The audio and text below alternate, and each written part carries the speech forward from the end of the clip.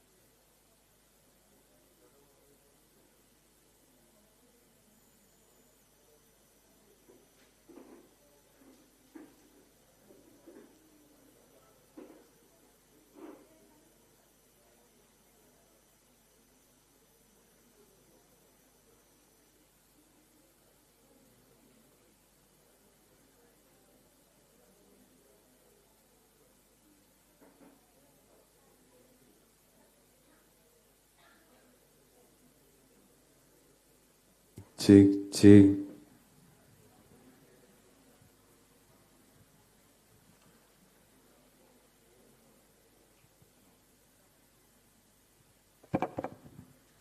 Good morning, everyone.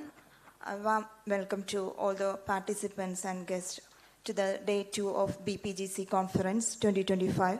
It's my honor to welcome Chair of this session, Dr. T.O. Varghese, sir, former Director and Head of the CIPET IPT KOCHI. Dr. Varghese is a visionary leader and renowned expert in the polymer technology with a PhD in polymer chemistry from MS University, Baroda. Welcome, sir, to the session.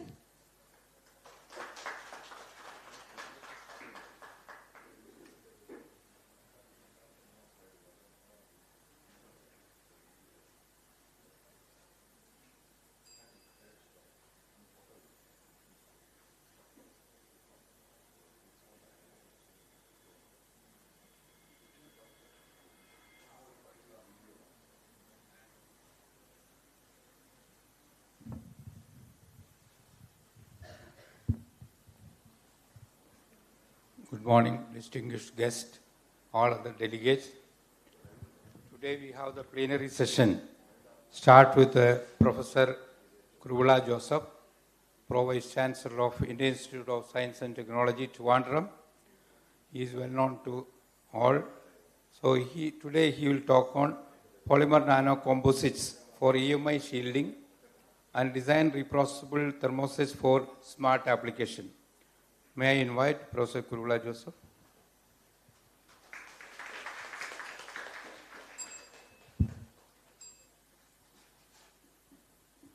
Good morning. I used to talk by moving. They don't have a color mic, no?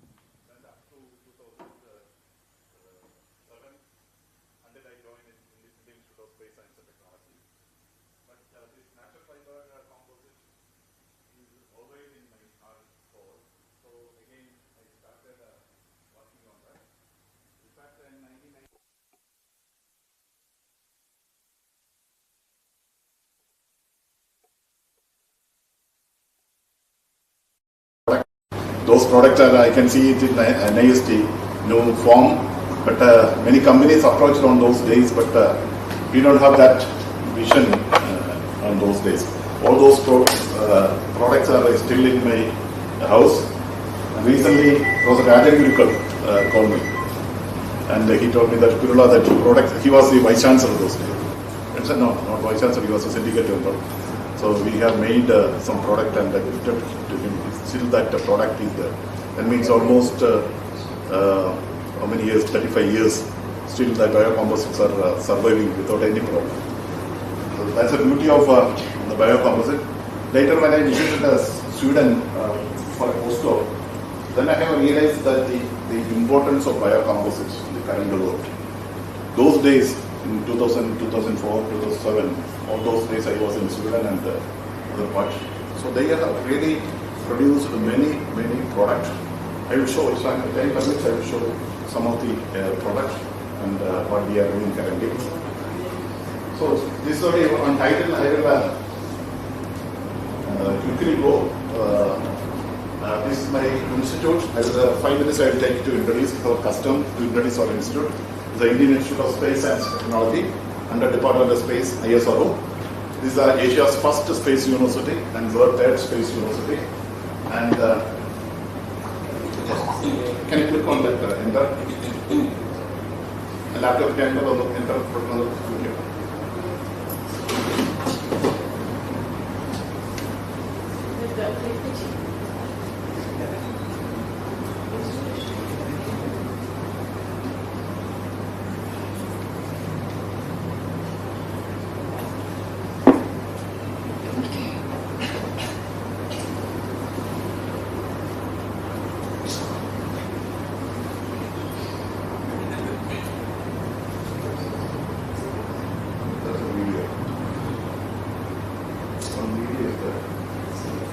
Okay, forget about it.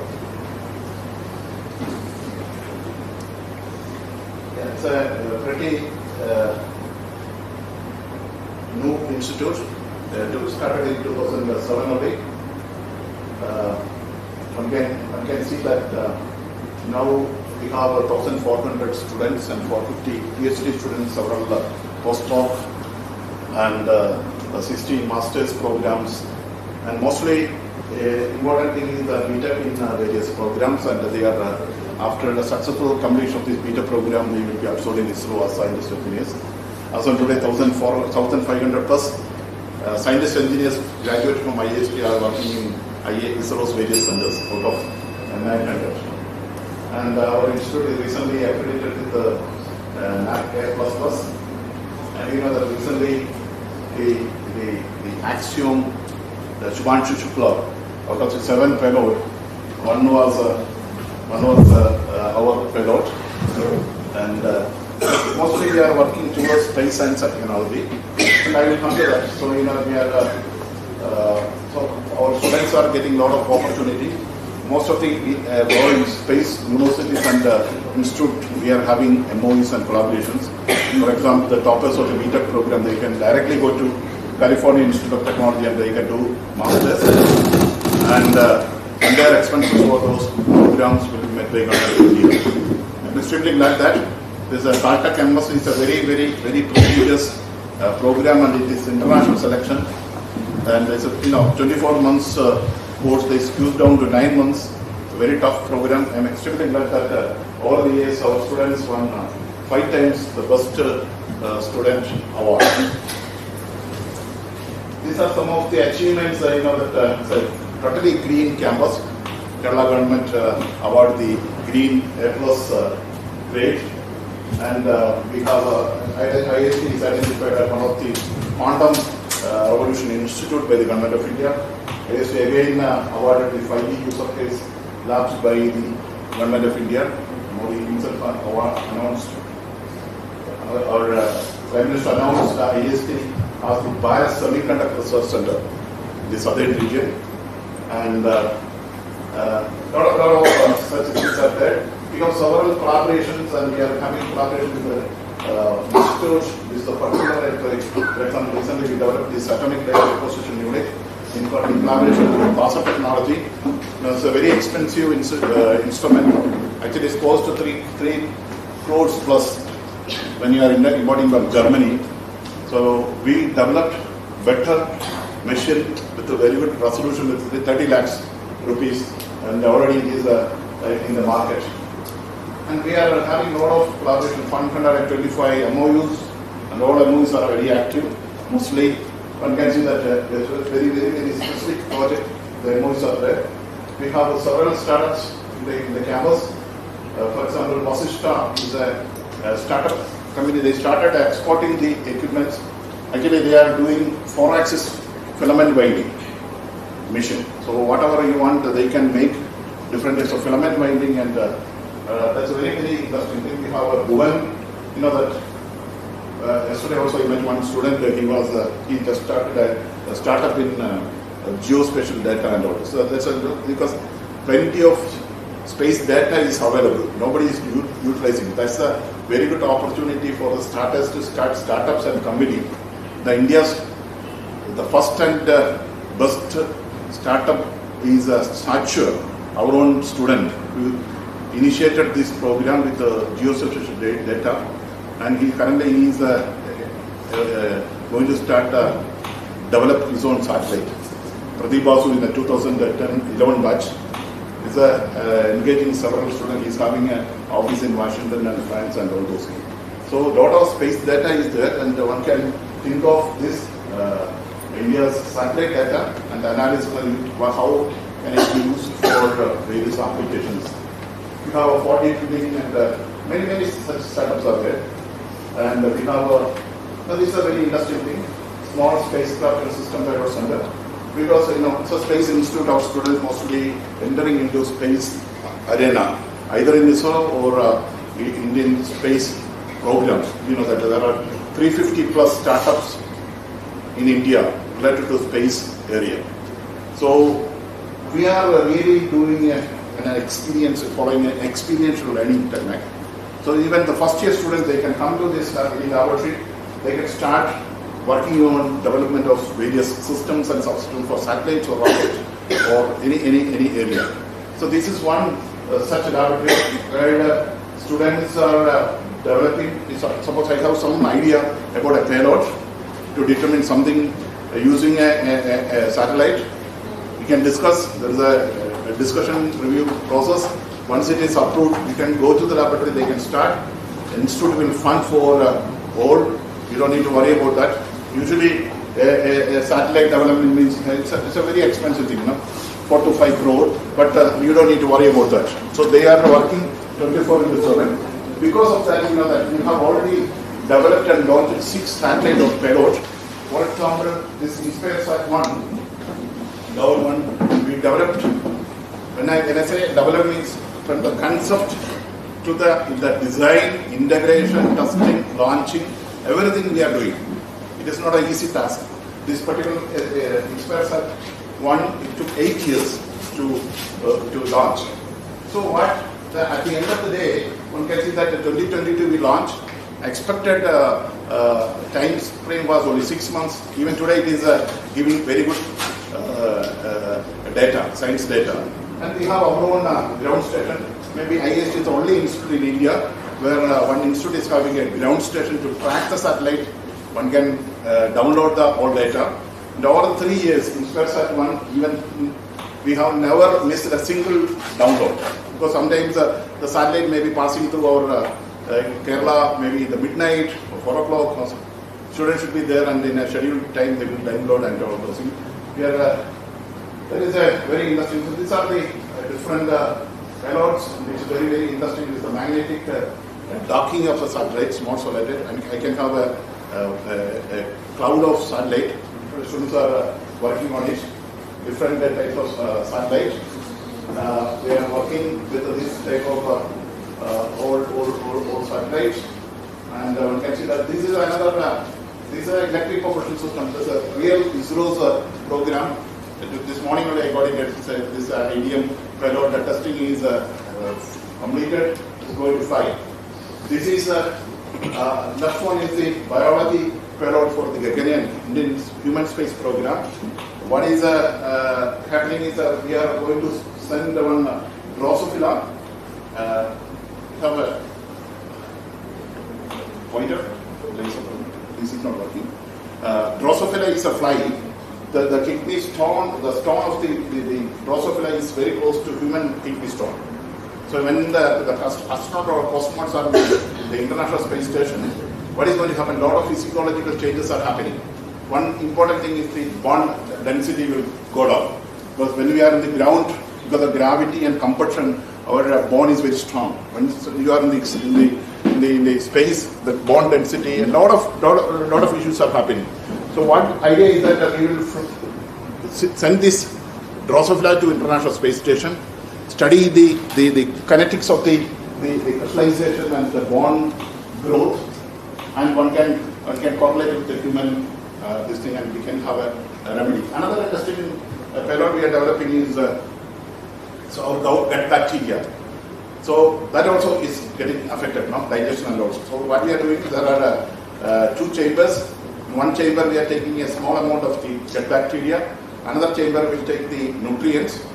While on the space station, we will release the nutrients in a slow level. So that the bacteria will start growing.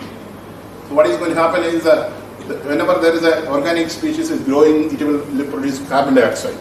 So you can monitor the carbon dioxide production, and it is directly proportional to the growth of the bacteria. That payload is also going with the Gagarian mission.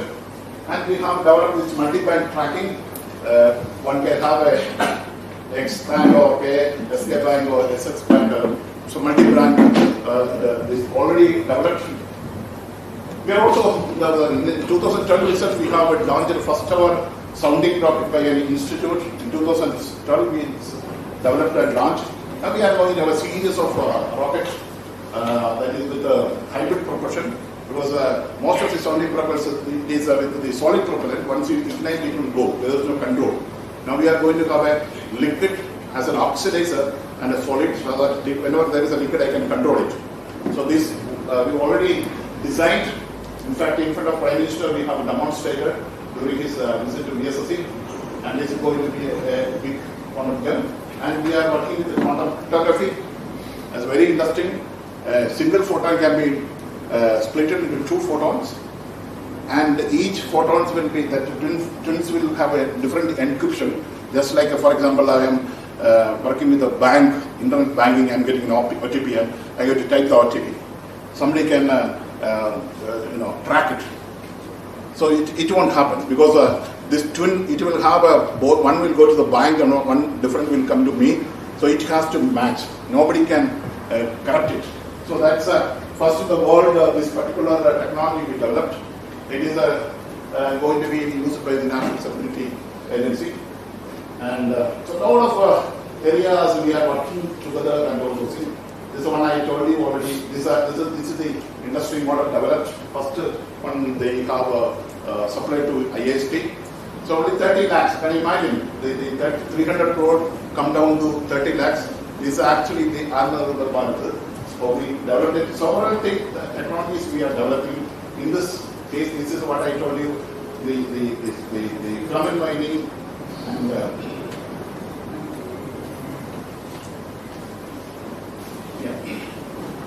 different sensors we developed for the Gagarian. Once the crews or the crew module, the carbon dioxide, all other gases one has to detect. Currently we are importing, so we have developed various types of sensors. Even one can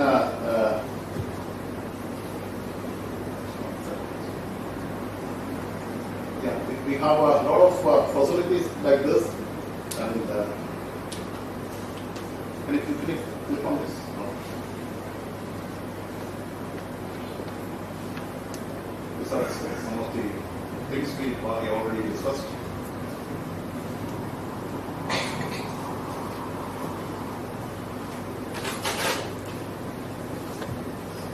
This is an axiom payload.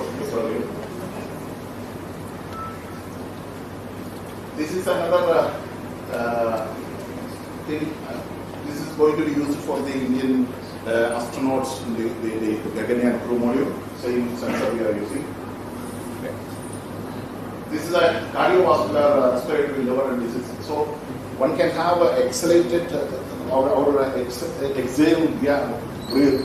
One can detect and we can detect whether it is connected with cardiovascular problem or liver or cancer problem that we already developed. It is going to be the market soon.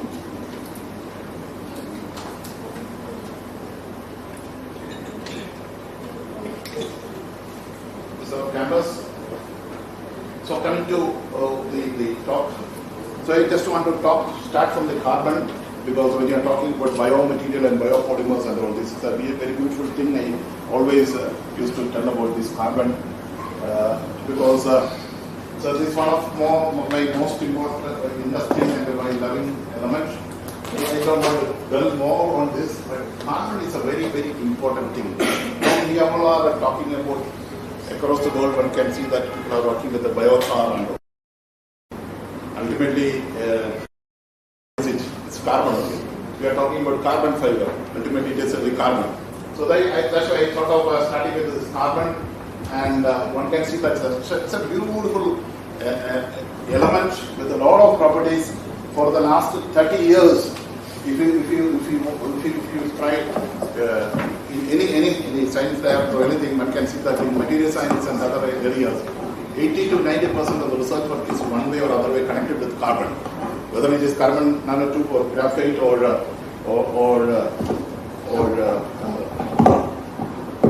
graphene or any other material. Correct?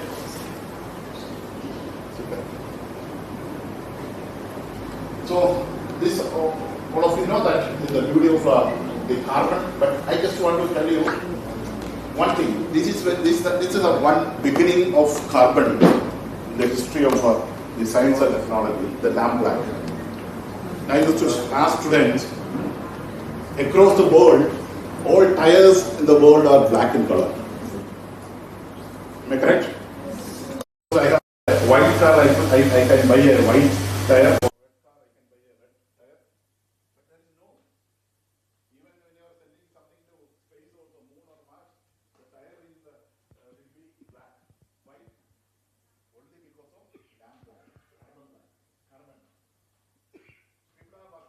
Silicon, many other substitute, but as of today, no other substitute other than carbon black. So the beauty, the chemistry, beauty of the carbon black or the chemistry, the physics playing on this material is very, very interesting. Why clay? Clay is very cheap. I will get very good clay for 10 rupees, 5 rupees. Clay can be used, but it won't reinforce. Other carbon black is not only reinforcing. Carbon black is a filler as well as a reinforcement, but it is giving lot of other physical advantage to the tire. If you see a truck tire with 20 tons or 30 tons load, when it is moving at a kilometer of speed of 60 or 70, how many times the tire is fluctuating? You know how much heat is generating. The tire is there only because of this carbon. The tire, if you take the rubber, say NBR for example, nitride rubber, the strength is only 2.5 to 3 megapascal. Whereas natural rubber, it may be 18 to 20. But when you are incorporating adequate amount of carbon black, one can see that the strength is going up without losing the strain. So, if you start from that last century, two fibers were carbon fibers and the Kevlar fiber, a fiber which is used for space application, defense application, where this fiber or fiber composite can withstand a temperature of 2500 degree. One can imagine the magnitude of 2500 degree only because of that, carbon. Can you imagine 100 degree is the temperature of electrical crematorium where a dead body will become ash in 5 minutes or 10 minutes. I'm talking about a material which can withstand a temperature of 2500 degree. only this carbon. Even today, India is not able to produce good quality, high strength, high modulus carbon, which is very, very essential for our space, aerospace, and any application, sports application or anything. Carbon fibers are very, very important. So people are trying now to develop this type of material from renewable resources. Low cost, high strength carbon fibers. That's a new area. Government of India is spending a lot of money to develop carbon fibers from renewable resources, bioresources. That's why so one can have, all of you know that carbon nanotube and all those things. And this I don't want to delve into that. The discovery of C60 and all tremendously changed the it's not moving as I wish. I just want to tell you one thing. This was another revolution, the discovery of carbon nanotube. It was a real breakthrough in our science and technology. Unfortunately, can you click on that? It's not moving fast.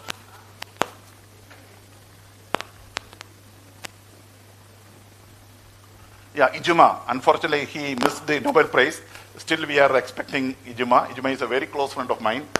And in fact, he visited several times my house of my institute. And coming to the one area I will tell you, this is a very challenging area in space as well as aerospace.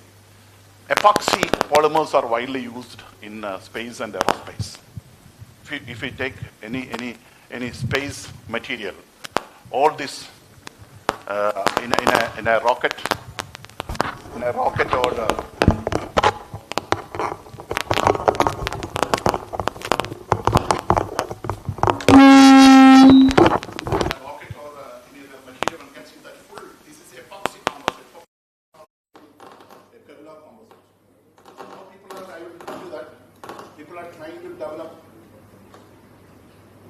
bioepoxies and all.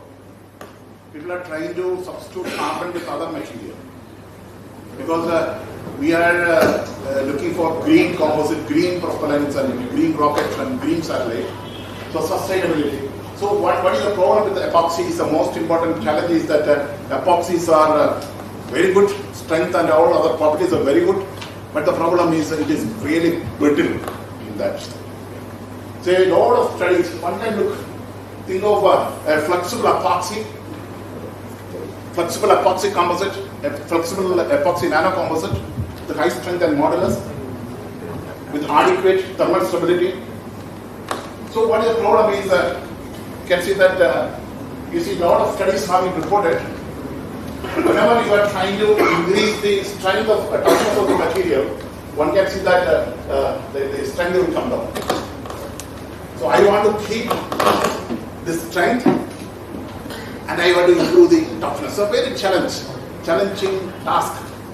It was there, and ISRO is also facing this big problem.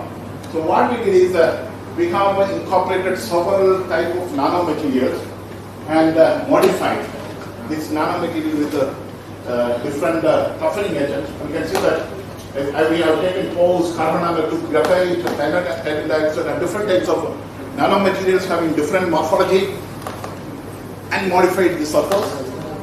And for example, pores is a caged structure. One can say nanotube is a tubular structure, and when you are coming to graphite oxide, it's a layered. I can get a 2 or 3 layer graphene sheet, or titanium dioxide, I can make a titanium nanowire.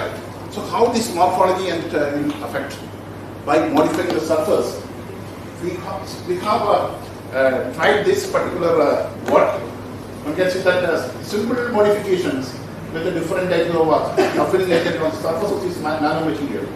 One can see that we have got excellent toughness, excellent mechanical property. Without compromising the mechanical properties, we could achieve excellent toughness. And you see, when I'm taking a graphite, finally I end up with a few layers of graphene sheet and modified, just like a simple molecule modified. Or if you look, one can see that just like a painting, this is a graphene layer. One can see that a very good modification, very thin modification on the sulfur. When you are incorporating the epoxy, you can see the excellent toughness on this material. So we have tried the different things. We can see that these are the nanowire, titanium nanowire and nano powder. So this particular LBD or fibrous morphology changed the entire property. And one can see that, I'll show you, you can see the dispersion also. This is the case, the strength is increasing and the toughness is also increasing. These are the reasons why one could reach that much toughness.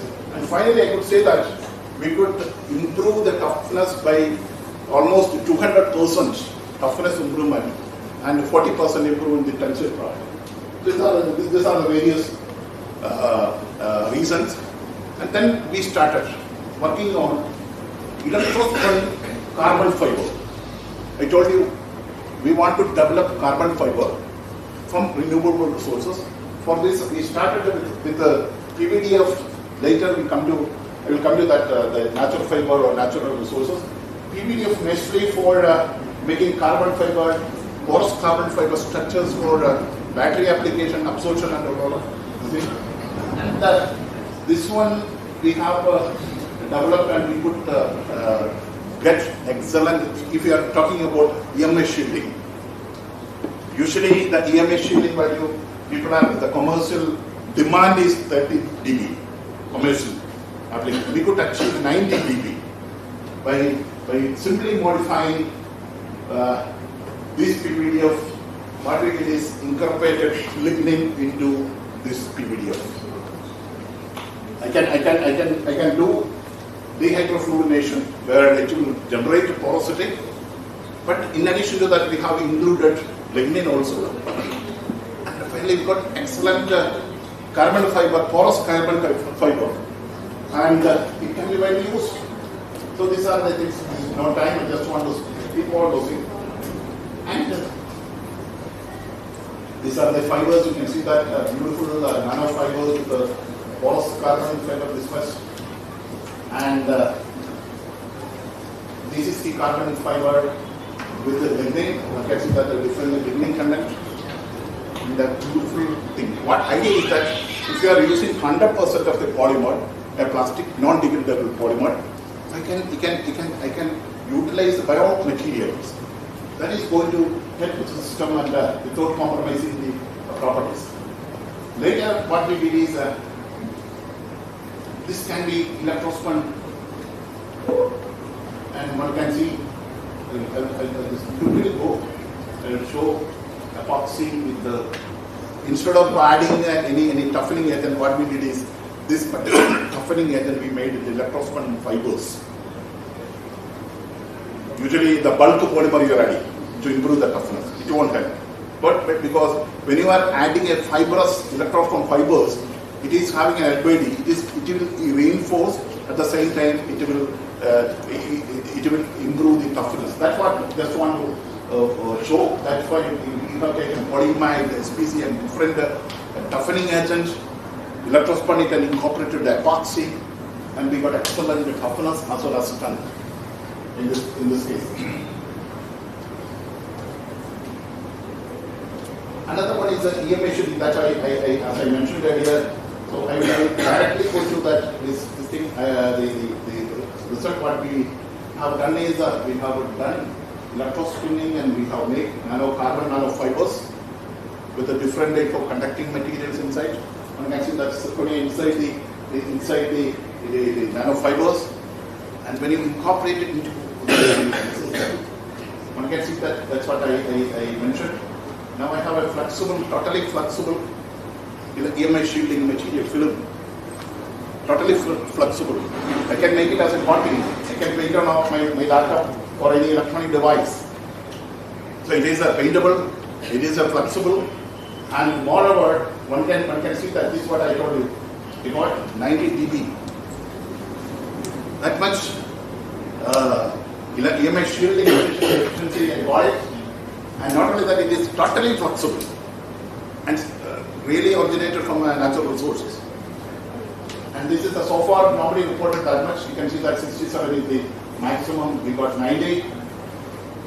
So we did a lot of work on this. Finally, now we are working in this area. We want to generate aerogel from natural material. Aerogels are widely used for battery applications, supercapacitors, thermal protection systems, and all. So one can develop aerogels from natural resources. We have done a lot of work. I don't want to disclose those. This we applied for the patent. But one can see that this is a beautiful aerogel sitting on a flower. One can imagine the density. And the beauty is that this is an oriented system. The polymer chains are oriented in one direction. If I am incorporating the conducting material, I can have one-directional properties. So I can have bidirectional properties by judiciously making this type of aerogels. So this work is going on. And another work, as I mentioned, this is a case that's called the ice templating method. We adopted to this type of aerogels, but we have got excellent properties. And one can see that we are also working with this with trimmers to develop bioepoxies. Because when you are talking about epoxy or any polymer material, if it is self-healing, it is having a lot of applications. If it is a self-healing composite, it is having a lot of applications. So we are working on this direction using different types of epoxies, bioepoxies, and we are incorporating various cross-linking agent and all. One can see that say shape memory testing and all those things.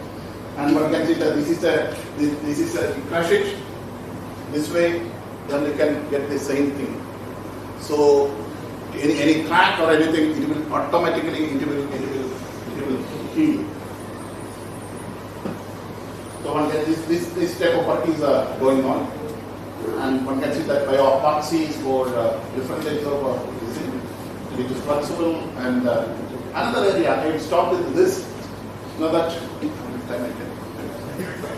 we are working towards the mitigation of nanoplastic. You know that people are working with the mitigation of nanoplastic in the water resources, but we are industry in air. Because when you are sitting here, a lot of microplastics are there inside. So most of the microplastic or microplastic are getting into our body from the air. So we have a very good facility. We can capture the air in various layers. You know that we have a facility for balloon. We have a facility for aerial and this thing, and I can get 1 meter different level air. So what is the different contamination? What is the level of microplastic? Whether it is penetrating up above. So this study is going on. It's a very interesting study because water mitigation is very, very difficult. Water is everywhere, and how can we mitigate? But in Europe and all, if you are sitting in a cover like this, there is an air filter. That is going to be, after the corona, it is the muscle. So we are trying to develop an air filter where it can mitigate the microplastic also. So one has to make that. That is the way we are working. I just want to that all of you are aware that the influence of this microplastic and other things. You know, that's why biocomposites are important, because in order to address these problems, you can see that I know that you all are from this area. This many things are coming into our body. Recent studies are showing that nanoplastic are in the brain also. It can pass through the brain barrier. The size is nano. It's a very, very serious issue. So how can we mitigate it? Can we reduce it? Can we mitigate it? It's a very serious concern, and I am requesting all youngsters sitting in front of me, please think of it, because you know that this synthetic materials I mean, lot of ingredients they are adding. You know, the Sweeter, when they produced the bread bag, it took almost 5 years to develop indigenous plasticizer, biocompatible plasticizer. They took 5 years. That is the level when we are talking about the common plastic and product. One can imagine what different types of ingredients it is directly entering into your body. After some time, what you may notice with cancer or tumor or liver disease or things like that. Am I correct? So we have to do this. This is a very, very important thing that we are addressing now. And some years back, what we did is this plastics, thermoplastic with a different melting temperature we have collected, we blended it, then we have extruded. It's called microfiber composite. From plastic waste to a value-added product we developed.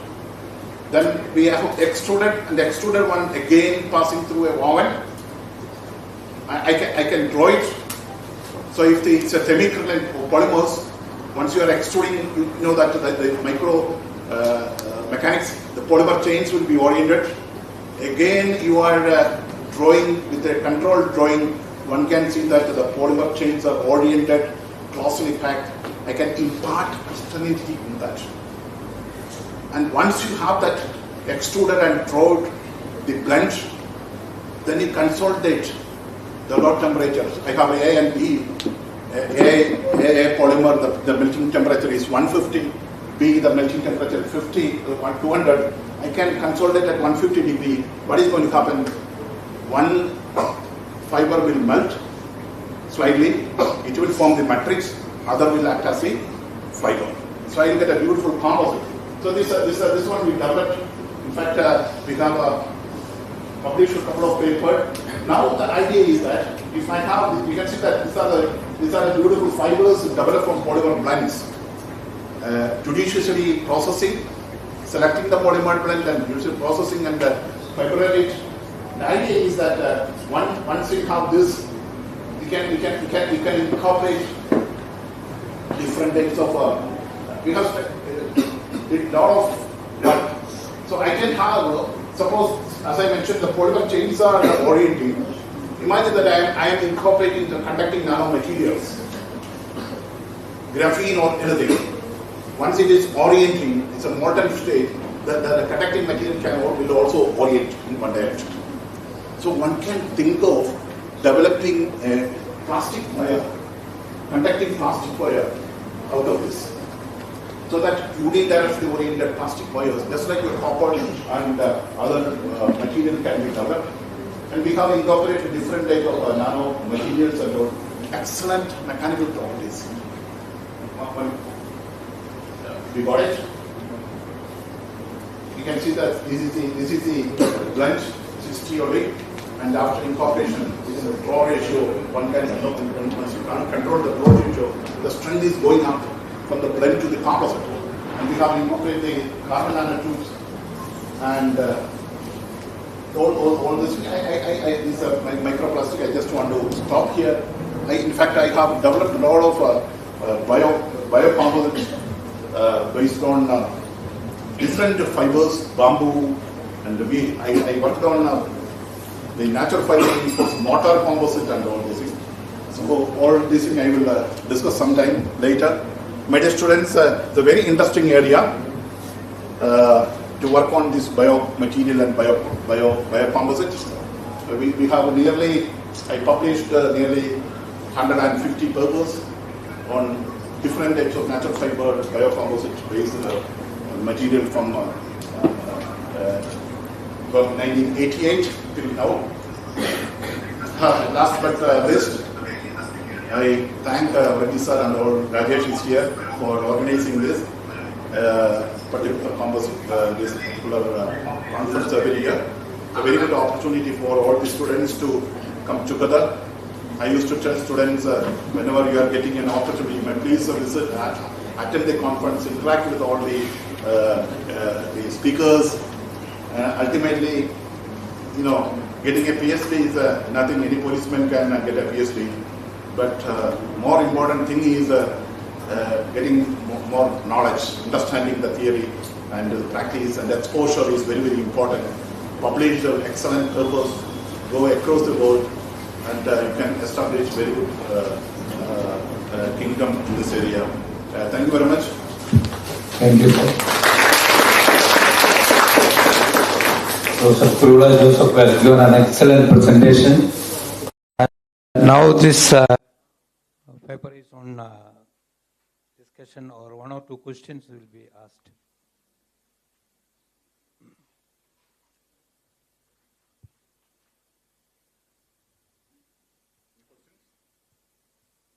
So this carbon fiber you told, no, that is PAN is making carbon fiber with a stability of up to 1000 degrees centigrade thermal stability.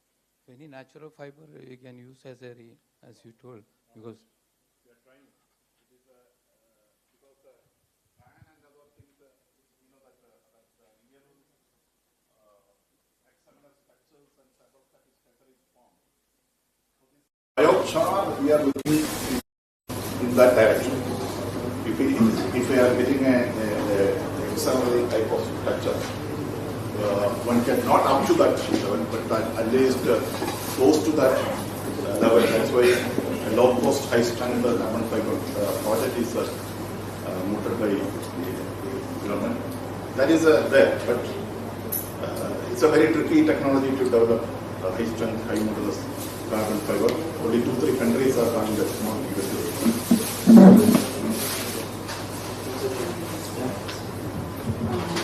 Morning, sir. So you spoke about the gut microbiome that you are planning to get the microorganisms and the nutrients that you are planning to send, and if it survives, then the percentage of carbon dioxide you will detect. So how we are going to standardize the gut microbiome? That because person to person it will differ, right? No, this is just to want to study the growth rate in microgravity. Microgravity, when the astronauts are in the microgravity, how the gut bacteria is, whether the bacteria growth is going to reduce, what is the rate, and all those things. Generic things, so that when later that we can develop the algorithms and all those things. Just to want to see. So a lot of studies are going in that direction. For example, medicines also. Even when you are taking some food also, the biological process and the swallowing and all those things, everything is affecting. So how it is affecting our we want to just study this, how the gut bacteria growth is there in microgravity. When the International Space Station or Bharat Antariksh Station, when we are going to have the cosmonaut or astronauts for a long time, very, very important. So that way we are trying to develop those things. Thank you, sir. Sir, I have a question concerning the EMI shielding when you mentioned about using lignin. So I was wondering, this square fiber, which is a very good source of lignin, in future could that be a potential candidate for square? And second thing is, sir, traditionally EMI shielding is used is achieved by using conducting fillers. Yeah. So the very good question. Can I leave this particular figure? Since I didn't get time, I didn't show that. Because of the plastic. This is the alarming situation, no? That's why I just want to tell you how these natural fibers are interesting and important. So prior, the polykyre, myself and authors are only started in NIST. The kyre is having very good amount of lignin. In fact, we have a project with the kyre board. So if you can generate lignin from the kyre pit, already developed, that lignin can be, because lignin chemistry, lignin technology is the hottest area in the world. You know, different product from lignin, different material from lignin is one of the hottest area. Have you heard of transparent wood? It is there, transparent wood. People develop that technology, transparent wood. So that's why now we all are talking about getting some natural fiber and mixing with any polymer, developing. That days will go on. In 1988, 92, we have done all those things. Now this on already the market. People are trying to develop value-added advanced material from those biomaterials. So lignin is, we are working a lot in lignin area. So tire is having a tire, the cellulose content is very less. If I correct, 30% or 50%. But one can have 60% of lignin. Tire is a very good material where it can be widely used for various applications, especially lignin. So we have developed biochar from various resources, including recently we had a very excellent result from biochar. I think I'll show one photo.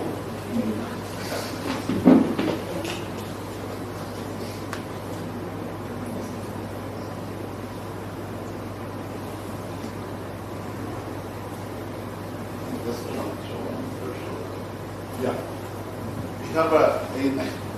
we have developed a beautiful cellulose from this particular hazardous material. China itself is spending billions of dollars to remove this aquatic weeds. But in our institute, we developed a technology to derive non-treat cellulose. We have developed beautiful biochar. It can be used for many applications, energy harvesting and all. So it's a waste, it's a hazardous material. We have developed this material. A lot of such studies relate.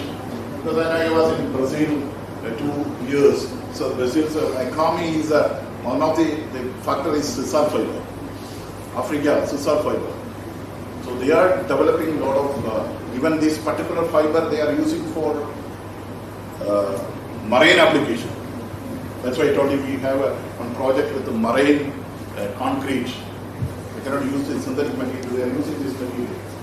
So you can see that when I was in Brazil, Sweden, these are the Swedish materials. In SICOM, I was in Swedish Institute of Composites.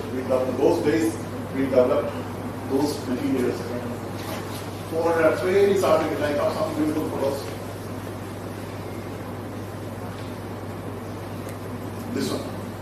This one recently I have seen in NIST, but I read it in 15 years, 20 years back. Biocomposite, thermoplastic composite. So this is one level people are working. It's almost matured. So one should think of new materials. How can we use waste materials, waste to product and things like that. Understood? That is very, very important. Thank you. Thank you, sir, for your excellent presentation.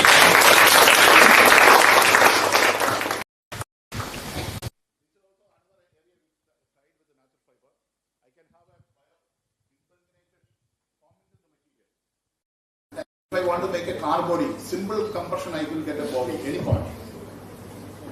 You can see that banana fiber and all those things. These are the polypropylene fiber and banana or any other fiber.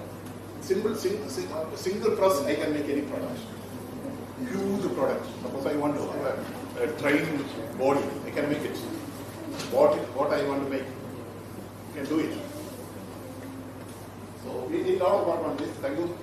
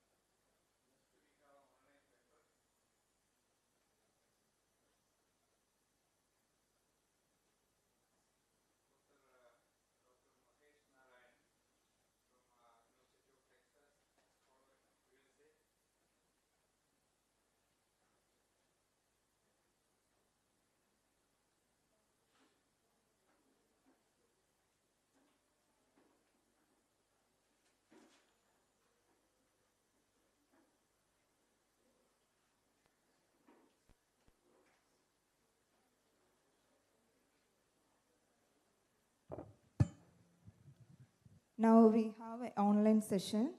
Professor Dr. Mahesh Narayanan, FRSC, is a biophysicist and professor in the Department of Chemistry and Biochemistry. His current research interests include protein misfolding, neurodegenerative onset, and mechanism of intervention in therein.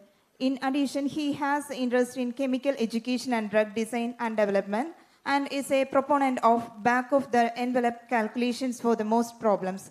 He enjoys authorship and co-authorships of around 150 research and review articles, books, chapters, and the educational work.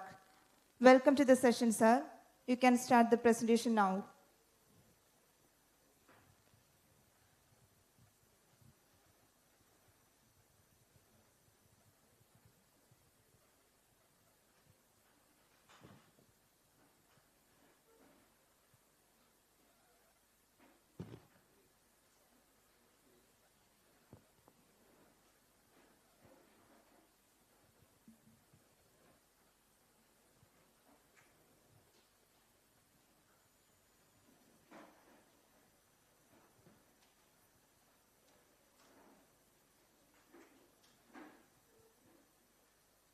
Can you hear me? Yes, sir. Okay. First of all, thank you for the invitation, and I congratulate Dr. Rajesh on this wonderful conference, and I thank Dr. Manjula for this opportunity and also working with me towards making this presentation possible. So it's a good segue in a sense because I was listening to Professor Kuruvilla for the last few minutes, and he was talking about microplastics and space missions. So our own interests rely, or rather are focused on the interactions between biopolymers and forever chemicals such as PFAS and non-biological polymers such as microplastics, nanoplastics, and also plasticizers. Next slide, please. So microplastics are found ubiquitously now, from your foam cups to bottled water bottles. You might wonder why in beer. It's because beer, if sold in cans, when you pop the can open, just below that lid, there is a plastic insert, and that enters the beer, and then it gets ingested. In air, tap, seafood is stored, for example, in plastic tubs. Then you've got toothbrushes that you use. Babies use pacifiers, they chew on them, toys, etc. So there's absolutely no going back, in a sense, to what we have been used to in terms of microplastics and nanoplastics exposure.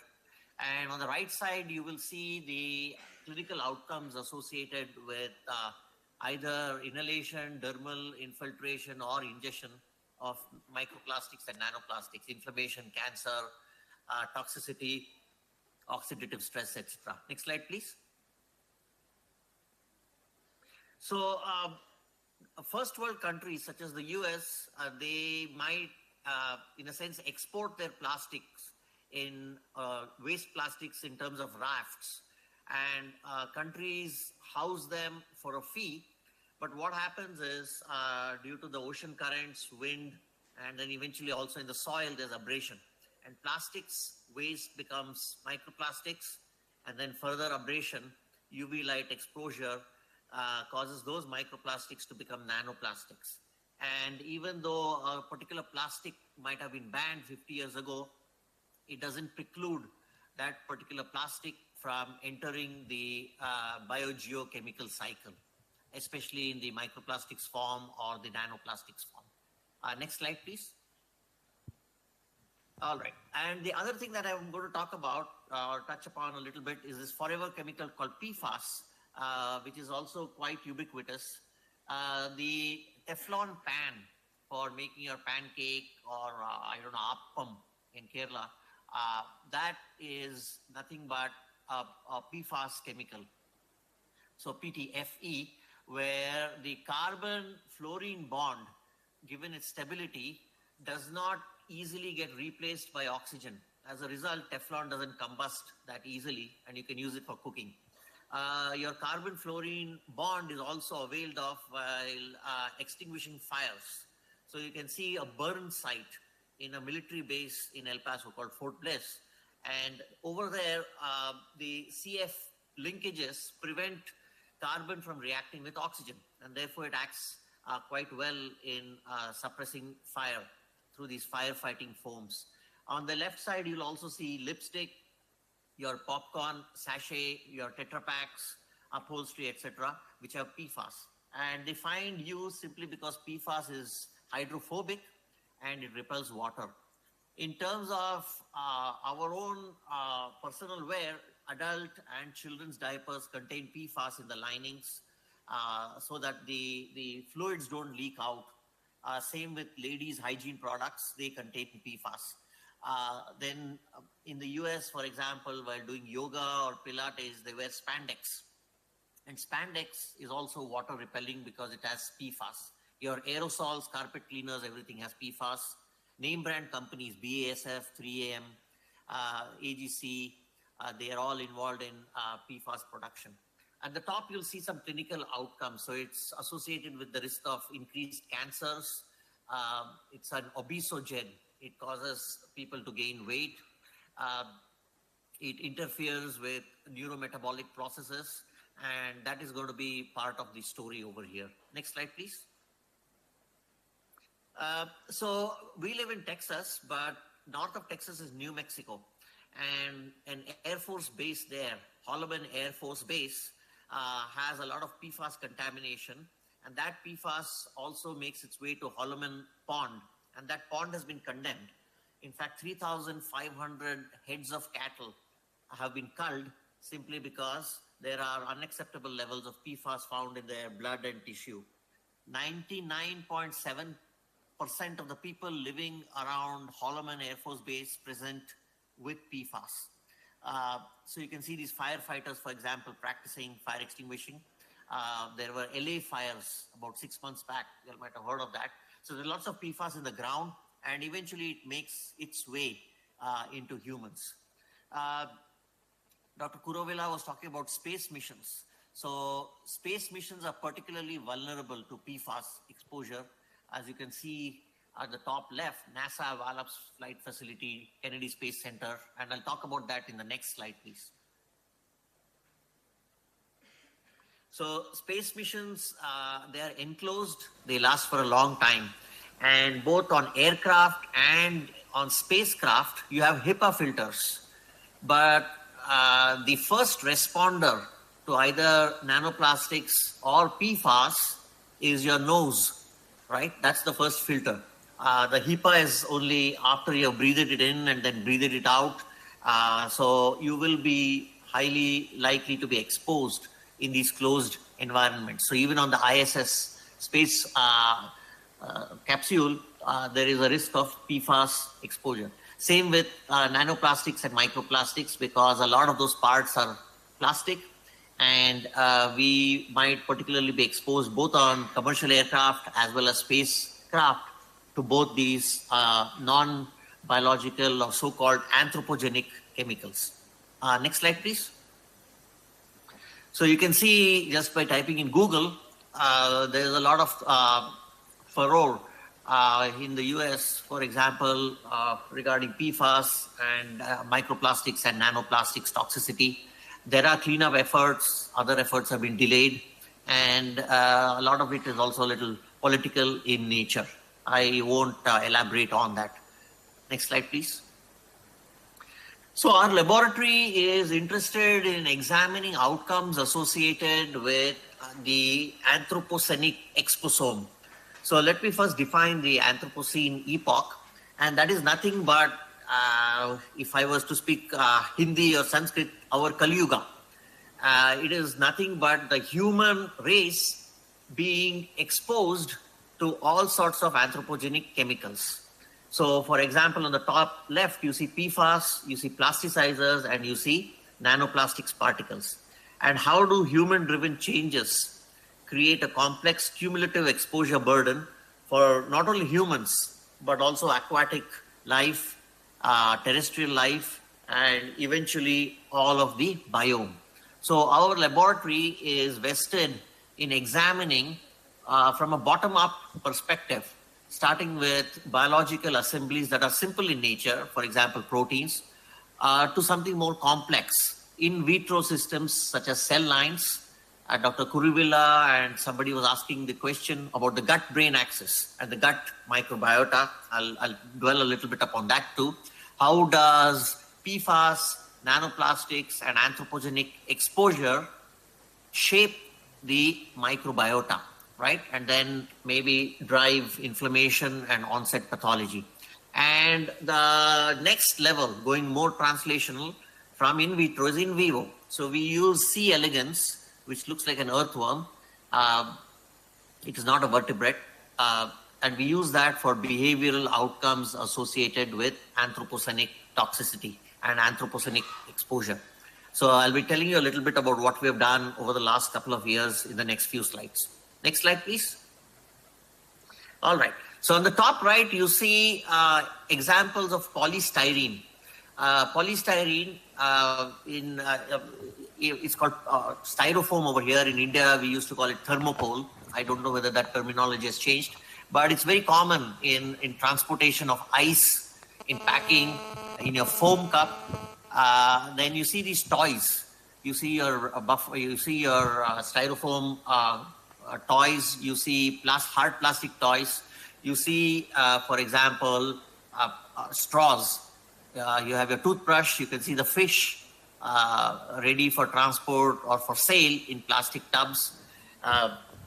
Then you see lab equipment, your Eppendorfs, your Falcon tubes, etc., which are all plastic. So we chose polystyrene as an exemplar of a plastic, and we chose 200 nanometer sized particles with a very narrow polydispersity index. That simply means that the sizes of the particles were very closely mimicking 200 nanometers on either side. And we chose this milk protein, which is in the middle bottom of your slide, called beta-lactoglobulin, to look at the interfacial interactions between plastics nanoparticles, polystyrene in this case, and beta-lactoglobulin, simply because beta-lactoglobulin, being in milk, is a matrix where plastics have been found. So plastics, nanoplastics have been found in milk, they have been found in blood, they have been found in tissue. So why not choose a milk protein to study interactions? So the top left, you can see that the UV signatures are being impacted by beta-lactoglobulin being exposed to polystyrene. And the units are not given to you, but it's units of density, because polymers don't have a molar mass. They're a distribution of sizes. So it's 0.1 onwards mix per mil. So you see an uptick in the quantum yield, not the quantum yield, the extinction coefficient of the protein. Next slide, please.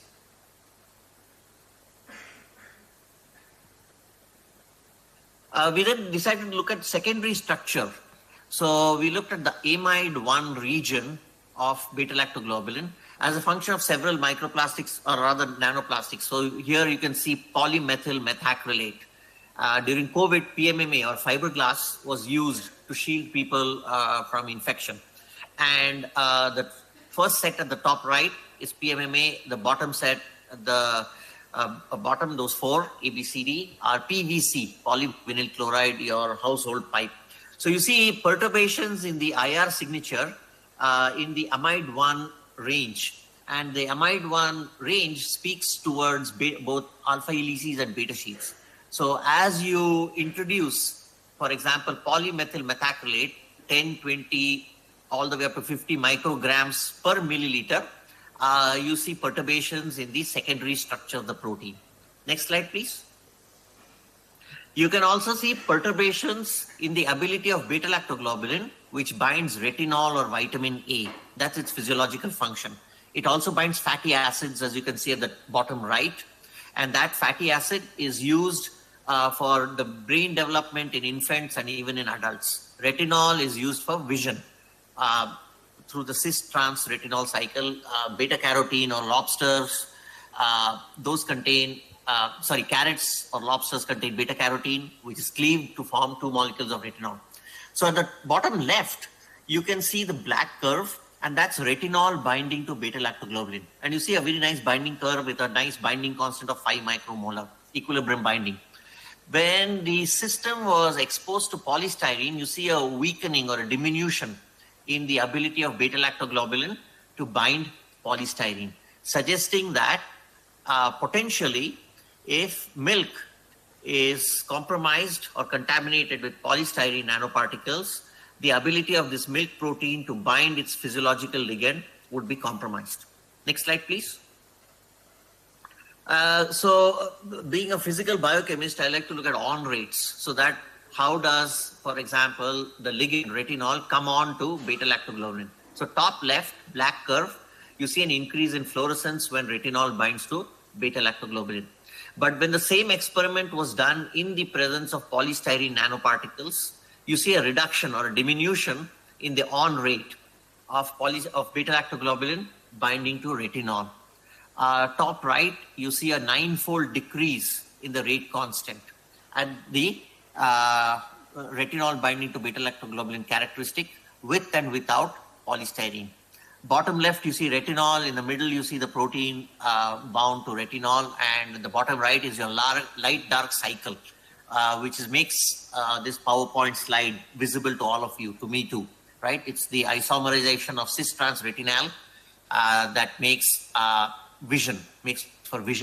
And therefore, if we don't have this retinol intaken into us before it gets oxidized to retinal, our vision would be compromised. Same way, if we cannot have fatty acids, which also bind at the same site within the protein as retinol does, if they are compromised by polystyrene exposure in this case, brain development, especially neonates, would be affected or compromised. Next slide, please. So I have a collaborator, Dr. Leila Vukovic, and she is able to have a more granular view of what's going on. So top left, you see polystyrene 1, polystyrene 2, polystyrene 3 docked onto the protein. And the nice thing about her approach is she can use, it's all in silico that I'm going to talk about here, smaller fragments. So she can take a 3 mer or a 6 mer or a 9 mer of polystyrene rather than my 200 nanometer size particles. And she can dock it and look at where the system equilibrates. So if you look at those bar graphs in red and black, somewhere in the middle on the right side, you'll see about 20 black bars. Those black bars represent the interactions between the side chains of the protein, beta-lactoglobulin and retinol within van der Waals distances. So you see about 20 amino acids handshaking with the physiological ligand. Now, if you introduce polystyrene into the mixture, you'll see that the number of black bars now represented as red bars signifying polystyrene is present. The number of red bars are significantly fewer compared to the number of black bars. So again, we've kept the van der Waals distances the constant, but you'll see that the number of amino acids that were talking to retinol are far fewer when polystyrene is present. And bottom, all the way at the bottom, you'll see molecular dynamics simulations about 1.2 microseconds. So bottom, all the way at the bottom, the middle one, you see the distance between lysine 135 and arginine 131. In black, when polystyrene is not present, and in red, when polystyrene is present. So again, you see a distance increase between pairs of amino acids in the protein, and that's simply because polystyrene is interfering with their interactions. And the same thing is found with 2 other amino acids on the bottom right. So clearly polystyrene is wedging itself in between amino acids in the protein. Next slide, please.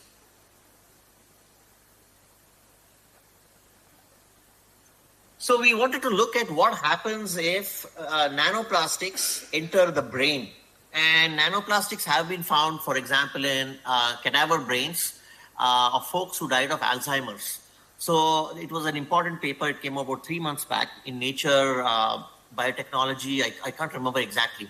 So they examined cadaver brains, and the control were cadaver brains of folks who had died of Alzheimer's. And the experimental brains were those who also presented with nanoplastics in their brains. And for folks who presented with nanoplastics in their brains and who had died of Alzheimer's, looking back, they had presented much faster to cognitive deficits. So cognitive compromise was reached much earlier, potentially due to nanoplastics toxicity. A paper came out after that where they claimed that Alzheimer's disease impacts the blood-brain barrier and causes leakiness. So maybe the plastics entered after the blood-brain barrier had been compromised by the disease itself, and therefore it's a consequence and not a cause. So the jury is still out. In our laboratory, we are interested, for example, at the bottom left, Alzheimer's, Parkinson's, Huntington's diseases. And in all these diseases, even though the proteins are different, as the middle cascade shows you, you have alpha helical segments becoming beta sheets. And those beta sheets become cross beta fibrils, and there is no going back. It's a one-way trajectory when you have an amyloidogenic protein. Now, if you look at the right side, all we do is we use fluorescent dyes called Congo red or thioflavin T, which are exclusive for fibrils. They bind only to fibrils. And they emit a fluorescence signature when bound. So THT at the bottom right is not fluorescent by itself. Its fluorescence is quenched in water. But when it sees a fibril, it goes and locks onto the fibril in that cross beta section, and you see an enhancement in fluorescence. So that's our y-axis tool to look at the presence of fibrils and how much fibrils are there, etc. Next slide, please. So at the top right, you see lysozyme, which is the poor man's amyloid beta. Lysozyme is found in your lacrimal glands or tear glands. It's also involved in what's called systemic amyloidosis in your liver and your kidney, where you have knots present. So lysozyme is stable, but you can unfold lysozyme slightly by introducing it into 2 molar guanidinium hydrochloride and 60 degrees centigrade. And top right, you'll see that it starts forming fibrils. So that's a cartoon representation of the mechanism by which lysozyme forms fibrils, which you see all the way at the top right. Now, we followed this fibril forming trajectory as a function of polystyrene nanoparticles. So the control experiment did not have polystyrene, and in the experimental protocols, we added polystyrene in increasing dose. So top left, you will see the black curve showing the THT on rate fluorescence, when the black curve shows when THT binds to the fibrils. When the experiment was done in the presence of polystyrene at 2 different doses, you will see an enhancement in the on rate by viewing the slopes in the blue and the red curves, and you'll see a richer fibril network, as evidenced by the fact that you have a higher fluorescence intensity. The same THT is binding, but polystyrene was present, right? Now, we can look at the nature of these fibrils using circular dichrosis. Bottom right, you'll see that in Hennig-White lysozyme, HEWL monomer, 40% is alpha helical and 15% is beta sheet. When this monomeric huel or Hennig-White lysozyme forms fibrils, you have a consumption of alpha helical signatures into beta sheet. So alpha helix goes down to 15% from 40%, and beta sheet increases from 15% to about 25%. And please visualize the data all the way on the right. There's absolutely no alpha helical signatures left. Everything is converted to beta sheet, and there's some coil, etc. When we did the experiment in the presence of polystyrene. So any residual alpha helical segments were converted to beta sheet. And that was also evidenced from our fluorescence THT binding signatures. Excuse me. So potentially, nanoplastics exposure or entry into the brain can exacerbate amyloid forming trajectories, and potentially because this experiment is done in a test tube. Next slide, please. Sorry. So you can use the same experiment with polyvinyl chloride nanoplastics, and you'll see on the right side an increase in the odd rates as measured by the slopes of the THT signatures as a function of polyvinyl chloride. So even polyvinyl chloride is exacerbating formation of fibrils. Next slide, please. So we move on to what's called a translational or preclinical model. So here we see the nematode C. elegans. It has 8 dopaminergic neurons. It doesn't have cholinergic neurons, so we cannot do cognitive assays. So what we do is we induce Parkinson's in it using this mitochondrial toxin called paraquat. Paraquat causes a cascade or induces a cascade of events, eventually resulting in neuronal death, leading to Parkinson's. And the mechanism is through free radical elevation. Paraquat is used as a pesticide or a weedicide. And in the US, you have these hardware stores, which are chains called Home Depot, Lowe's, etc. And you can find these pesticides and weedicides in these stores. Next slide, please. So this is our laboratory, and we can, at the bottom right, you see a confocal, LSM 700, and at the top left, you see something called a worm lab, which can monitor behavior by videographing the worms, the nematodes, for periods of time, and then deconvoluting their motion into 8 different segments. For example, linear motion, undulating motion, thrashing, twisting, curling, etc., which are accepted by the American Psychological Association as mimicking Parkinson's disease. Next slide, please. I don't know if this is PowerPoint or PDF that is being shown, but if it's a PowerPoint, if you hover at the bottom, you can play the movie. If not, it's fine. If you hover your mouse at the bottom, you get a tab for playing the movie. And if you can't, it's probably a PDF file. So Sir, if it's a it's PDF PDF, file. that's okay. Next slide, please. All right. So the collage on the right side shows dopaminergic neurons, 8 of them, that are GFP tagged. So these are transgenic worms, GFP tagged, green fluorescent protein tagged dopaminergic neurons. They're available for about $7 to $10 per strain, very cheap, even in rupees. And because the worms are not vertebrates, you can breed them ad libitum. When you add paraquat, you'll see that the green fluorescence is ablated, suggesting that neurons are being ablated, the dopaminergic neurons. And at the bottom left and the bottom right, you see the same impact when you have polystyrene exposure. So the worms were fed in the petri dish, in the agar medium with polystyrene. But let's look at the data on the left. So these worms live for about 2.5 weeks, a birth to death. So we have chosen worms, age matched them, and they're about 2 weeks old. And the black bars show untreated controls.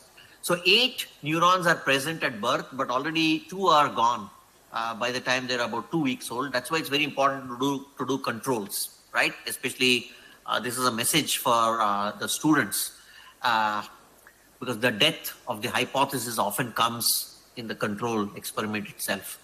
So the black bars start off at 6, and over 3 days, they go down to about 5, maybe down to 4. So the neurons are automatically being sloughed off. Age itself is a risk factor for neurodegeneration. The red bars show you when paraquat, the mitochondrial toxin, was added, and you see that the effect is much faster. But most importantly, look at the blue and the cyan bars. That represents plastics, the nanoplastics, 200 nanometer size particles introduced at 0.05 and 0.06 mgs per mil. Again, it's a density that we talk about, not molarity. You'll see that plastics has a toxicity via neuronal ablation, mimicking that of the mitochondrial toxin paraquat, or our positive control for Parkinson's. Next slide, please. So I was telling you about the worm lab. We can measure motion. So you can look at the average speed of the worm in the black bar, the black trace, and worms move pretty slowly in agar medium. When you add paraquat, the red line, you see paralysis. Quite quickly, maybe death. Again, importantly, look at the blue and the cyan traces. They mimic paraquat toxicity, right? So potentially through neuronal ablation, musculoskeletal neurons, maybe dopaminergic neurons as well, you have plastics-induced behavioral compromise. Next slide, please. So I'm going to skip this one, but we are looking at polymethyl methacrylate again, because that's another nanoplastic that's been found in milk. And we're looking at, again, experimental in vitro and in vivo signatures, alterations towards driving pathology. Next slide, please. We also look at another protein called alpha-lactalbumin, whose job is to convert or to make lactose in the milk. And lactose not because the baby wants milk to be sweet, but lactose constitutes 40% of the baby's nutritional needs. So if alpha-lactalbumin structure is compromised, its ability to synthesize lactose, participate in lactose synthesis, is likely also compromised.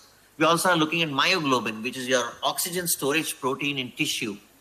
A myoglobin binds heme, porphyrin 9, and heme binds oxygen. So if myoglobin structures are altered due to,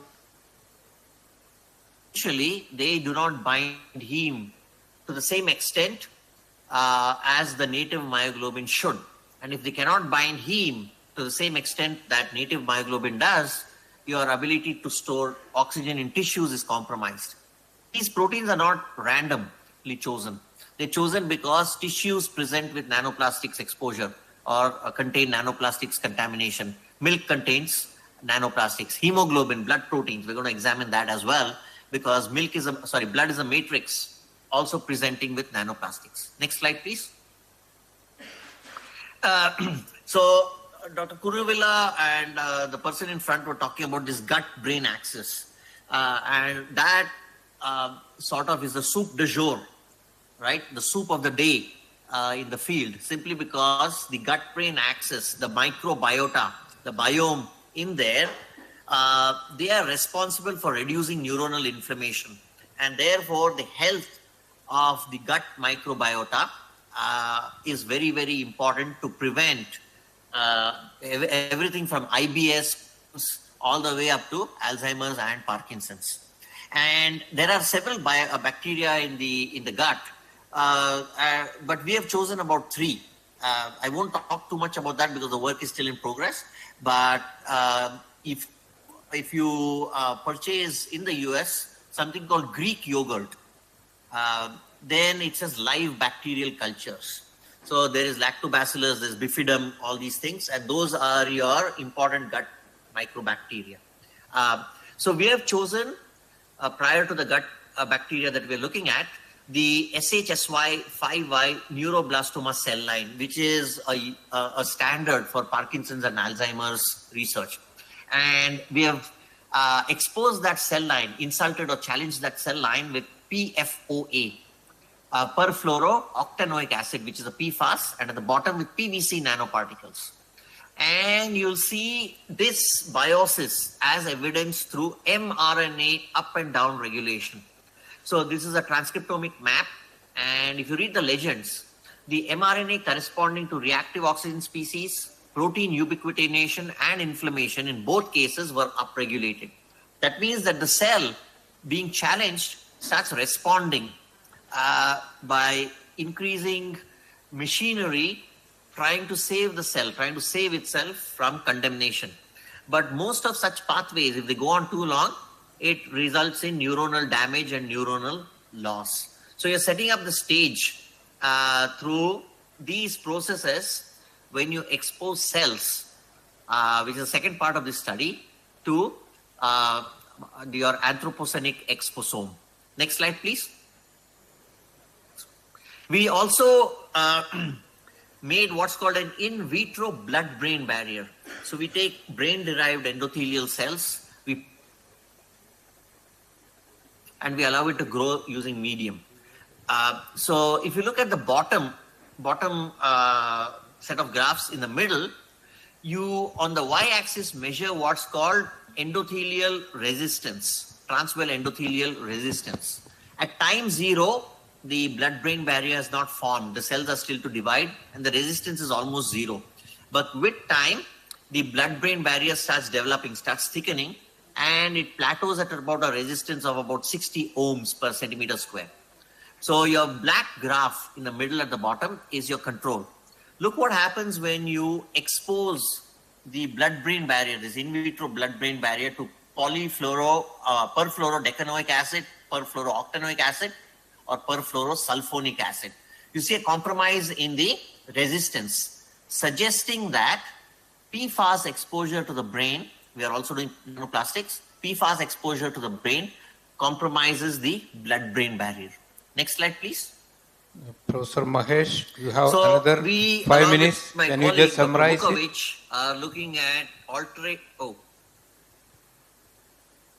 we are looking at alterations in spectroscopic signatures of protein folds, again now as a function of PFAS. So here is, on the left is PFDA, our canonical protein is beta-lactoglobulin, and I won't belabor this slide, but you can see alterations in the secondary structure, and using molecular dynamics and docking, you can start mapping where exactly these PFAS substances are binding to the protein and how they are altering structure. Next slide, please. This is again more molecular dynamic simulations, albeit with alpha-lactalbumin. And you can again map in silico where the PFAS molecules are docking and how they are interacting with this other milk protein, alpha-lactalbumin. We have experiments also in progress to complement these results. Next slide, please. So I don't know, some of you might know him, Pravindra Kumar from IIT Roorkee, biotechnology. In collaboration with him, we have solved the structure of beta-lactoglobulin. Right there at the top, you can see in the middle, complexed with all the three PFAS that we're interested in, PFOA, PFDA, PFOS. And you'll see that those three PFAS, they're superimposed on top of each other in image C, right in the middle there in red and cyan. That PFAS is going exactly where retinol and fatty acids should be binding. So now, if you put together all what I've told you, PFAS is not only compromising retinol and fatty acid intake for the baby, compromising vision and brain development, but PFAS likely is being transported, for example, from the mother inadvertently, innocently, into the baby. Let's say it's a newborn and it's being fed from the mother into the baby, and it potentially could also, as you saw in the last slide, compromise the baby's blood-brain barrier, right? So, let alone the fact that it's displacing retinol and fatty acids, it's also doing damage potentially to the blood-brain barrier. On the right, the magenta-ish figure, you see plasticizers that have 2 more minutes, sir. 2 minutes, sir.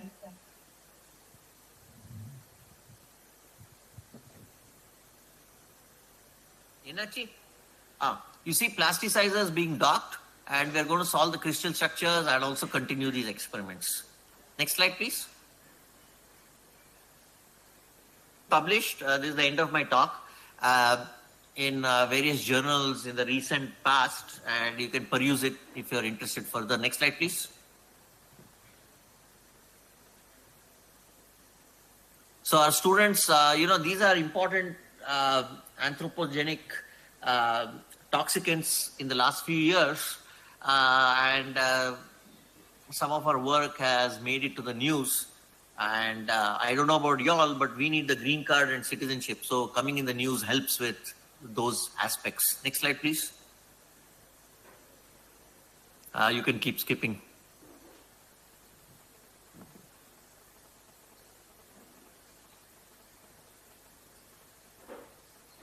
So I also am interested in AI, ML, so in chemical and engineering news, some of our reaction pieces have been picked up.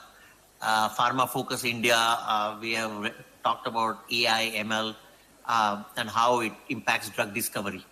Next slide, please. That's a summer graduation party in my house. If you can see me, that's somewhere at the left. Next to me is Dr. Vukovic and a lot of the students. So Dr. Kareem is at Texas A&M.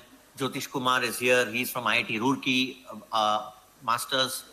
Ummi Habiba Sweetie, Daisy Wilson, Sofia Delgado, the lady all the way on the left. She's now at Yale University doing a PhD in genetics. Those are undergraduates. Ours is a Hispanic serving institution. So we have also collaborators, Dr. Jason White, Jose Hernandez, and the NIH grant to thank R16. And if you're a Barbie fan, I'd like to caution you via the next slide that life in plastic is not fantastic. Thank you. Thank you, Professor Dr. Mahesh Narayan. You have given an excellent presentation of this challenging world. I think all researchers will be very useful for this for the further study. On behalf of CIPET conference members, we thank you once again. If delegates have any, or anybody have some clarification or few questions, you can ask.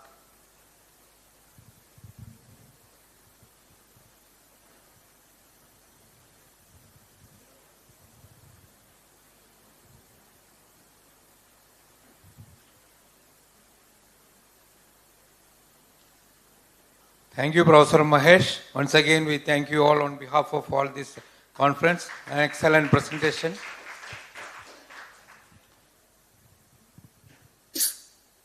Dr. Varghese? Yes, sir. Yes. Thank you, Dr. Varghese. And again, I thank Dr. Rajesh and Dr. Manjula for the opportunity. And if you don't mind, it's getting a little late here. It's about 11:15. I will take leave. And I look forward to the YouTube. I've been watching that and I'll view the other presentations. So again, congratulations on the conference and all the best. Thank you. Thank you.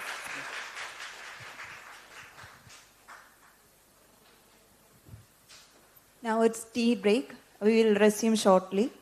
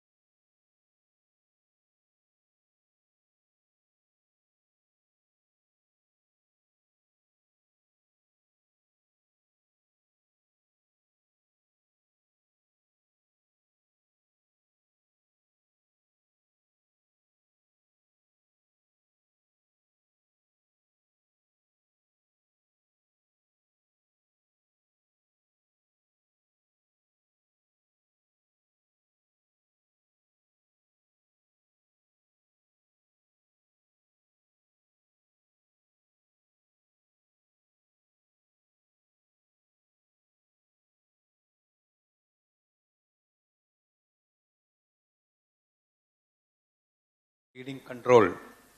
I think his biodata is given. So I invite Professor for your presentation.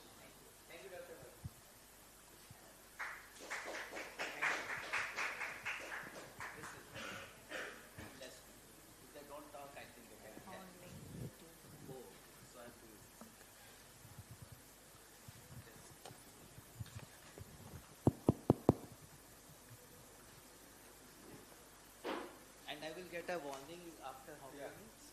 Before 5 minutes. Before 5. I think that should. Okay, thank you, Dr. Varghese. Thank you, CIPET KOCHI, for inviting me. I'm Vivek Verma, and this is my topic for presentation. So I'll go, and I hope I'll carry you along with me, okay? So what are these terms? We will go, so don't worry about them. Okay? So what I do, my research group works on biodegradable polymers. This is one of the major thrust areas that we have. We work on wound dressing materials, first heading. In wound dressing, we work on two types of wounds. The one here shows chronic wounds. Chronic wounds are wounds that don't heal over time. Usually whenever we get a cut, scratch, abrasive wound, it heals within a month. The skin becomes almost new-like. Wounds that don't heal over time, they get something like this, pus kind of structure and everything, and it just becomes bad and bad. And things like foot ulcers, diabetic foot ulcers, if the wound that happens, it never heals. Leads to infection, and even amputation is required in those areas. So we work on these things. Where we have showed that in mice, not rice, I think lunchtime, so we are all hungry. In mice model, a diabetic mice which had lot of bacterial infection, pus formation, and we were able to heal it. All right. Then comes other kind of wounds, and this is the bottom left, if you can see. These are hemostatic dressings that we are making. Here what we are trying, these are severe traumatic wounds. Means if wound, whenever we get a cut or abrasive wound, there is some blood that comes out, and automatically it stops after some time. However, if the cut is deep or there are certain conditions where bleeding does not stop, then how do you stop that bleeding? And that's what we are working on. Then we do on packaging. Packaging on top right and right side, we have made agar-based packagings. And we also have showed these flexible electronics application, where we can do sensing and all those things using these. So right now people are going not only just packaging, but smart packaging. People want to see, just by seeing whether they want to know, whether not even looking at the expiry date, they want to see whether the product is good or bad, those kind of things. So going to traumatic conditions, there are many ways we go across these, like gunshot, accident, surgeries, knife, stab, those are the things where the wound happens and then blood starts to come out. And the major problem is not the wound itself, it's the amount of blood that flows out.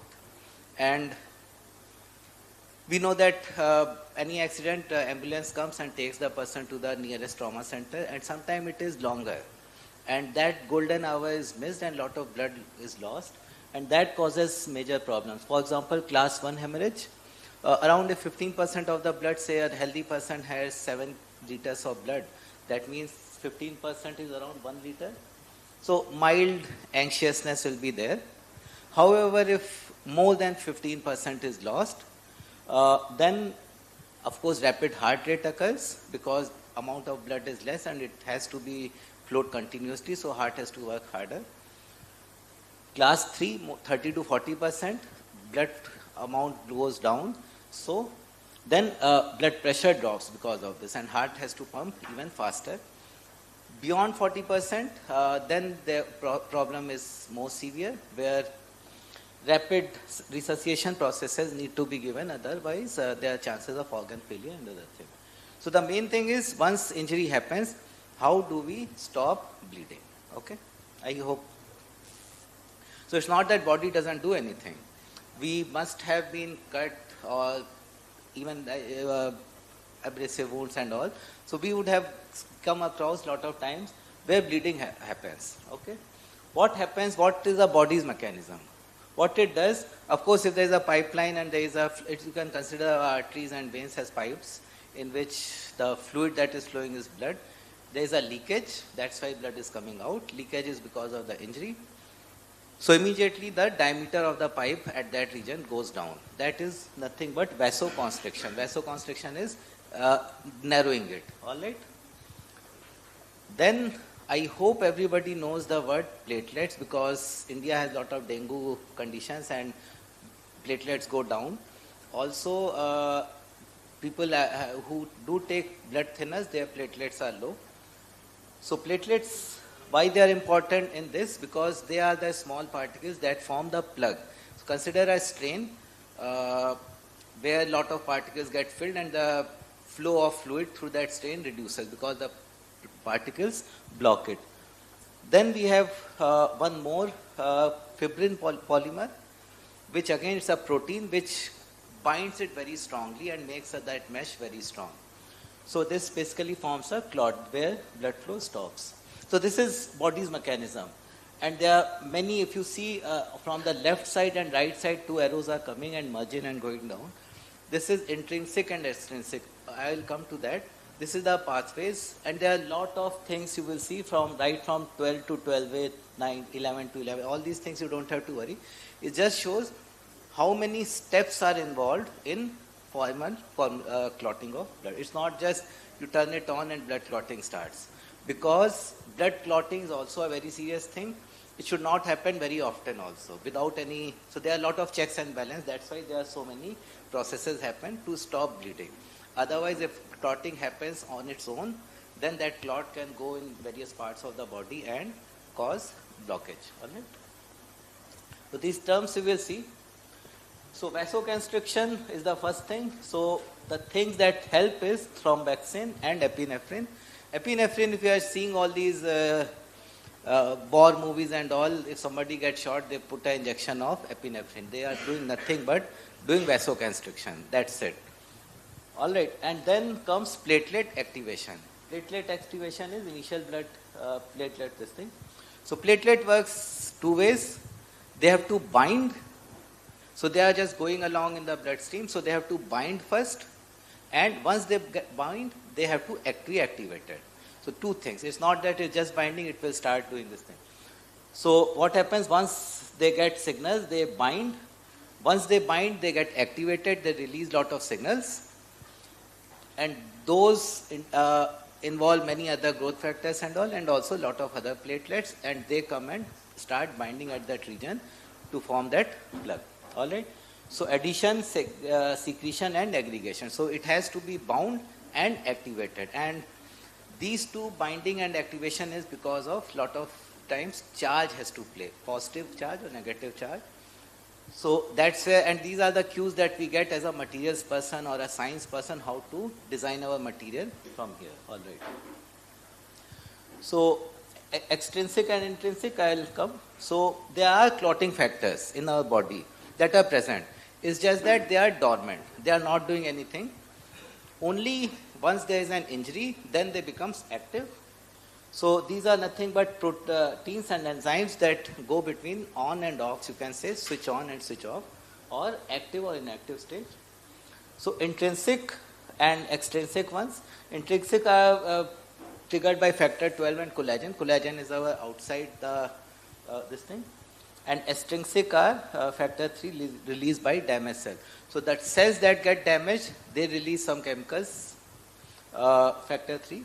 And that helps in extrinsic pathway. And intrinsic also, since there is a rupture in the endothelial lining, that also provides this. So these two work together. All right. So common pathway is activation of factor 10. Or what I will just say is, basically there is a protein, prothrombin, that gets converted to thrombin. Thrombin, what it does, there is a protein in our body which is broken down into smaller monomers, you can say. So fibrinogen to fibrin monomer, then which also, thrombin also activates factor 13.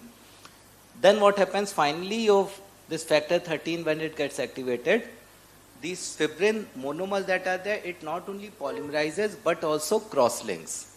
So this Earlier there was just polymer of fibrin, which gets depolymerized into fibrin, and this fibrin is polymerized as well as cross-linked, which holds the platelets flowing through it and forms a very small, good clot. So all these things work finally towards this thing, and that's why when we get a small cut, blood stops after some time. Okay, and this is all the coagulation cascade. So in the end, the pointer is not working, but at the end, prothrombin to thrombin, fibrinogen to fibrin, and then factor 13 activated gives clot. All right. Lot of understanding has to be there, which material, what are the reasons why it happens and not happens.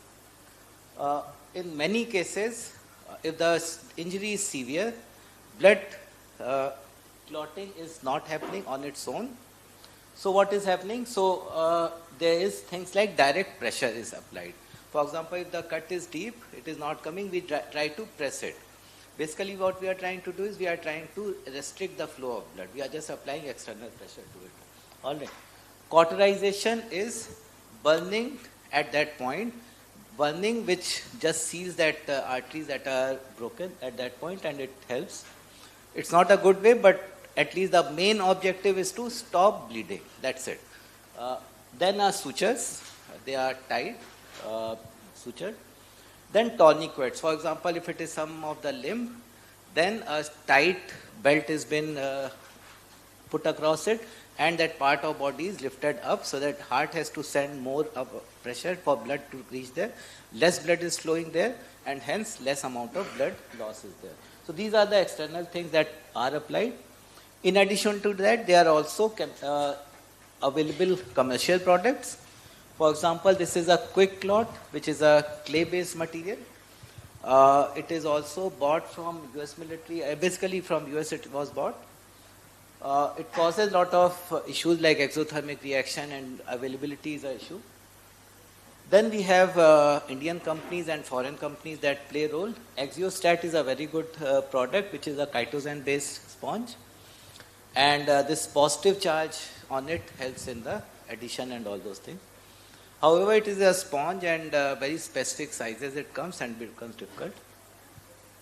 Then we have very good product from Baxter, which is part of, I think, Johnson & Johnson. So they have gelatin, which is comes basically from hides of animals. Thrombin is there, which we looked prothrombin to thrombin, which activates many things. They are mixed and sprayed. We see thrombin is a protein, so it has to be stored at lower temperature. It is only used in surgeries and other places. It cannot be carried as a first aid kit because it has to be stored this thing. It also helps in thrombus formation, unconditional, and which is not good at times.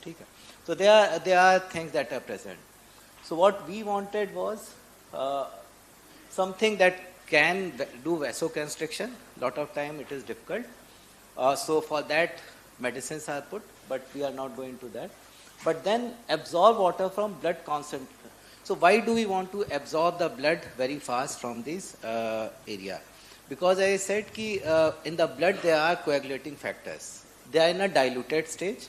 When you absorb large amount of water from that, then only those clotting factors and other platelets and all are in much more concentrated amount are there, which helps in clotting much faster.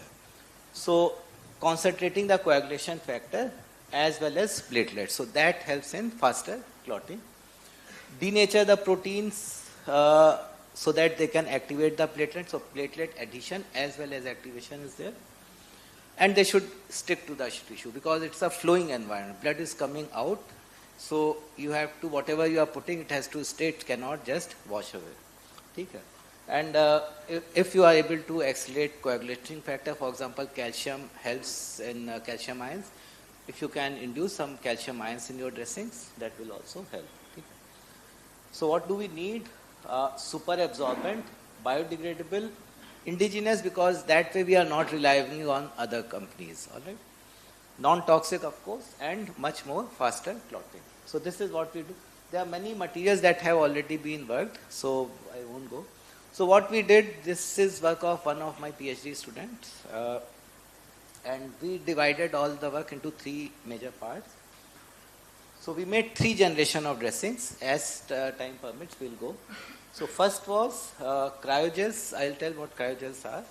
So we made cellulose and agar-based cryogels, and that, so it was natural, biocompatible, indigenous, easy, faster clotting, all those properties it has. And then we wanted to say, all right, can we increase the clotting efficacy? So we added things, and we also said, all right, in addition to clotting, it should also help in faster healing. So we also put reactive oxygen species scavenging and all. In the previous lecture we heard. And third one was, for example, the wound is deep, and if you are making a sponge, we cannot go inside. So can you do something which is injectable? Can it be injected at the site? All right. So with these 3 things, first generation I'll go. In first generation, agar oxidized bacterial cellulose, cryogels for rapid hemostasis. So here agar, I'll tell about bacterial cellulose and its oxidized part, and then what cryogel is. Okay.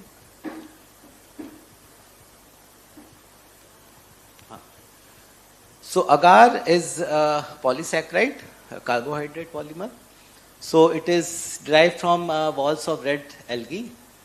It is basically a mixture of 2 chains, agrose and agropectin. The way starch is made up of amylose and amylose pectin, it has agrose, which is a linear chain, and agropectin is branch chain. Okay. And if you are more interested in the chemical part, I have written it. All right. And it is used a lot in food, medical, and pharma industry. For example, agar plates and gelling agents in ice cream and all those things are basically this agar. And KOCHI is one of the major players in agar. There is a company, Marine Hydrocolloids, from which we bought all this agar. And of course, there is in this Rameshwaram area and Kutch area also, we have a lot of this agar. And it is a substitute for gelatin. Gelatin is used in a lot of Western countries and Far East countries as a gelling agent, which Indian community don't like it because of obvious reasons. So agar and carrageenan come as natural substitute. They are vegan. All right. So what we do, we just take agar powder, we buy it, we can even make it. It's easy. So we take agar powder, we heat it at 90 degrees centigrade in water. So it's like 2%, 1%, 2% or 3% solution we take. That means 1 gram agar in 100 ml water. Heat it. Once it becomes homogenized, we cool it to 60 degrees centigrade. And then we put it in syringes. All right. And these syringes, instead of filling it with the drugs, we just put it in syringe. And then we freeze it at minus 20 degrees. That's it. At minus 20 degrees centigrade. What happens? The ice starts to form. And we know at least one thing, if you add sugar, if you want to make a syrup of sugar, you basically heat the water, because at high temperature, solubility is more. So once that temperature starts to come down, solubility of agar comes down, and ice starts to form crystal also. So that phase separation occurs. Ice is crystals, when it is forming, the agar is separated out. Once the ice crystals grow, between 2 ice crystals, agar is left behind. All right. So it is basically ice crystals and a wall of agar around it. Then what we do is we lyophilize it. Lyophilize is nothing but that ice crystals, we put enough pressure and temperature so that directly from ice to vapor it forms. So it's sublimation. In class 7th, 8th, 9th, I forget when, you would have seen that triple point and all those phase diagram of water. So that's what we do. Directly from ice to vapor. What it does is it leaves behind that 3D network of agar. So if you see, basically all the region that is left behind used to be ice, which has sublimed, giving a 3D structure. But as you see, it is very weak. It looks like very soggy and that kind of thing. So if we wanted to increase the strength, by how do we do it? This is 1% agar. If we make 2 or 3% agar, it becomes stronger because the amount of wall thickness is more. However, as I said, we want to have large amount of water absorption. When we go from 1% to 3% agar, The swelling from 40 times its own weight, it comes down to 20 times its own weight. We don't want to compromise there. So what we say, all right, we cannot increase agar. How about increase reinforcements? That's where cellulose comes, and of course strength I will come again, so I am not sure. Cellulose, we said, cellulose is a good reinforcing agent, and for that what we did, we made cellulose in our own lab. We use a bacteria to produce cellulose pellicles. Again, cellulose, I don't think it needs any introduction. The cloth we are wearing and paper on which we write, everything is cellulose. And what we do is, we oxidized it. So we take cellulose, which is the structure here. There is a chemical tempo oxidation, we do it, and convert the cellulose into the OH into COH. All right? And why will come? Because basically at the end of it, oxidized cellulose also has a charge. Agar and pure cellulose does not has charge, and charge help in binding and all those things of platelet. So oxidized cellulose, it was very fine and all, that part is okay. We did tons of characterization to show that this thing has happened. XPS and everything, it has successfully done. Then what we did, the way we made agar, at 60 degrees centigrade, we just added bacterial cellulose and froze it, and then lyophilize it. And then again, we saw, sorry it's not shown, but fibers were present between this. Then what happened, if you see here in the bottom left, large amount, it's very sturdy. If you put it in water, squeeze it, it comes back to its normal shape. So it was strong. It was able to hold, even 1% agar was able to hold 40 times its own weight water. That part done. Almost immediately within a second, it absorbs water drop that we observed. So it is doing all the things that we wanted, and then came other properties. For example, agar, pure agar 1% had 27 kPa strength, which went up by 250 times to almost 700 kilopascal. So it just shows that it is very good strength and all it has come. And it is close to skin. So that means once we apply it, it will not cause any problem. So then we said, and this is the major thing that we showed, and once this thing is showed, then I think we are done. So what we did, so how do we know whether it is able to clot the blood fast or not? So what we do, in the left hand, we have procedure. We see that there is a bottle in which there is a white color sponge kind of thing, which is nothing but agar bacterial cellulose thing. We put known amount of blood on it, and then we wait. We wait for maybe half a minute to 2.5 minutes. All right. Then what we do is we put it in solution of buffer. So basically it's a buffer solution. What happens? The time between we put the blood and we put it in the PBS, during that time the material clots the blood, and that's what we want to see, how much blood is clotted in what amount of time. That's why we put it either half a minute, 1 minute, so we see how much blood is clotted in how much time. Now the question comes, how do we find out how much blood is clotted? So the way it is, once you leave it in that PBS, and you leave it in that PBS for 10 minutes, all right? In that 10 minutes, the amount of blood that is clotted will not be released because it is in a solid form. The blood that is not clotted will be released, all right?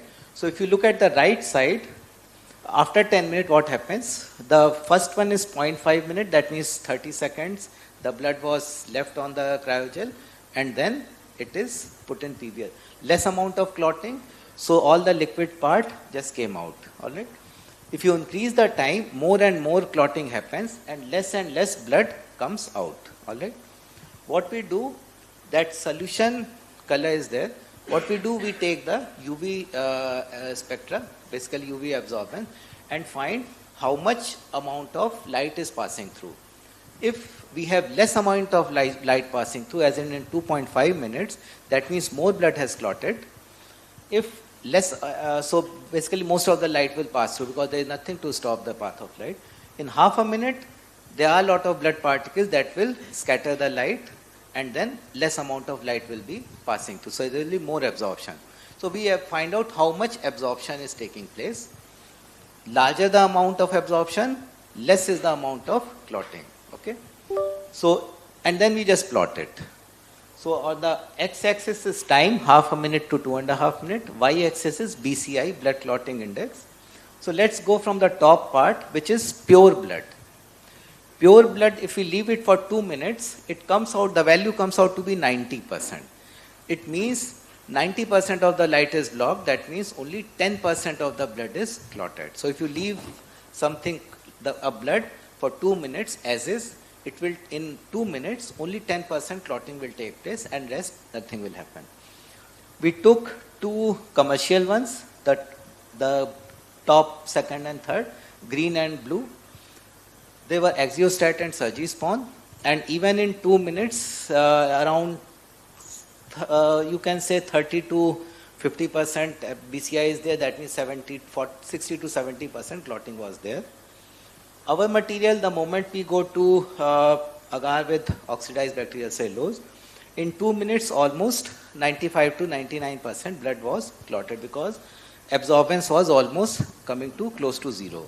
That means almost 100% blood was clotted. And from here we just now keep changing things. All right. I hope this part is clear how we measure this thing. Okay. We also, all right, you will say ki what happens in, is it affecting other things? So we did check whether it is breaking the cells, blood cells, all the other cells, nothing happened. Very healthy cells were very happy around it. Also we checked it on mice. We did 2 things. We cut the part of mice tail and see how long it takes to clot the blood and how much blood is lost. We again compared it with Surgispawn and Axiostat and we found our material to be much better. We also did a bottom is liver puncture model where the liver of the mice was punctured and then because internal organs also get injured at times, so how fast it can clot there. So there also the material was much better compared to commercial products. And this is just says what I just said, summary part of it. We filed patent and we also have papers. Then we said, all right, it is taking 2 minutes, can we reduce it down? We took inspiration from, these are many things that we studied, but we took inspiration from muscle-inspired polymer that has, basically when we try to walk on a slippery surface after rain and all, when there is a lot of algae, we cannot walk. But consider all these mollusks and all, they can bind very strongly. So we said, all right, dopamine is there. And so we made polydopamine.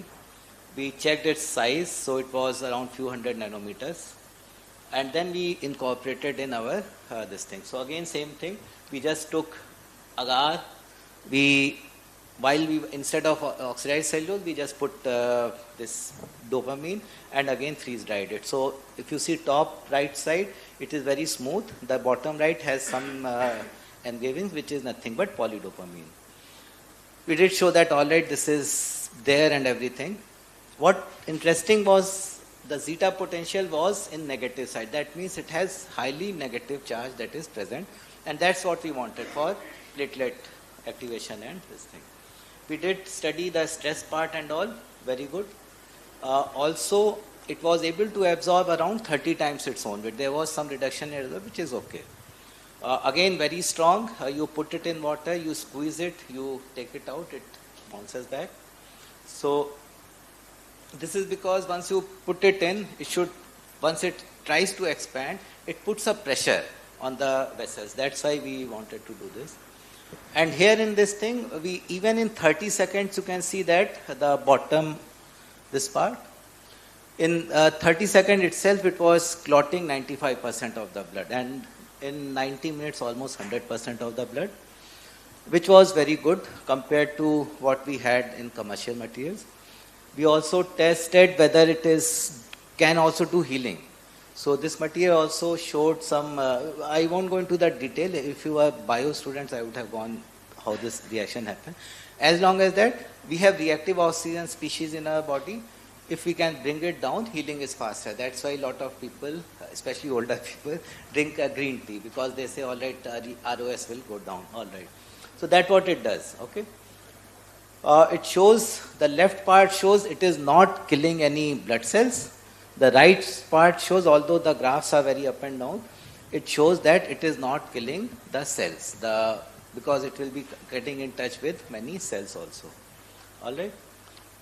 Again, we did tail amputation and liver puncture, and we did find that this was the, so previous one experiments that we don't do the mice model, we do it outside. So first was done in MAS, the RDO lab, Delhi.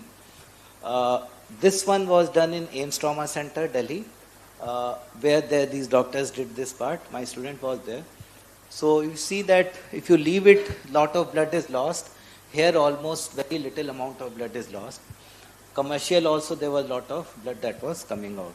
So we were able to show that commercially it can have lot of exposure. So we have again patent filed, granted. Paper also we have got it.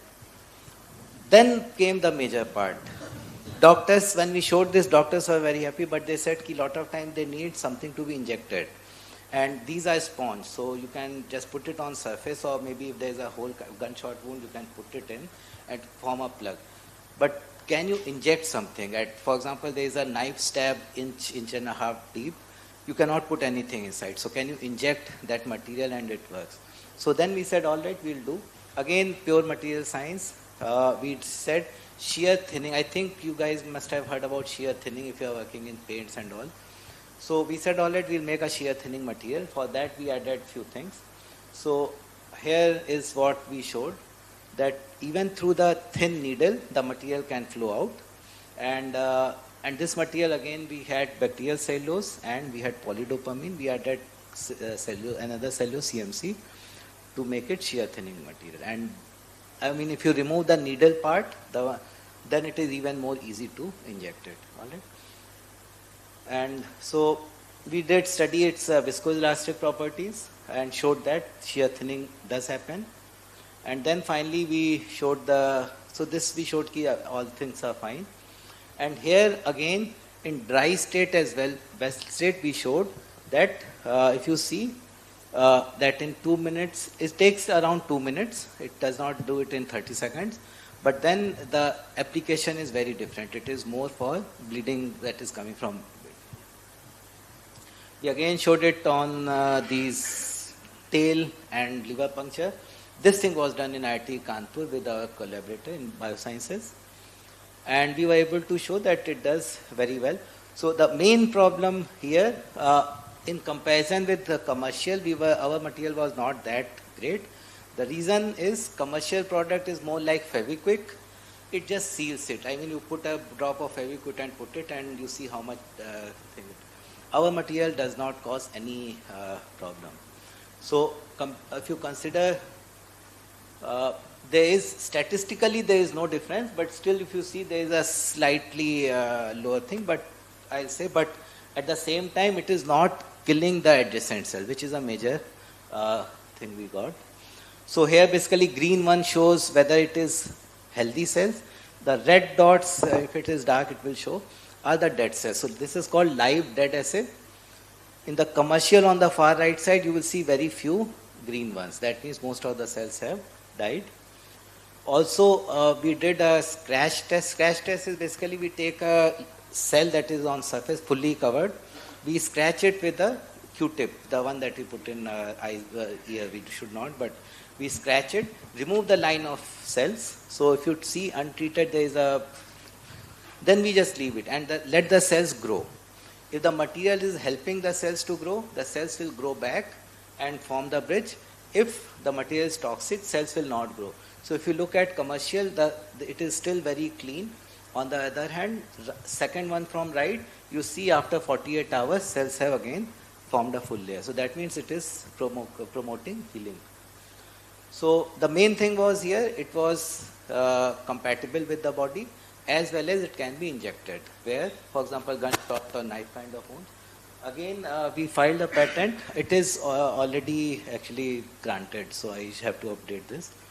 And so now what we are doing is we are going with different companies. One has already showed interest, so we are going to let FDA, MOU and all. And then preclinical trials and clinical trials will do, and that's how we go. And it is not a work of just my group. It started long ago. We were just meeting and talking, and somebody said we need this kind of thing, and I talked with my student, and they said, okay, sir, let's try. And so Dr. Madhu Dikshit was there, and CSIS DRI, who said, Vivek, why don't you make something like that? We said, all right. Then my students, Kaushal, he did, Sankalp and Kalpana did in the beginning, but Kaushal is the one who took it up. We had Dr. Amit Tyagi, DRDO, Santosh Mishra, BSP, and Dr. He's an orthopedic surgeon, trauma surgeon, Vijay Sharma, who helped. And that's how we worked. So I'll be happy to take any questions.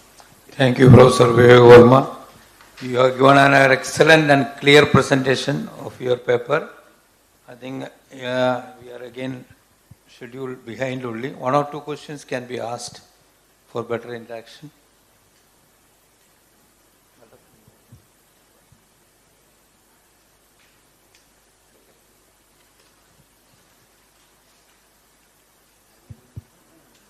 Sir, how do you ensure, let me ask, how do you ensure there is no toxicity when your material will be put into the tissue? Your material, how you ensure that it is purely non-toxic? So, good question. So what we do is, to begin with, we take materials that are considered very, biocompatible.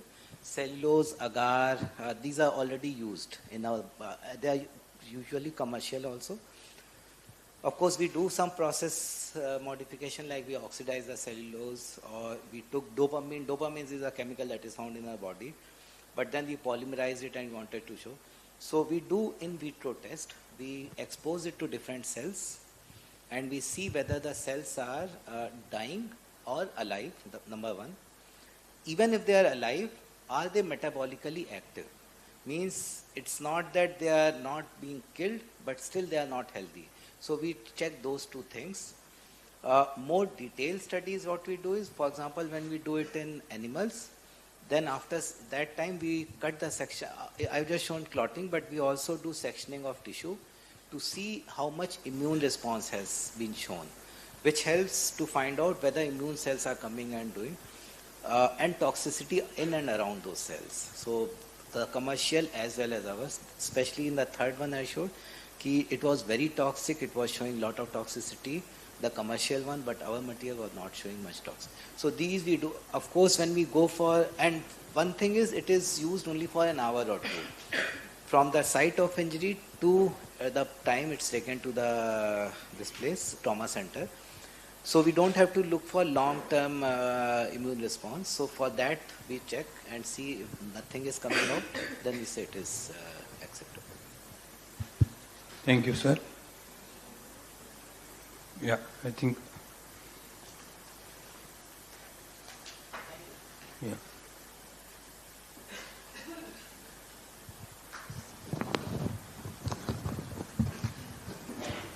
Thanks to Dr. Vivek Verma, sir. I would like to present a memento to sir.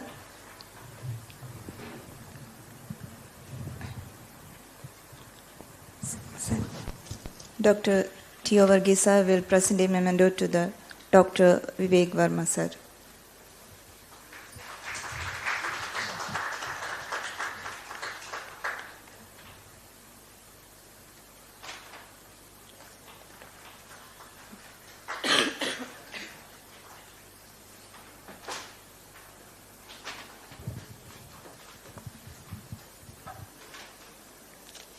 Thanks to Dr. Theo Varghese sir for chairing the session plenary 4. I would like to welcome Dr. Maya Raman ma'am to present a memento to our honorable chair of the session.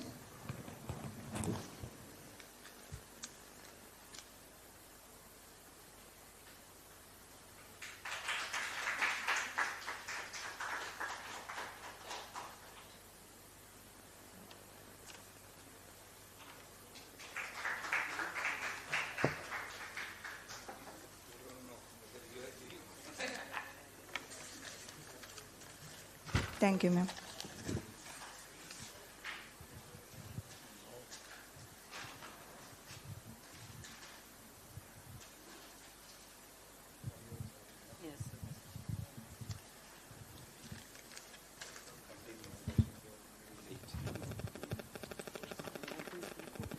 So we are moving to the next keynote lectures 1 session. I welcome Dr. Maya Raman ma'am to chairing the session. Dr. Maya Raman is an associate professor at the Kerala University of Fisheries and Ocean Studies with extensive experience in the food science, marine bioactive compounds, functional foods and sustainable food packaging. Welcome ma'am, we can start the session now.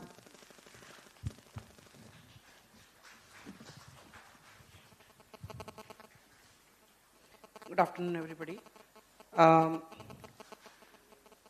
It's a privilege to be among the learned speakers and the learned audience. And as we know, we are running out late, so we'll go directly to the talk. I invite Professor Dr. V. Subramanian, sir, to take the stage.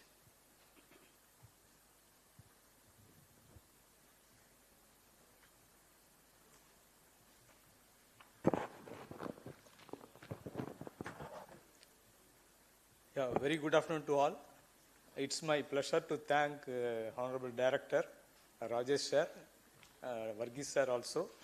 I also wish to thank the coordinator Dr. Manjula and Dr. Suraj, close friend. When he was doing PhD, I joined the institute. Once again, good afternoon to all. Actually, our institute well known, and chemical engineering was started in 2006 only. And we have the student strength and faculty strength. And recently we started energy, BTech in energy engineering with 44 strength. And we have one regional center recently, that also we started in 24. And we conducted so many FDPs, and a recent one conducted by me in 2022.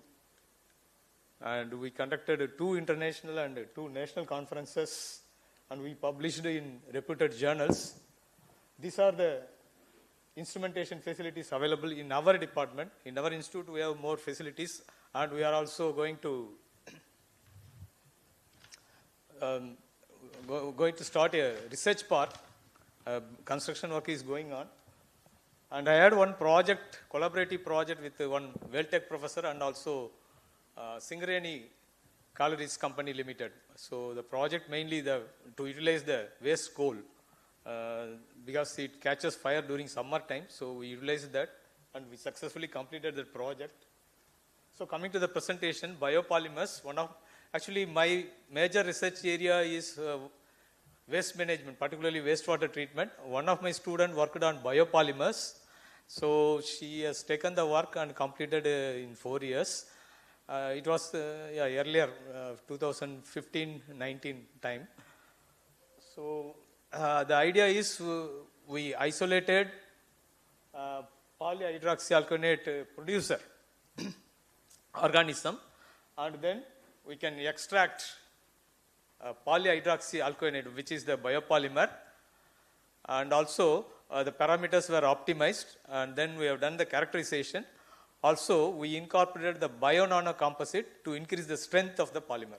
Mostly we know the polymer flexible and strength won't be there. So to increase the strength for some applications, we can incorporate nano composites with this biopolymer. So we know already all speakers, eminent speakers, they introduced about biopolymers and vast applications. The problem is, see, using polymers, you know very well, even though government has taken initiation to segregate the polymers, see, whenever you go, in the airports you can see clearly. So food waste separately, metal waste, and your degradable and not degradable waste. So like that we cannot collect everywhere, but even then our Kerala government has done one initiation to collect at least bottles, plastic bottles. We can see there is a drum on the roadside. The problem is, see, normally if the waste generated is disposed properly, then no problem. But people, what they are doing, they are accumulating the polymers, particularly when they are burnt. You know very well, it will, because of the combustion, the gases will come, particularly dioxin, furan, and also polycyclic aromatic hydrocarbons. These are very dangerous. So it will create cancer causing and also breathing problems will come. So to overcome that, we can focus on these biopolymers. So biopolymers are degradable, whereas synthetic polymers not degradable. So production is around 150 million tons per year. So it has good shelf life also. You can see the plastic waste generated from different sectors. So approximately 5.6 million tons per annum discarded as waste. And you see the effect of plastics. See, simply if we discard the plastic, so it will make the soil infertile. That means you cannot grow, agriculture you can't do, or plants cannot be grown. And as I said, toxic emissions will be there. See, nearly 1 million seabirds and 10,000 marine mammals every year affected because of the simple disposal of these plastics. And it is hazardous not only to human beings, also for plants and animals. So we are in need. We have to urge people to go to the biopolymers. Day-to-day life, we are using so many polymers. Wherever it is possible, we can use the biopolymer so that when it is discarded, it will be degraded easily. Of course, you know very well when polymers are invented in around 1950s, before that. So people were happy because it was having longer life. But nowadays it is very difficult because disposal everywhere accumulated. The plastics and polymers are accumulated, very difficult to dispose or handle. So you can put one converter, a closed chamber, you can combust and you can get gases, of course, you can use as fuels.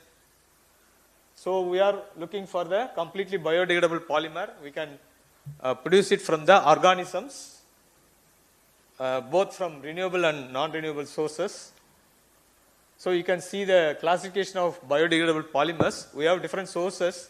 So even agro-resource we can use, and some bio-derived monomers we can use, and also mostly we are using the petrochemical products. See the difference between petrochemical derived and the biological derived. Both are having carbon-hydrogen chain only. You know very well monomer.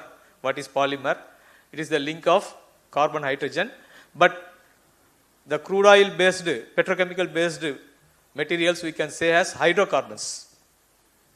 Carbon-hydrogen link only with the other materials. So we call that as hydrocarbons. Whereas this one, carbohydrates.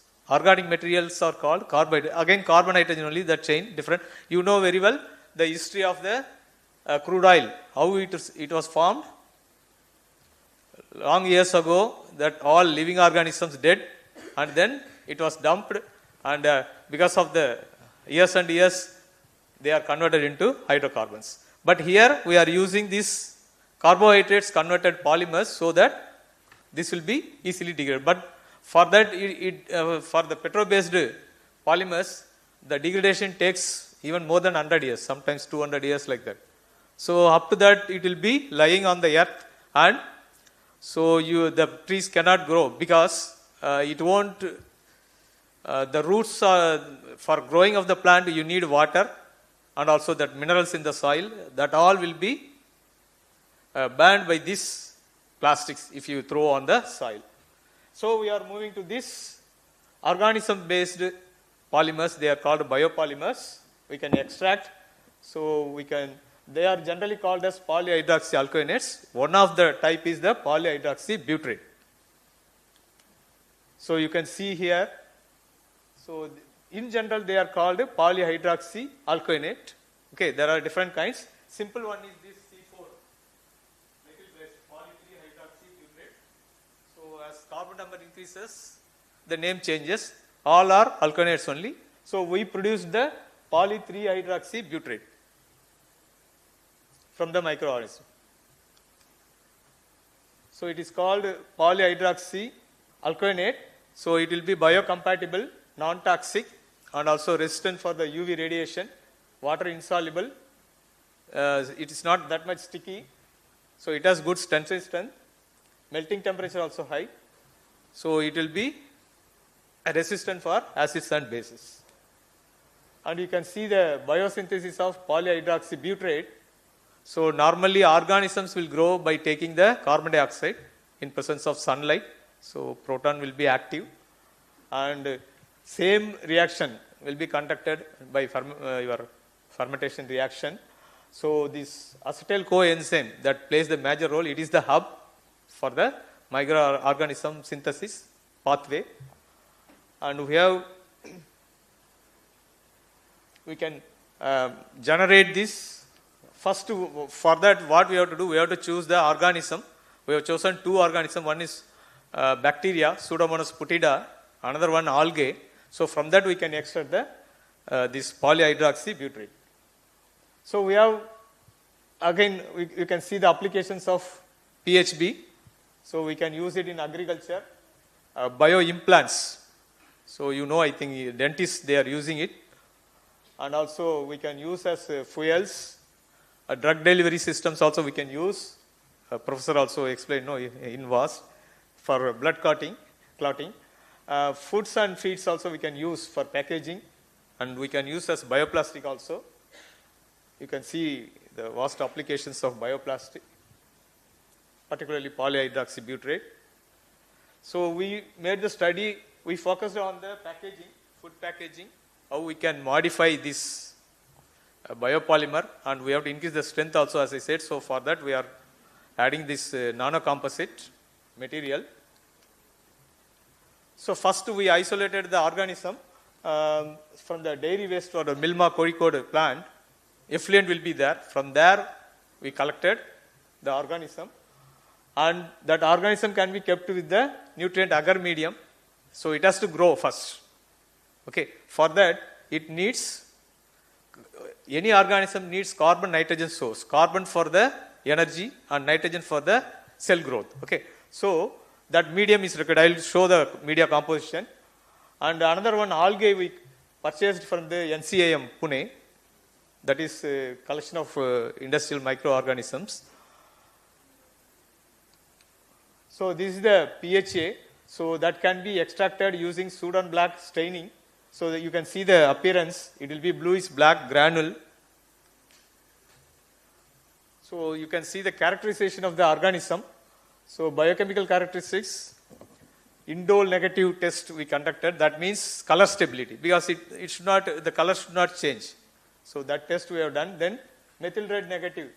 So there should not be any acid production, stable acid. So it will affect if you use for packaging so it will interact with the food. So it should not be there.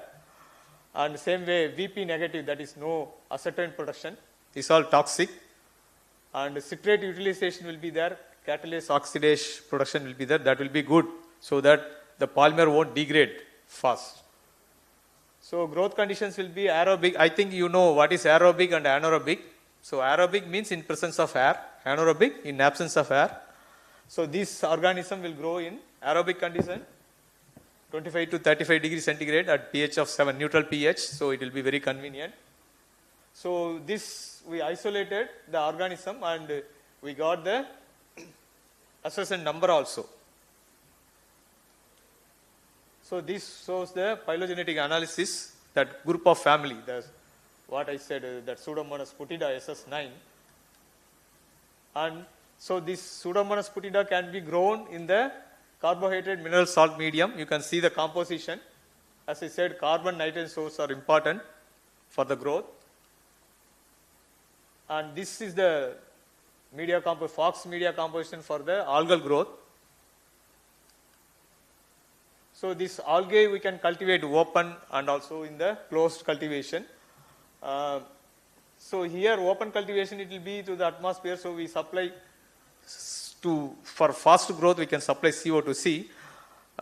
We need oxygen for our breathing, and we are debreathing CO2.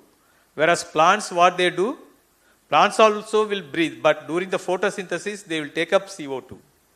Okay. So that is the advantage. That's why these algae and other organisms, they will take up CO2. That's why we are growing all plants on the streets and the roadside to absorb the CO2, because nowadays CO2 emission is more, and I think you know what is the effect of CO2. See, our earth is surrounded by atmosphere. Okay. Above the atmosphere, there is one layer, ozone layer it is called. So ozone, you know what is ozone? It is O3, gas only, O3. Okay, 3 molecules of oxygen. So this ozone layer protects our earth. That means whatever radiation is coming from the sun, it will filter. So only UV it will allow, IR all will be reflected. And also during the night time, our earth reflects the radiation. So in that also it will transfer all this whatever harmful radiation. So our earth will be always warm. It is called a natural global warming. Whereas because of this industrialization and also we are burning fuels, it creates more CO2 and that will go and occupy your ozone layer. These packets, it will form a packet and what happens? This will transfer IR radiation to the earth. So you see every year our earth temperature is increasing by 1 degree. Okay, because of this only. So to avoid that only, we can use biopolymers also, the renewable sources for the fuels. Yeah. So we can grow in closed cultivation also the algae using 12 hours light supply and 12 hours in dark. So we can estimate the biomass. We can grow, harvest, and we can centrifuge, wash with water, dry it, and we can take the weight. And so initially what we have to do, we have to do this procedure for different weights. And I think you know very well about UV spectrophotometer. So using that you can determine the optical density at particular wavelength, 600 nanometer. So we can prepare a calibration graph. So whenever we know the concentration, directly we can determine the dry cell weight. So this is the procedure for the production and extraction of polyhydroxyalkylate first pathway. So we can culture the organism or algae and centrifuge at 10,000 RPM for 20 minutes. Then we can collect the pellets, wash with the phosphate buffer saline solution, and then we can dry and we can determine the weight. Then we can add chloroform and sodium hypochlorite in that quantities. Then we can incubate. We'll get a 3-layer solution. So among that, the bottom one will be chloroform layer with the separated PHA. So again we can methanol and distilled water we can add and wash it and centrifuge it. We can precipitate the polyhydroxyalkylate. In this case, butyrate. So this is the sodium hypochlorite, chloroform, methanol pathway. So we used the other 2 pathways also so that we can compare which method will be better. Earlier one it is sodium hypochlorite acetone ethanol. You can go through the procedure. Other one non-halogenated solvents we use. This is the third method. And we can recover PHA. You see what I said. No, after that that extraction, the top layer will be sodium hypochlorite, and in between you can see the cell debris. Bottom layer chloroform with the PHA. So that we can separate and we can dry. We can recover as powder. So this calibration curve, what I said. Okay, so you can see the productivity comparison using 2 organisms and 3 methods. So the last one, water ethanol method will be better, and also we can get more PHA yield using Pseudomonas putida. That is bacteria, whereas the other one is algae. So this plot shows the effect of temperature. Of course, 30 degrees will be good for both cultivation of both organisms. And pH, as I said, neutral pH will be better. Of course, it is needed, right? Whenever, particularly when you use this biopolymer for.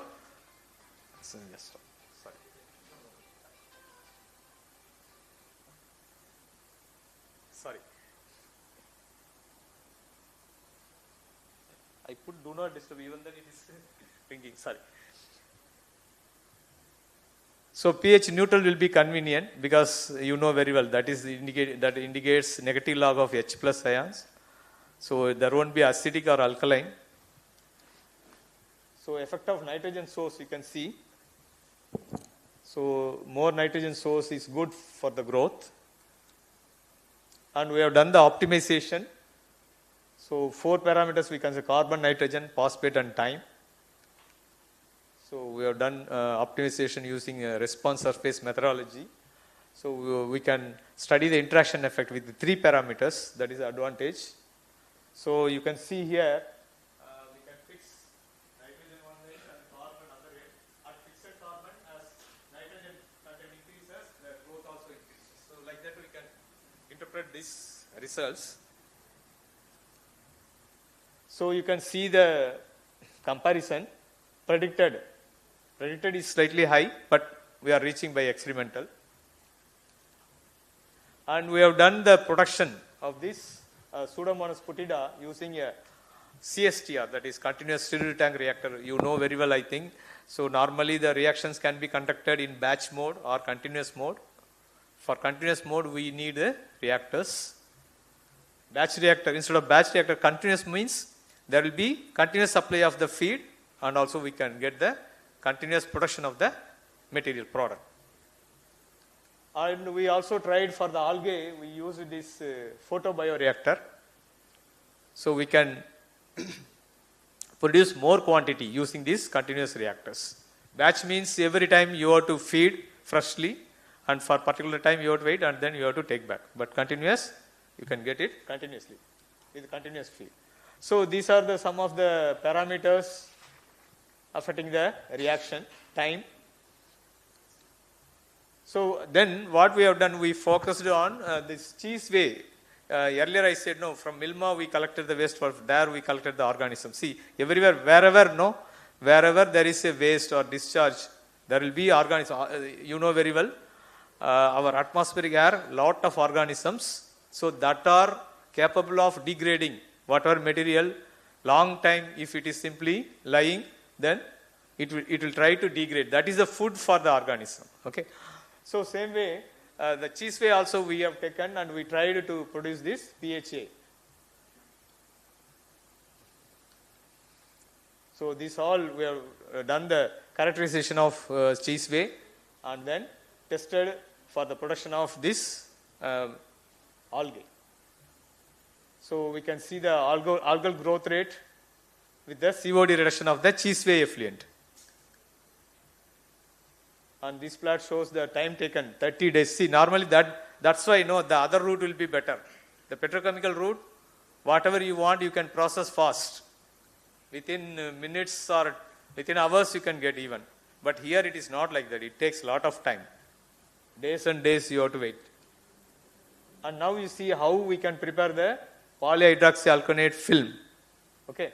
So that polybutyrate, that general name is PHA, PHB. Okay, so we can take 0.15 gram of PHB, okay, mix with the chloroform, then boil at 70 degrees for 20 minutes, and we can stir vigorously for 20 minutes at room temperature.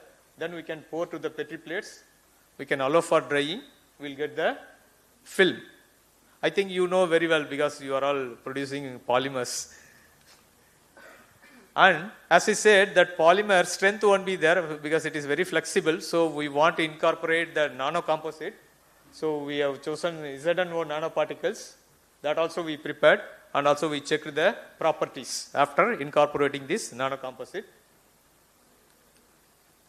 See, this shows the synthesis of ZNO nanocomposite, and that is incorporated with the film. What we made, that instead of film, you take that PHB and both you can combine using this procedure and you can get as the bio-nano composite film. So we have done characterization using different techniques, instrumentation we have used, FTIR, NMR, GC, like that. And this figure shows the SEM image. So the first one for the PHB and the second one for the nanocomposite. So we identified the groups also, FTIR test, so that we can confirm the presence of that PHB. So different peaks, I think you can understand the different peaks indicate the groups, what compounds present. And we have done this nuclear magnetic resonance spectroscopy also. And gas chromatography indicates the presence of methyl hydroxybutyrate and benzoic acid. And TGA we conducted thermogravimetric analysis. I think this will indicate the stability of the prepared material against temperature. So this will withstand even up to 300 degree. You can see up to 300 the weight loss is less only, after that more. So, but we are not going to up to that temperature, but at least we can use normally 100, 150 degrees, it will be more convenient.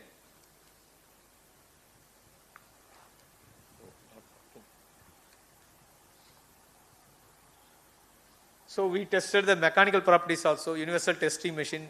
We tested the tensile strength and Young's modulus. So it is good only, in par with other material what we use for packaging. And we tested for antimicrobial activity also. Definitely it is needed, right? Because if you pack, again, that whatever organisms, if they enter and if they enter to the food material, then it will be decomposed. So that test also we have to conduct. So clear zone formation indicates, so that nanocomposite films are against this Pseudomonas epidermis that will degrade the material, whatever packed.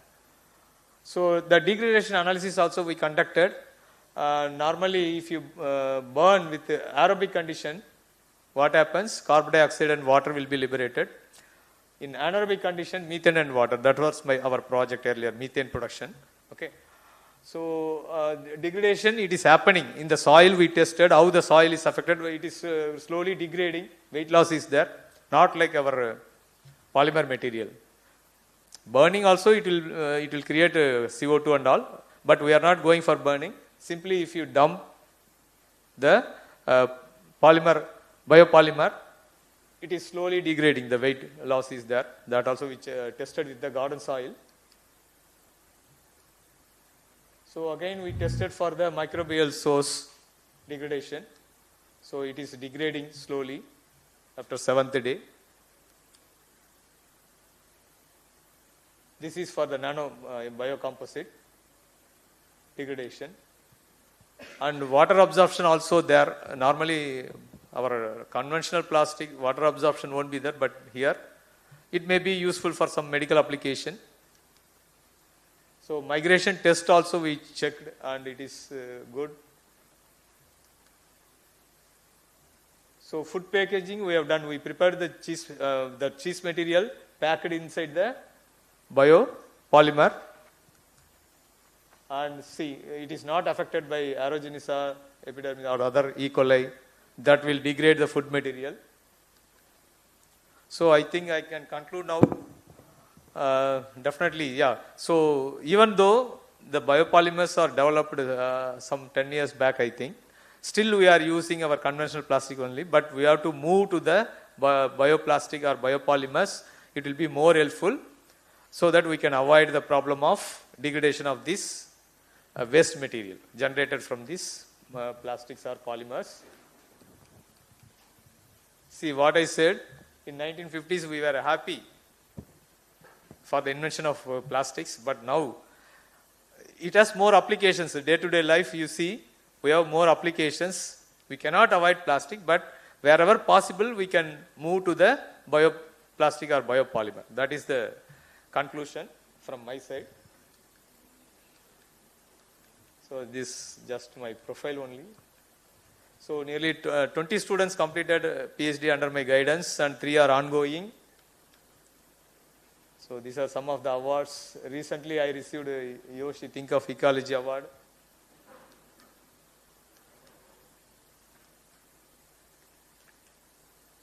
This was received in 2023.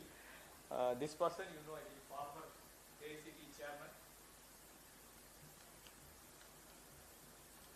So that was during my PhD also I received an award from Professor M.M. Sharma, very famous chemical engineer. So these are the scholars. Yeah. Okay. Thank you, sir. So some group, yeah, in 2015. Yeah. Thank you. Thank you, sir. It was a very detailed presentation, and you have touched all the points. So it is open for discussion. Students may interact and ask questions.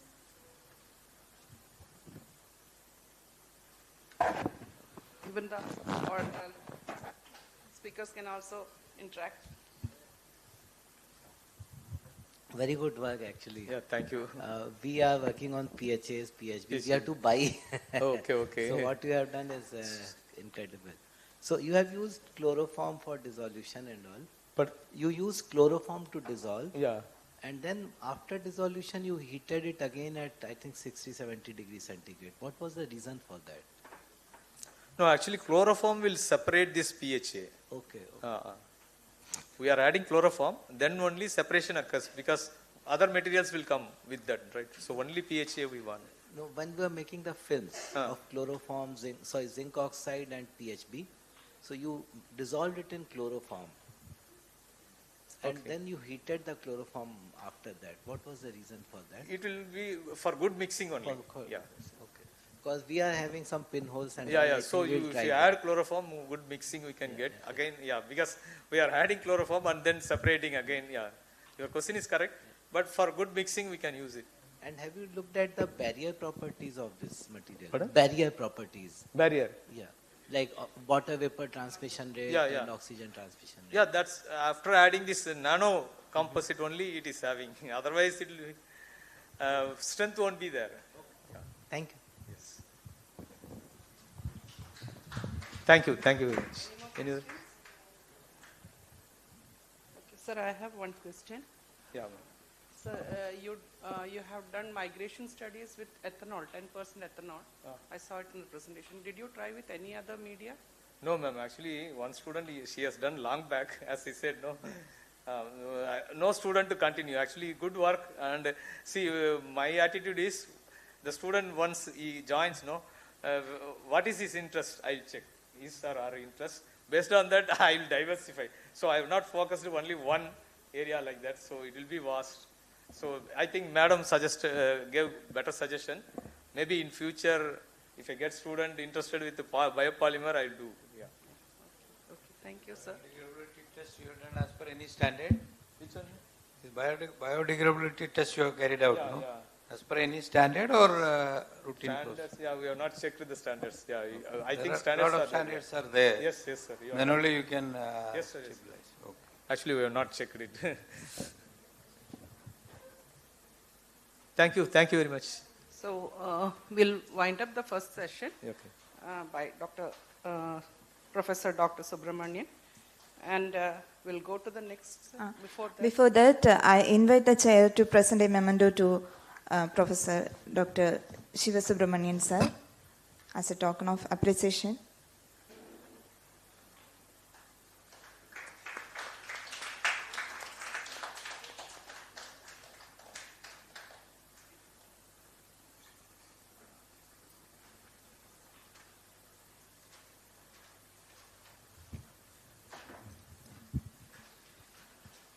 We'll move on with the next presentation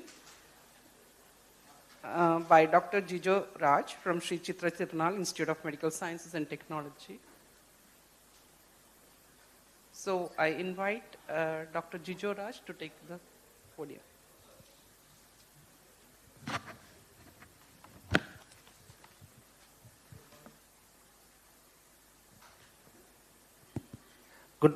Good morning, all. A warm welcome.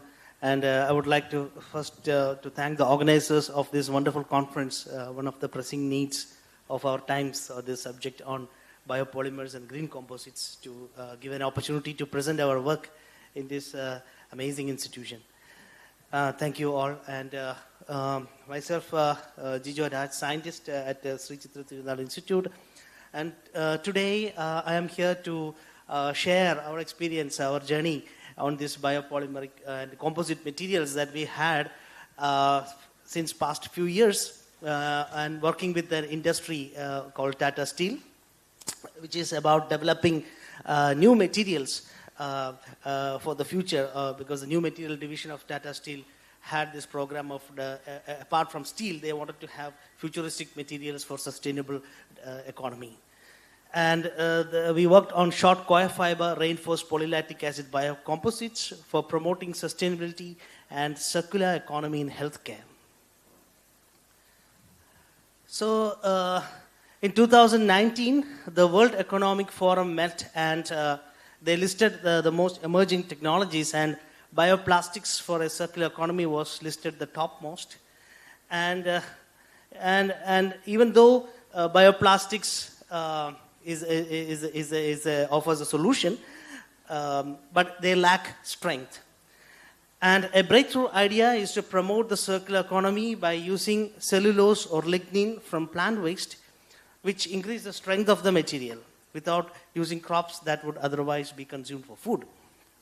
In line with that, so that a lot of research and developments are being flourishing all around the world, and they are forming different applications like packaging. Even Dr. Professor Kurula was saying about boats, and here is an example of a boat, a flux fiber based composite boats. You can see sports car seats of McLaren fast cars. They are made with these natural fiber composites. Even in aerospace, this European Space Company agency and Composite made these satellite panels, and because they wanted to reduce contamination in the space also, the plastic pollution. And while re-entry or while the end of the life of satellites, these can enter to the atmosphere and burn off without leaving much contamination. So medical face masks, musical instruments, a lot of things. A major driver of sustainable materials is the automobile industry, where we can see a lot of development happening in Germany, in Europe actually. Europe is driving this field actually globally. You can see major manufacturers like Mercedes, BMW, Porsche, and or Faurecia heavily investing on natural fiber-based materials on automobiles because of the weight reduction and also the sustainability factor they want to bring into their products. So our journey starts with this natural fiber composites at SCTMST through our participation, but that was not, but it's a coincidence actually. So it was through a participation of a Material Next event organized by Tata Steel across India, and we participated with this subject on short coir fiber reinforced polylactic acid for orthotic assistive devices, because our area is a healthcare sector and we wanted to contribute sustainability in the healthcare sector, because medical plastic waste is another huge problem. And if we can find a solution for that, it will help in our long journey. So why short coir fibers? Because coir fiber is such an amazing fiber, and I was driven to this coir fiber in 2009 International Conference on Composite Materials in Edinburgh, where I met Professor Ian Verpost from Catholic University of Leuven in Belgium. Sir was working, and I was discussing my poster with him, and he told me, "Oh, you are from Kerala, you should work on coir fiber." So I told, "Why, sir?" You see and he drew actually this stress strain curve, and you can see it have a high strength. At the same time, it also have a large area under the stress strain curve, meaning it have a large toughness, and at the same time having a good strength. And this was exactly the challenge that is faced by material engineers, told by Professor Kurula in the morning section. So by nature itself given this gift in the form of this coir fiber, and the reason why they have such nice, wonderful properties because of particular alignment of cellulose nanocrystals, fibrils at a very high microfibrillaire angle along the fiber. Now, this is not just in the drawing, but also in the reality we can see that. So this is, for example, these fibers are in the form of flux fiber. So what we did is an atomic force microscopy. We take the flux fiber, put it on the surface, and then bring an AFM tip and image on the surface. So this is a fiber axis, and you can see the microfibrils of cellulose are highly aligned to this fiber. And flux fiber, you can see, unlike cellulose, the microfibril angle is very low. But for cellulose, it is very high. So this is the proof that the microfibrils of cellulose is giving those structural strength for these materials. So advantage of natural fiber composite over predicate materials in the healthcare sector is that, or in general, is that they are made from renewable resource. Natural coir fiber, polylactic acid is made from cornstarch, lactic acid, They leave a zero carbon footprint because by 2070, India is aiming to achieve this net carbon emission and suitable for energy absorption and load-bearing applications because of the large area under the curve that we have shown before. So this was our initial ideation, and we wanted to mix. So we tried first by mixing this coir and PLA in the Brabant plastograph, and then in the twin screw extrusion we do this mixing, and then making the filaments for 3D printing as well as for pellets, and which is used for micro injection molding and for making the product. So, and final testing actually. So we will see what our journey takes place. So it all begins in this beautiful, serene backwater lakes in Ashtamudi Lake in Kollam, where you can see here these stones, and beneath these stones is actually the miracle taking place. Enzymes, the ecosystems, everything is converting coir, is transforming coir fiber. It helps to take, this is the naturally rated coir fiber, and if you see them, they are such golden in color, very shiny, very beautiful. And these fibers are actually, in the first part of our study, we took them, we grind them, and then we wanted to make it short fiber. And we made some short fibers actually, and by lab-based techniques. But then it was a ideation study, but for this material next event. So we were able to make coir fiber in two different lengths, short coir fibers, 1.36 and 0.56. And it also was important to check the TGA property of this fiber because we have to mix with PLA at a very high temperature, 180 degrees. And the TGA, you can see that they are stable around up to 300 degrees. But so 180 degrees is a safe temperature for mixing. And thanks to CIPET, we could do this in the twin screw extruder, this mixing. Because we have Brabant here, but in the Brabant the problem was you get in big chunks, and it is difficult to process. But in twin screw extruder, you can make those filament strands, and then you can wind it, and then you can pelletize it, and make the pellets, which can be directly used for injection molding. We had a micro injection molder, and we made tensile and flexural test specimens. You can see here. These are the data of tensile stress, the UTM, and this is the PLA, the green curve. And you can see the black curve where the coir fiber is very small, the strength is low. However, when you increase the length of the coir fiber, the strength is much better. In terms of flexural strength, the same trend.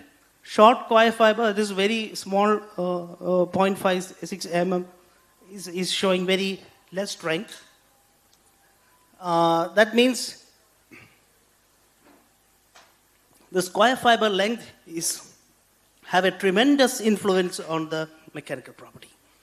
You just can't at random make anything and mix it with polymer. It will not give you a good composite. You can make it. Nobody is preventing you.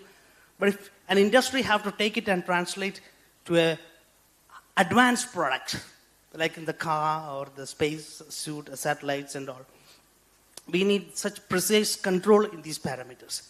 And that exactly was Tata Steel's intention. This is a very interesting slide. This is a 3-point bending of PLA, polylactic acid. And you can see PLA, pure PLA, PLA with the smallest coir fiber, and PLA with 1.6 mm. What we can see, what we can see, so in 3-point bending, what happens is, we take the sample, there is a center, the load is applied on the center. For pure PLA, when fracture happens, in a split of second, these samples fly away. However, when you have longer coir fiber, the progress of failure is very much controlled manner. So even the sample do not move from the base. And that's exactly the reason why they use these natural fibers in racing sports car. Initially, they were using carbon fiber reinforced polymer. When during fast car crashing, those carbon have brittle fracture. And those brittle fracture will not happen in the case of PLA, this natural fiber material. So the driver is very much safe because fragments will not fly and hit him.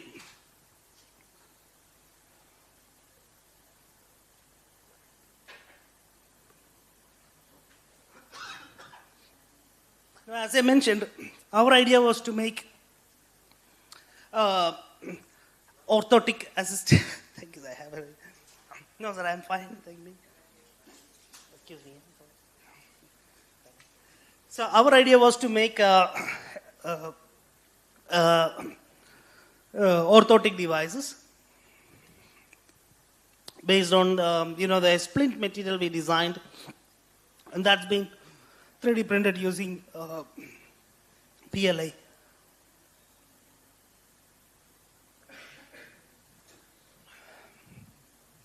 But the thing is, we wanted to do this with a composite material, and that's a big challenge. 3D printing composite is a huge challenge. So the Tata Steel Material Nest even concluded, and we were not in the finalists, we lost that game. But that initiated natural fiber composite research in ACTMST.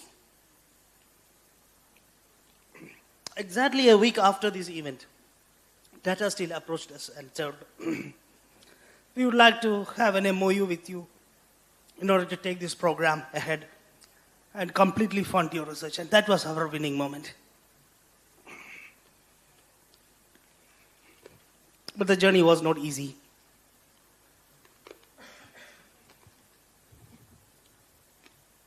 Here are the key deliverables. To understand the process parameter that controls short fiber length. To optimize the treatment property so that mechanical property, there are no big variation. Fabrication of this composite system and evaluate mechanical and biological properties. So these were so we executed projects in two phases. One is the material development phase, where we had these objectives. Objective 1, understand the process parameter that controlled the coir fiber length. Second, surface treatment of coir fiber to enhance the interfacial adhesion. 3, do the characterization, physical and biological. And then, before going to the phase 2, there is a go criteria. So all these are important only if we have at least 30% improvement in the mechanical property compared to the pure material, pure PLA. Then only they give the green sign to go to the phase 2, which is the product fabrication. So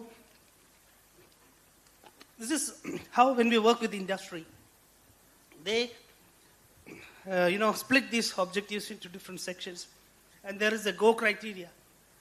And once we meet the go criteria, you go to the next one. This was our first challenge. So how we make coir fiber, short coir fibers? We take a scissor and cut it. Industry don't buy that. They want a reproducible with minimal human intervention method. And we wanted to have a transformation from manual to a mechanization process. And that was a big challenge. We spent a year to make that happen. Ultimately, we were able to do a continuous output controlled way, a continuous process where we can inject strands of coir, twisted coir strands, and they made these short coir fibers, and we can tune the output length of this coir fiber. And that was a major advancement. So this is how we do. We guide the coil fiber here, and there is a different guide system where we can control the feed rate, and there is a rotatory cutting blade. So by changing the different speed of movement of the coil strands to the cutting blade, we can obtain different fiber length. And we tested it. When the fiber is moving slow, we get the shortest fiber. And when it is moving fast, we get longer fiber. And there's a range of fiber length that we can achieve by controlling the speed. So that brings a huge change actually in terms of scalability and all these things. Sorry for that. So in terms of scalability and all this brings a huge change, Now the industry is so much excited. Now they wanted to take it. They can take it, they can scale it up, and they can, do further processing. Now the significance of our result was, before that, we could not find a single commercial equipment that can give you an output fiber length with precise parameter. There was nothing. We tried the centrifugal mill. We shipped our fiber to Netherlands for this granulator. We tried a cutting mill in Bombay. Nobody was able to make an controlled output fiber length. So, thanks to this innovation, we could achieve that. And that allowed us a lot of further studies on this material. We could adjust the loading percentage, we could control the speed, we could control the fiber length, and we could find the best conditions where we have the highest mechanical strength that is possible. And this blue one, for pure PLA, you can see how much improvement in tensile strength is happening from 22 to 48 megapascal. Flexural strength is also very, very increasing so much. So we are close to engineering polymers here. And the relevance is that all these are industrially scalable. And here we have this very nice, it's very close to PP, all other engineering polymers that we can find in this list. Also, most importantly, the properties of this new material over there, the Tata Steel and CTMST collaboration, properties are close to the currently used plastics, non-degradable plastics that are currently used in orthotic devices. So there is an opportunity where we can replace this with our material. And since we are using coir and PLA, they are made from biomass, and at the end of their life, they are converted to biomass, it is contributing to the circular economy. So the translational value is very much there, and also the contribution to sustainable development goals, specifically to good health and well-being, even though I have a little issue. So the climate change, responsible consumption and production, and life below water.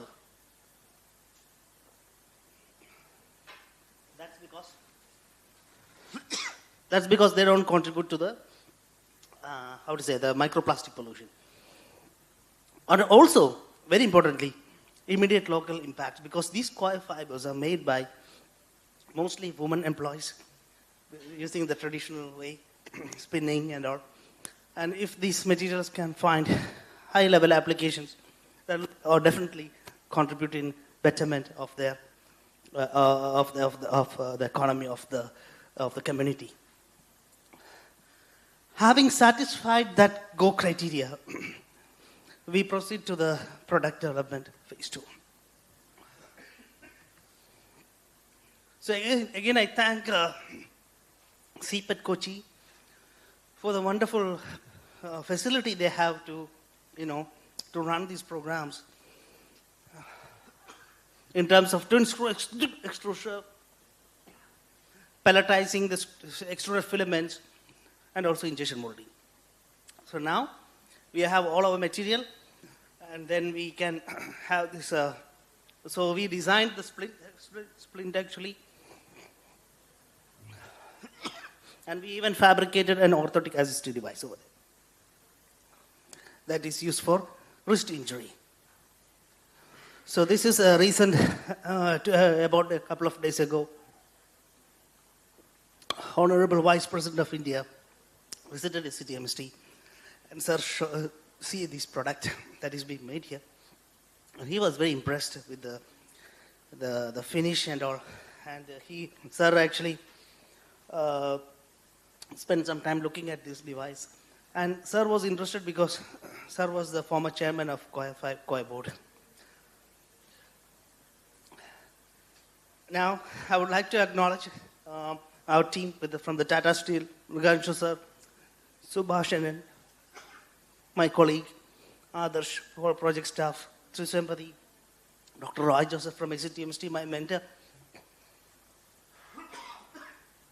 all the team at CIPET, with wonderful support from them. You know, our Rajesh sir, even the staff on the shop floor, Sri Raj, Bibin, Kannan sir, we have Vijayakant sir, and I don't know some of their names, but each one was very, very supportive. Why? Because in government institution, as I also work in government institution, we know the trouble in getting things done. If some equipment is broken, it takes ages. But Kannan sir and all, they work day and night to fix those equipments so that we could complete the project in time. Thanks a lot from the deep of my heart to CIPET, KOCHI, for this wonderful opportunity. Thank you so much for listening to me.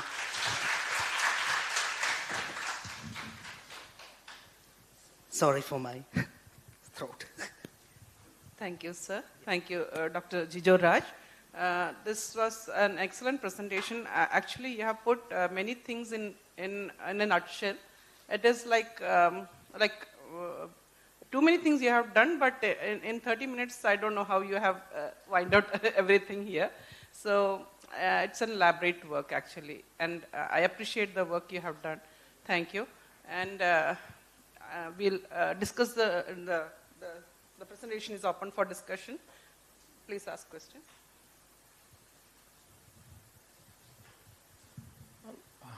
Thank you for your excellent work. You have shown that the square fiber, when you load that into the PLA, the mechanical strength has been considerably improved when the fiber has been short. But at the same time, the 3-point bending shows different results. How do you decide the optimum length of coir fiber into the polymer matrix?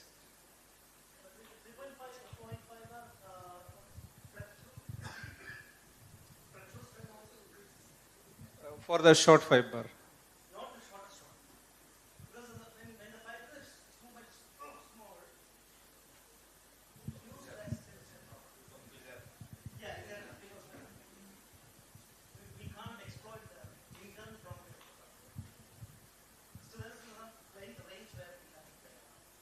Okay. Okay, fine, thanks.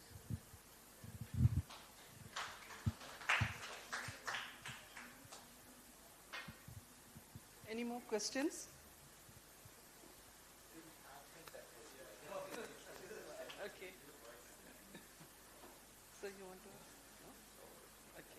So we'll wind up this session, and I'll hand over the podium to CIPET team. Okay, I invite Chair to present a memento to the esteemed keynote speaker, Dr. Jijo Raj, sir.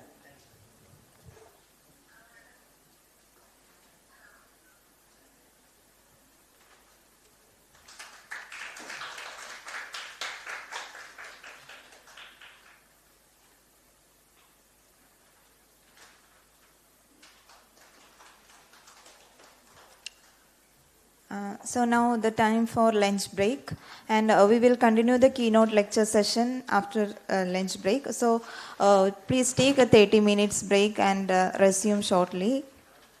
That will be an online session, so the speaker is waiting.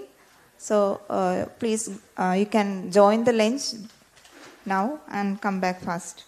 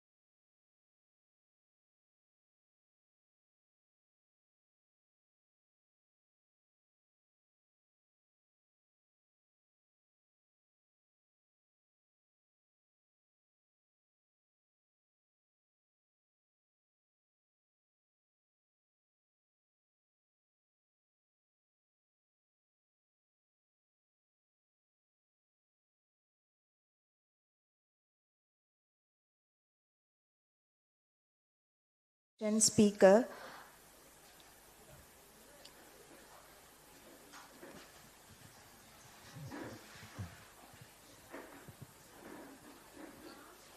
Good afternoon, everybody. Let's start the session.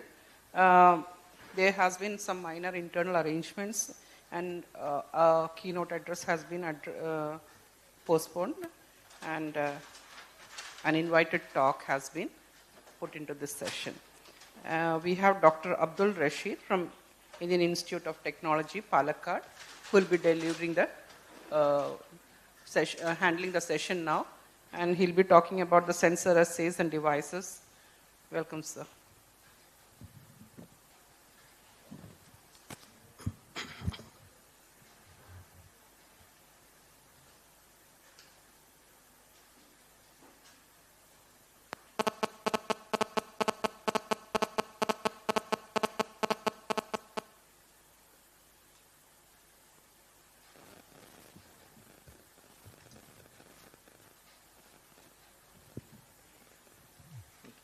Good afternoon. It's audible, right? Yeah, okay. Thank you for the organizers, especially Dr. Suraj, for inviting me for this talk. So I'm talking about development of point-of-care sensor assays and devices for the detection of biomarkers and drug molecules. I am from Department of Biological Sciences, IIT Palakkad. Yeah, so like in our lab, we mainly work for the detection of biomarkers and drug molecules. That's for either disease diagnosis or treatment optimization. In disease diagnosis, we have a kind of non-invasive way and invasive method. In non-invasive, we have glucose monitoring and creatinine for chronic kidney diseases, bilirubin and cystatin C, that's also for kidney damage diseases.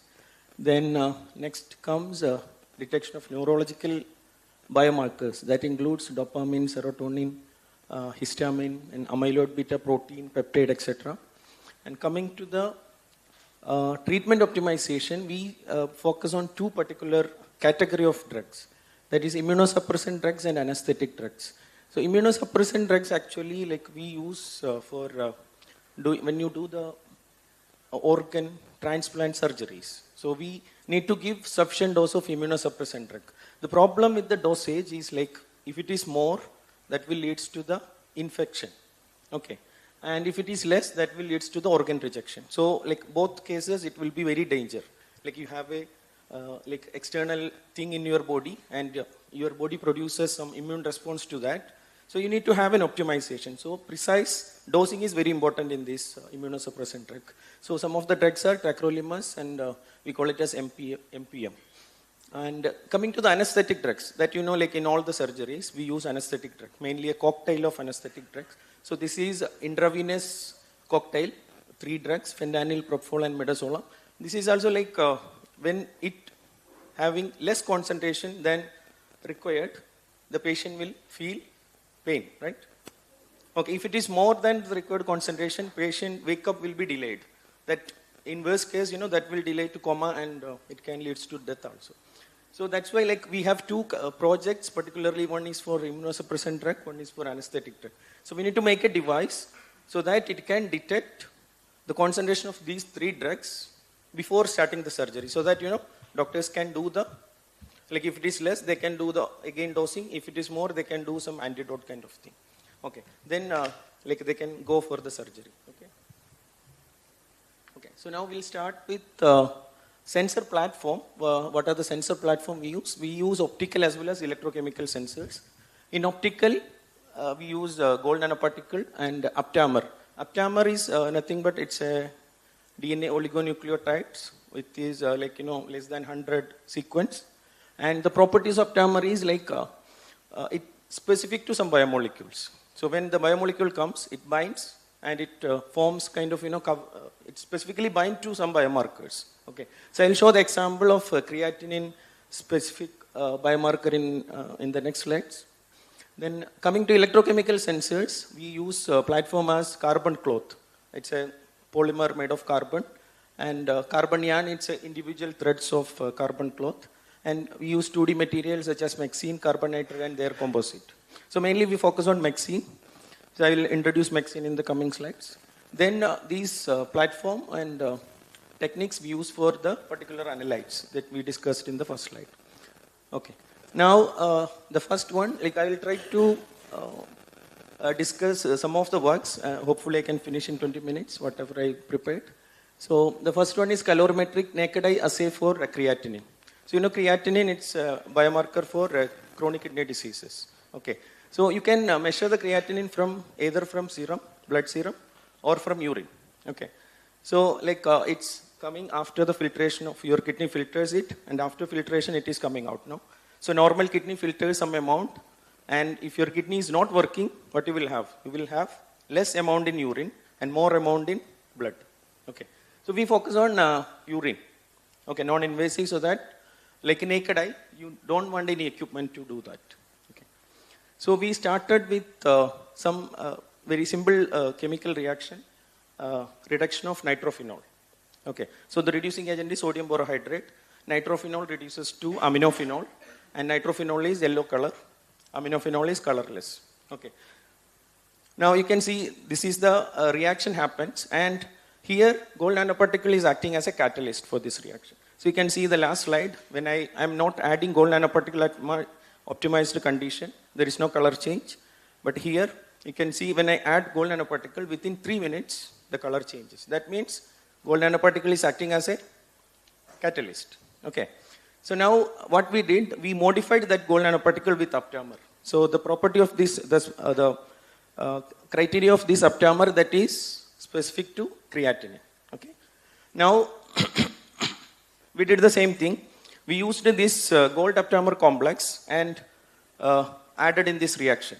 So instead of 3 minutes, we get a color change in 5 minutes. That means I understood that the catalytic surface of gold nanoparticle, the surface of gold nanoparticle is acting as a catalyst here. Okay. Now what we did, we took this gold aptamer complex, and when we have creatinine, what will happen? The aptamer will come and bind. It changes its specification so that the catalytic surface is masking. Okay. So your catalytic activity is less and color change time is delayed. Okay, it is more. Okay. Now we did with other analytes like the interfering agents. So there is no binding because it is specific to creatinine only. So you will get color change time in 5 minutes. See. So here, next what we did, we started increasing the concentration of creatinine. Okay. So now the color change time is delayed with respect to the concentration of creatinine.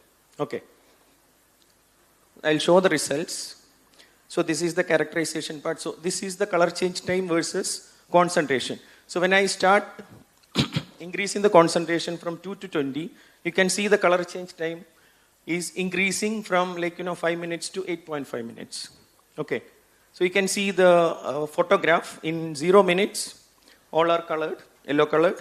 And in 5 minutes, only like the beginning, starting concentration will be colorless. And after 8 minutes, it become colorless. It's giving a trend of color change time with respect to concentration. Okay. So from this linear calibration plot, we found a limit of detection of 0.87 millimolar and linear range from 2 to 20. So the normal range is around 7 to 14 millimolar in urine. So like if you have a disease, like we can able to detect from 0.87. So the sensor works for real application depending on the concentration. Now the selectivity, as I mentioned earlier, only creatinine binds to this aptamer. So only creatinine delays the color change time. So you can see here, all other interfering molecules, there is no delay. So you can get everything colorless within 5 minutes. Okay. So we did the reproducibility also for this. Now the conclusion is you can do the quantitative detection of creatinine possible within like maximum 10 minutes with our naked eye. You don't want any equipment. Okay. How you do the test? Like you take the nitrophenol, and DNA AUNP, and you mix with your urine, add NaBH4, shake it, and keep it for, you wait for the color change time. And you note down the color change time, depending on at what time the color changes, you can get the concentration from this calibration plot. Okay. So this is published also, like a patent is filed. So we are the future work, we are going to make an assay so that anybody can do, from their home also they can do, right? Right. It's a kind of point of care or whatever, home.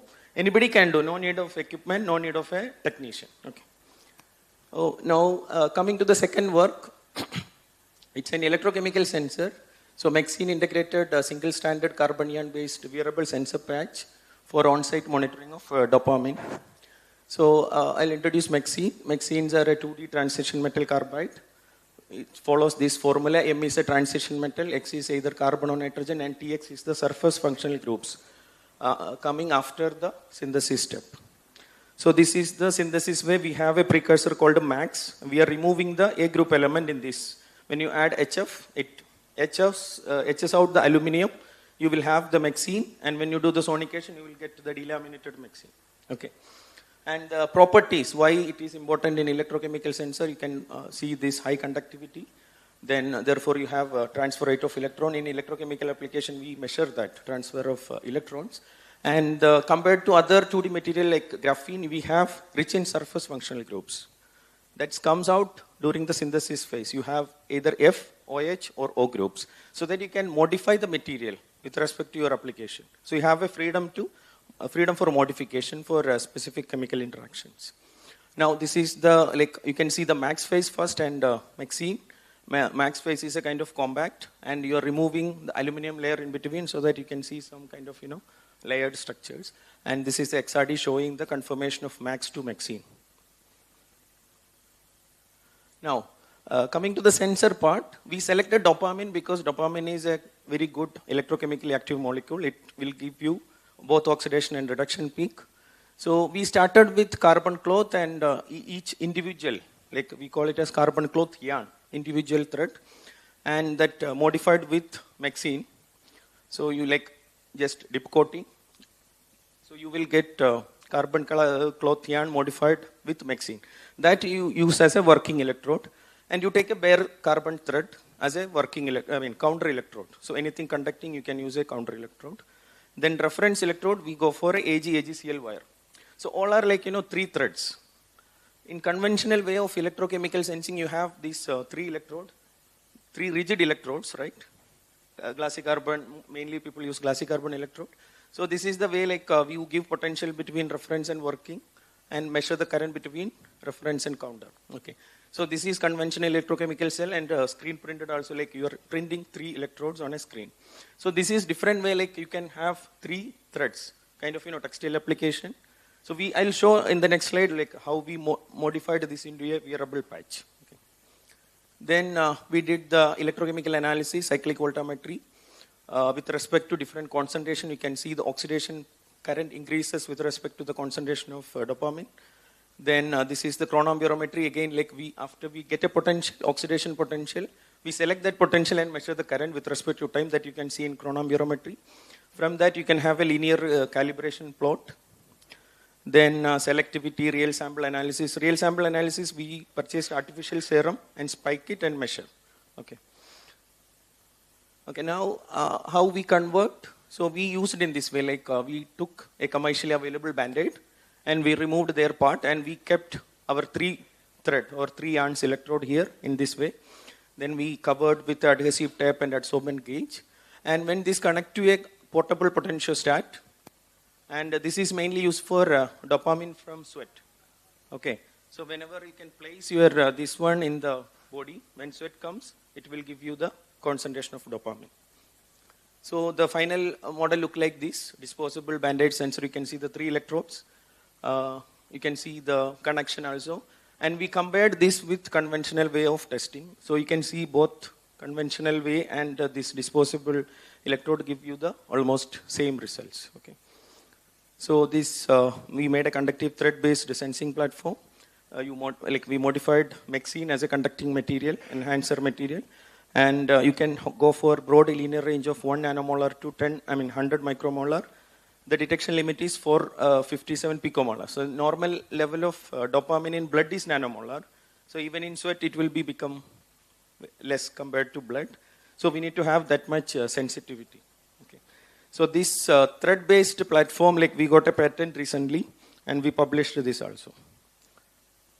Now, Another work, like we converted electronic waste to an electrochemical sensor for dopamine. Same, like we are using dopamine as a proof of concept because dopamine is a very good electrochemical molecule. So what we did, we took the LCD panel, used damaged LCD panel from either from laptop or desktop. Then how to cut this? That was the very difficult thing. How you can cut into a proper shape. We used water jet cutting. All others are failed. We use water jet cutting in proper format, and then we modified same Maxine on that, and we did the sensing for dopamine.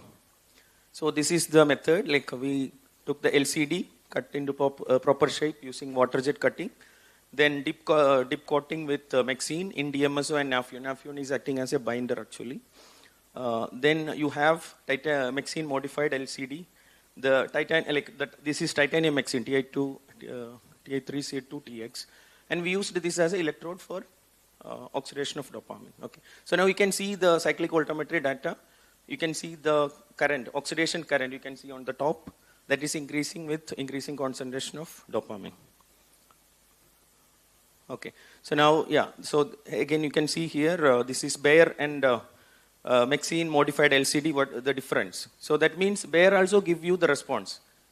So like that is actually the material made, the LCD is, the LCD platform is made of some conducting material, right? Some dyes and, okay. Okay, now what we did, this is again the quantitative detection using chronometerometry. So like a limit of detection, we got about 4.5 nanomolar. And we did the selectivity, dopamine to other interfering molecules, then real sample assay.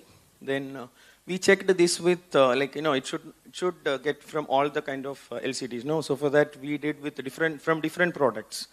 So almost 3 we used, where it is producing the response. Okay. And this also we published in, so this is an approach we are taking something from waste, converting into a usable product.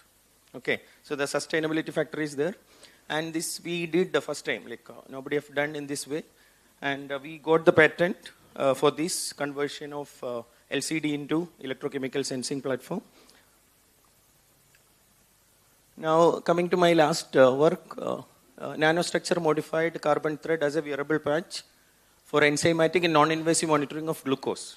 Okay, so this is we started with the same carbon cloth thread, and we modified with PTCU nanostructures by electropolymerization.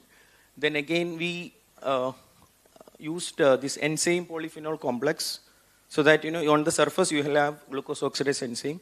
So this reaction happens when glucose comes in presence of glucose oxidase, it converted to gluconic acid. As a result of this reaction, you will have a production of H2O2.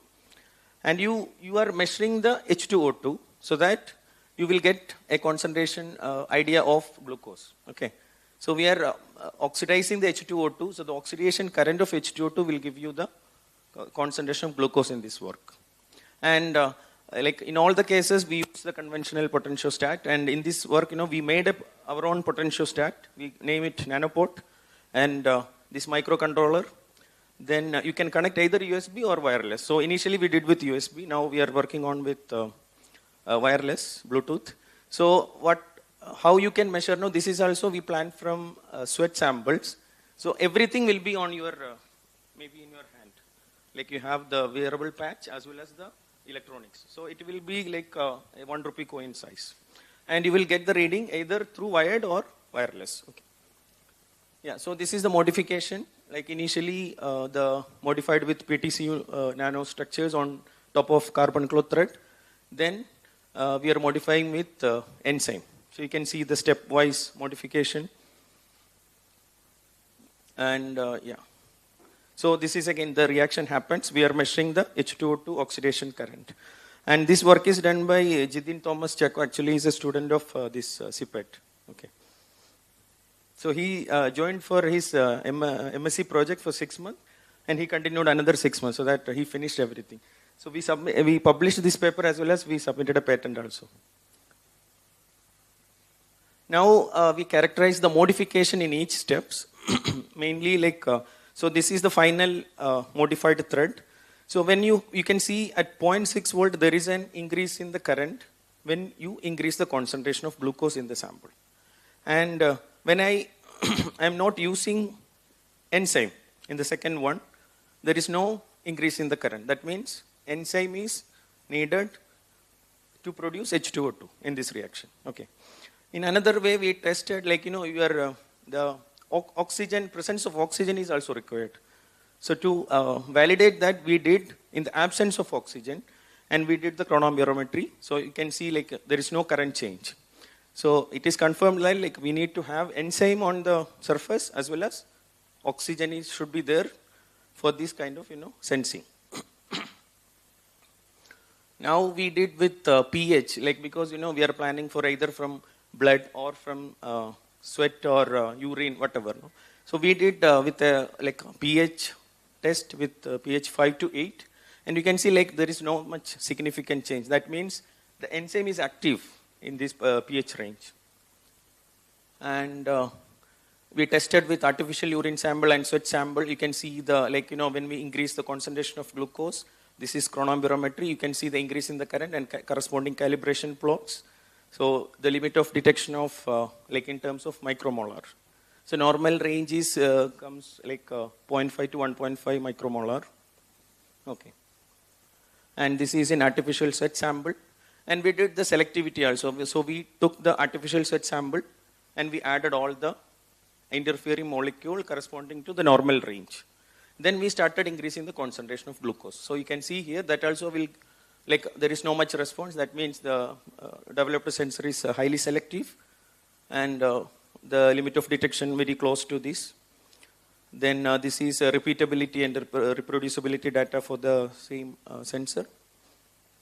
And finally, we made this our own potentiostat nanopod, and we measured with the conventional way of electrode placing as well as our band-aid way of testing. So you can see here, like we need to modify the response a little bit so that we'll get good response. The work is going on. So the limit of detection using the like our own conventional, our own lab-made potentiostat is 25.8. So that is also similar to the conventional way of testing. So we successfully integrated a prototype device on a commercial bandage with custom-made potentiostat circuit. Then it's a linear range from 0.3 to 1.5 millimolar. That comes under the normal range. So we need to extend a little bit more and little bit low so that we can go for diabetes and less glucose, everything. Yeah. So that's all. Like this is my team members. Thanks to the collaborators and funding agencies. Yeah. Thank you. Thank you, Dr. Abdul Rashid. It was an excellent presentation. The session is open for discussion. You may ask questions. Hi, sir. Sir, I'm also working in sensors, actually, Yes. based on carbon dots. So my question is, actually, the ascorbic acid also having the same oxidation potential. So what is the interference study in these cases? We used all the interfering molecule, ascorbic acid, dopamine, uric acid, glucose. That is the main thing. And we can able to distinguish. Sometimes it is very high risky thing. So you need to add to avoid the presence of whatever you get high response.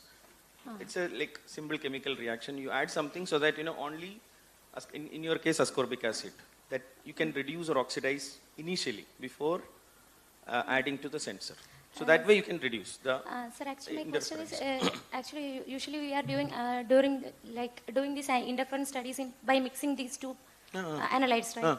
So should it selectively detect the dopamine or not? Yes, we are able to get, because this material modification enhances, like increases the potential some extent. So normally you get maybe dopamine at 0.3 volt. When you have this carbon cloth and mexin combination, we are getting at 0.6 volt. And the oxidation potential of ascorbic acid may not be 0.6 volt. And in the next stage, we are measuring the current at that particular potential, that is chronobarometry.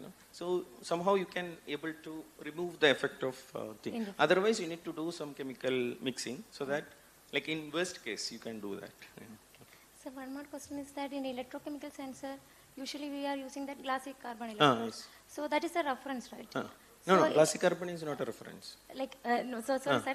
What I am using is that is the working electrode. Dropping in that, that will be the working electron. So my question is, in one case that you are used as a reference electron is your material itself. That is a bare material. That is counter electrode. Reference is AgCl wire. Okay. We cannot replace that. We should not. So AgCl wire will give you the same, like the glassy thing. Okay, sir. Actually, usually we are doing like a bare glassy carbon electrode. We will check the value. That is acting as a working electrode. Yes. Okay. Then we will drop the analyte, like our material. Then also we will check that result, and we will compare that too. Is that the same way it will result? The result will be same as you. No, that is to check the effect of coating material on the electrochemical activity, right? Not the sensing. Yeah, we did that also in that LCD one I have shown, like bare LCD and Maxine modified LCD. Bare LCD also you are getting some peak, but modified LCD, if you are getting enhanced peak, then that is okay, no? Useful. Thanks. One question. Please. A very nice presentation, Dr. Abdul Rashid. So I was wondering, during sensing, you find the change in current. Yes. And I was wondering, maybe in future, could we convert that sort of change in current to a value, like a something like that? Is there some plan for? No, we are working on that. Okay. So we initially what I shown is in the screen you can see the plots. Now we do some like Arduino programming so that we measure the current at particular time, and you can get that and use the calibration plot. You can convert that into a concentration. So it's almost done. Like work is going on. So we are doing that. No, like if you have a point of care device, you definitely need that to show the concentration. Thank you. We are doing that. Any more questions from this side?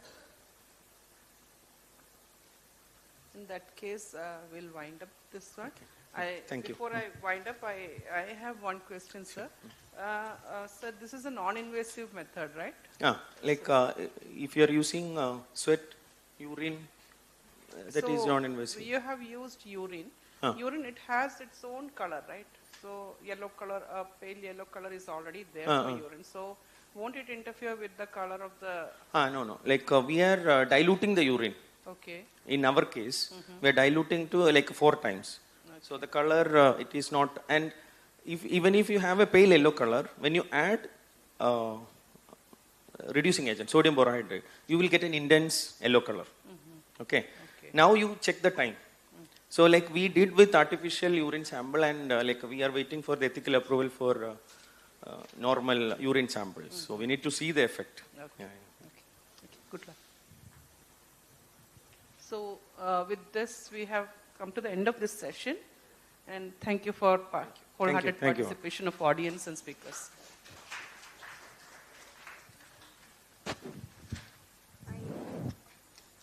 I invite Chair to present a memento to honor our invited speaker.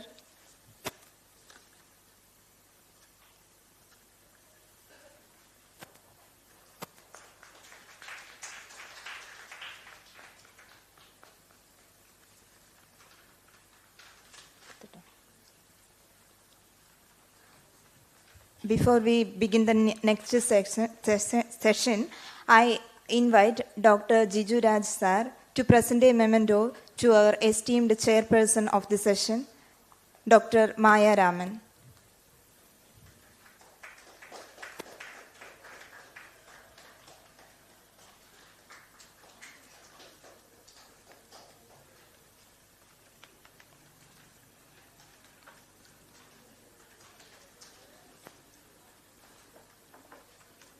Thank you, ma'am.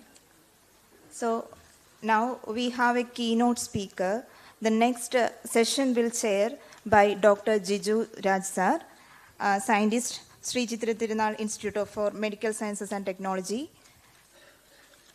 So the next speaker will be Dr. Sundar Balakrishnan, is presently director at the Nature Tech India Private Limited, a subsidiary of Northern Technologies International Corporation, USA. In his present capacity, Dr. Sundar is responsible for commercializing and marketing NIT's technology platforms in the area of bio-based and biodegradable plastics. Welcome, sir. You can start the session.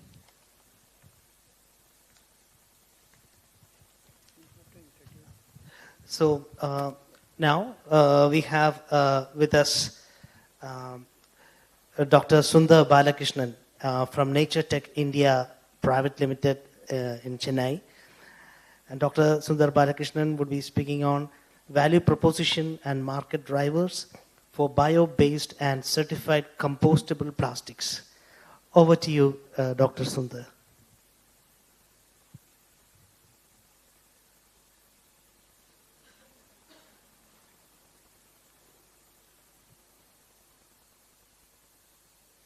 Hello.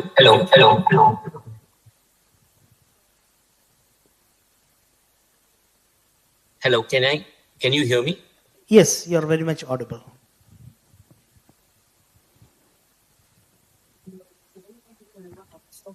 Hello.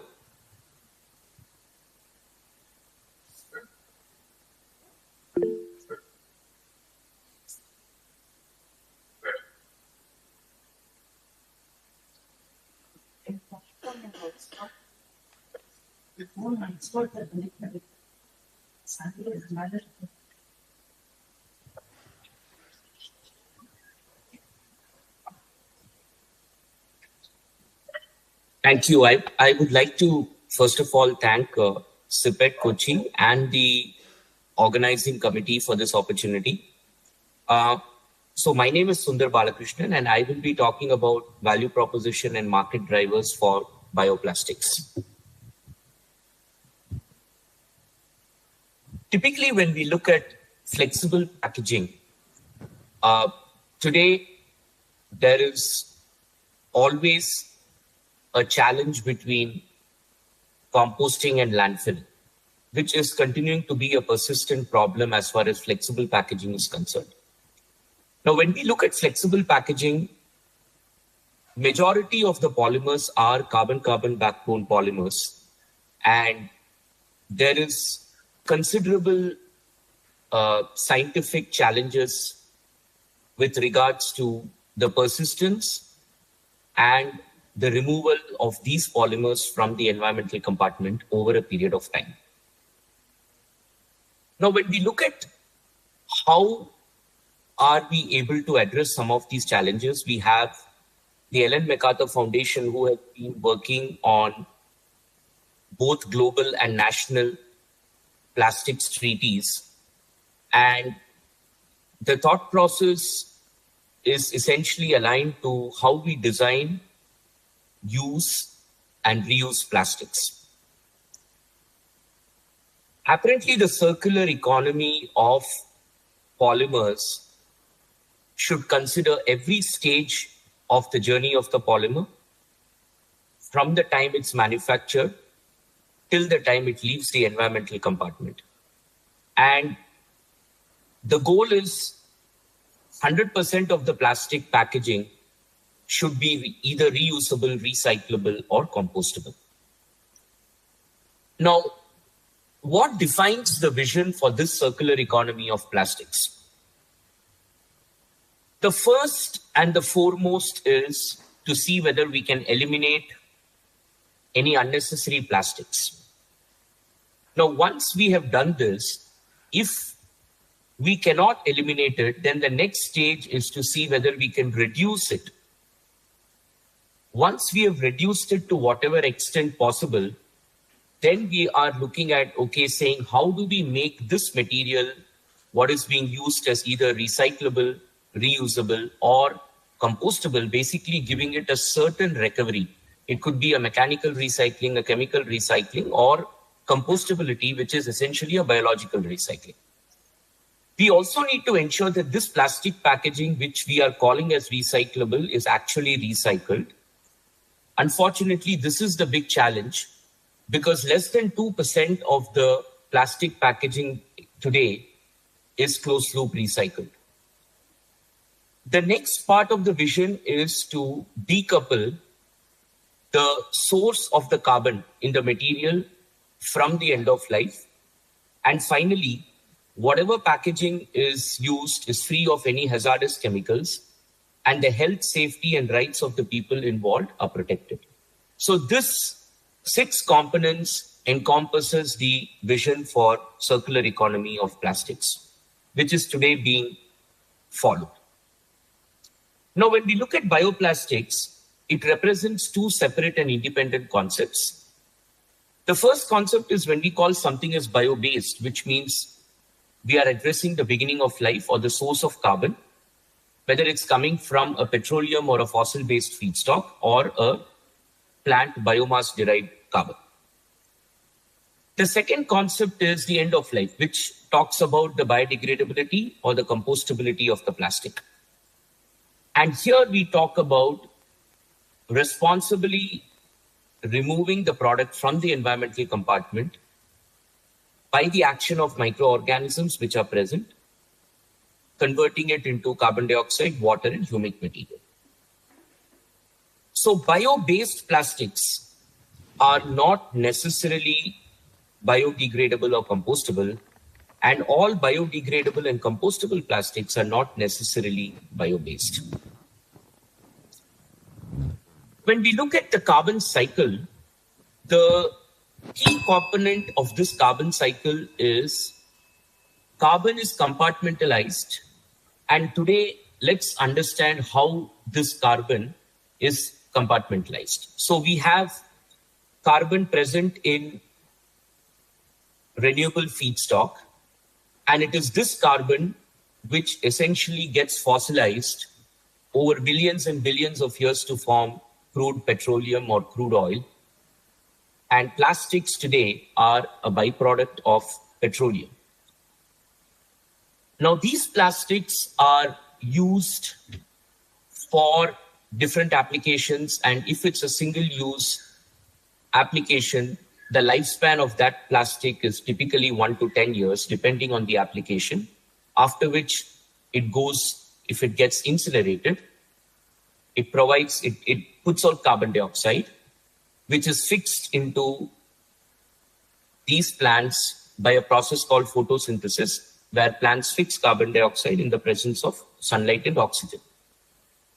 Now, if you see this compartmentalization of carbon, we can see that it takes millions of years to fix carbon, while it takes a very short time to put it out. And this is fundamentally the challenge when we look at the carbon compartmentalization. And that's why more of carbon dioxide is being put out, especially in the last 80 to 100 years when industrialization happened. There's more of carbon dioxide for which there is no fix back. And this is the reason it is going into the greenhouse gas layers and it's trapping heat. Now, when we talk of bioplastics, what we are saying is that a part of that material gets manufactured from biological feedstocks where the time scale of putting out carbon is in balance to the time scale of fixing it. And so it helps in managing the carbon equilibrium. And this is the fundamental value proposition of any bio-based material, that it allows for carbon equilibrium between what is being put out to what is being sequestered. And this can then be documented through certain testing. Now, what are the benefits of replacing a petro-fossil-based carbon with a bio-based carbon? Reduced carbon footprint. There is food security. It creates value for the agricultural economy. And this creates the opportunity to provide value-added products. So just as how you have a fossil-based economy where it runs with crude oil to petroleum and all the byproducts that come along with it, we could potentially have a similar economy based on renewable feedstock, which could then make not only products like bioplastics, but could go into making other products which are intermediates, pharmaceutical intermediates, sugar-based chemistries, and all the different allied chemistries that could go from a renewable feedstock. Now, while this talks about the source of carbon, we still need to address the issue of end of life, which could, as I said, be either a mechanical or a physical recycling, a chemical recycling, which means you convert the polymer back to the monomer constituents, or a biological or an organic recycling, which is essentially converting it through a microbial action into carbon dioxide, water, and humic material. And this is where biodegradability comes in. So when we talk of biodegradability, there are a few questions that we need to understand here.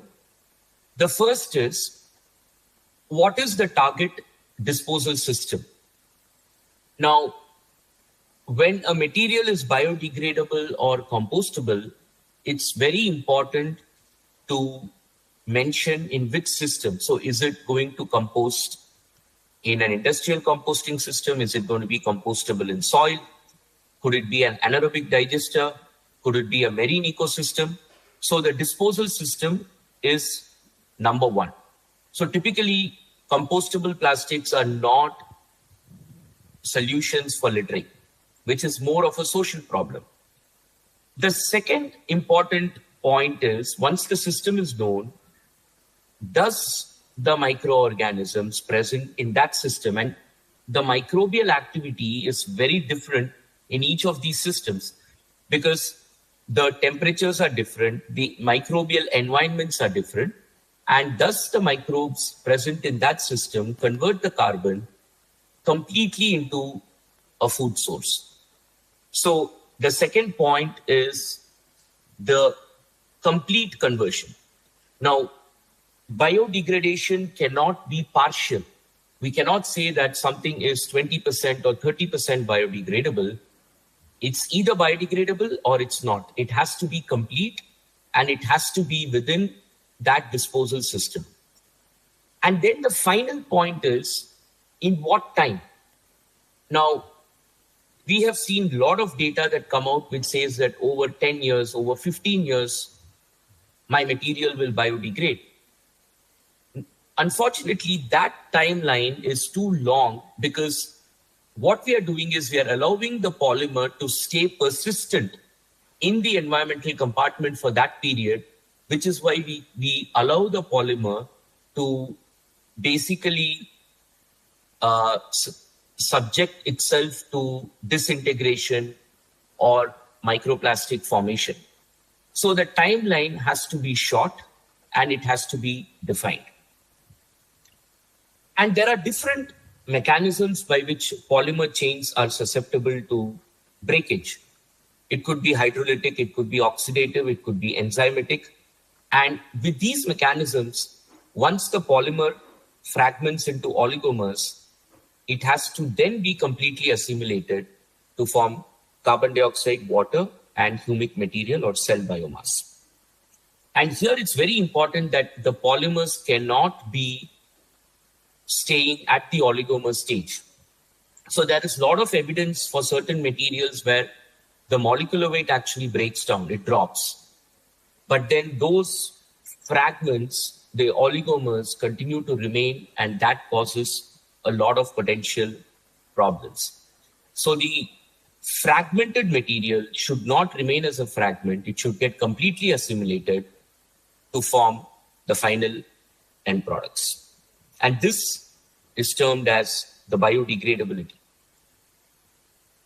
And what does compostability mean? I mean, all these words we hear every day: bio-based, bioplastic, biodegradable, compostable. Now, compostability is nothing but complete carbon assimilation within 180 days in an industrial composting environment. This is termed as compostability.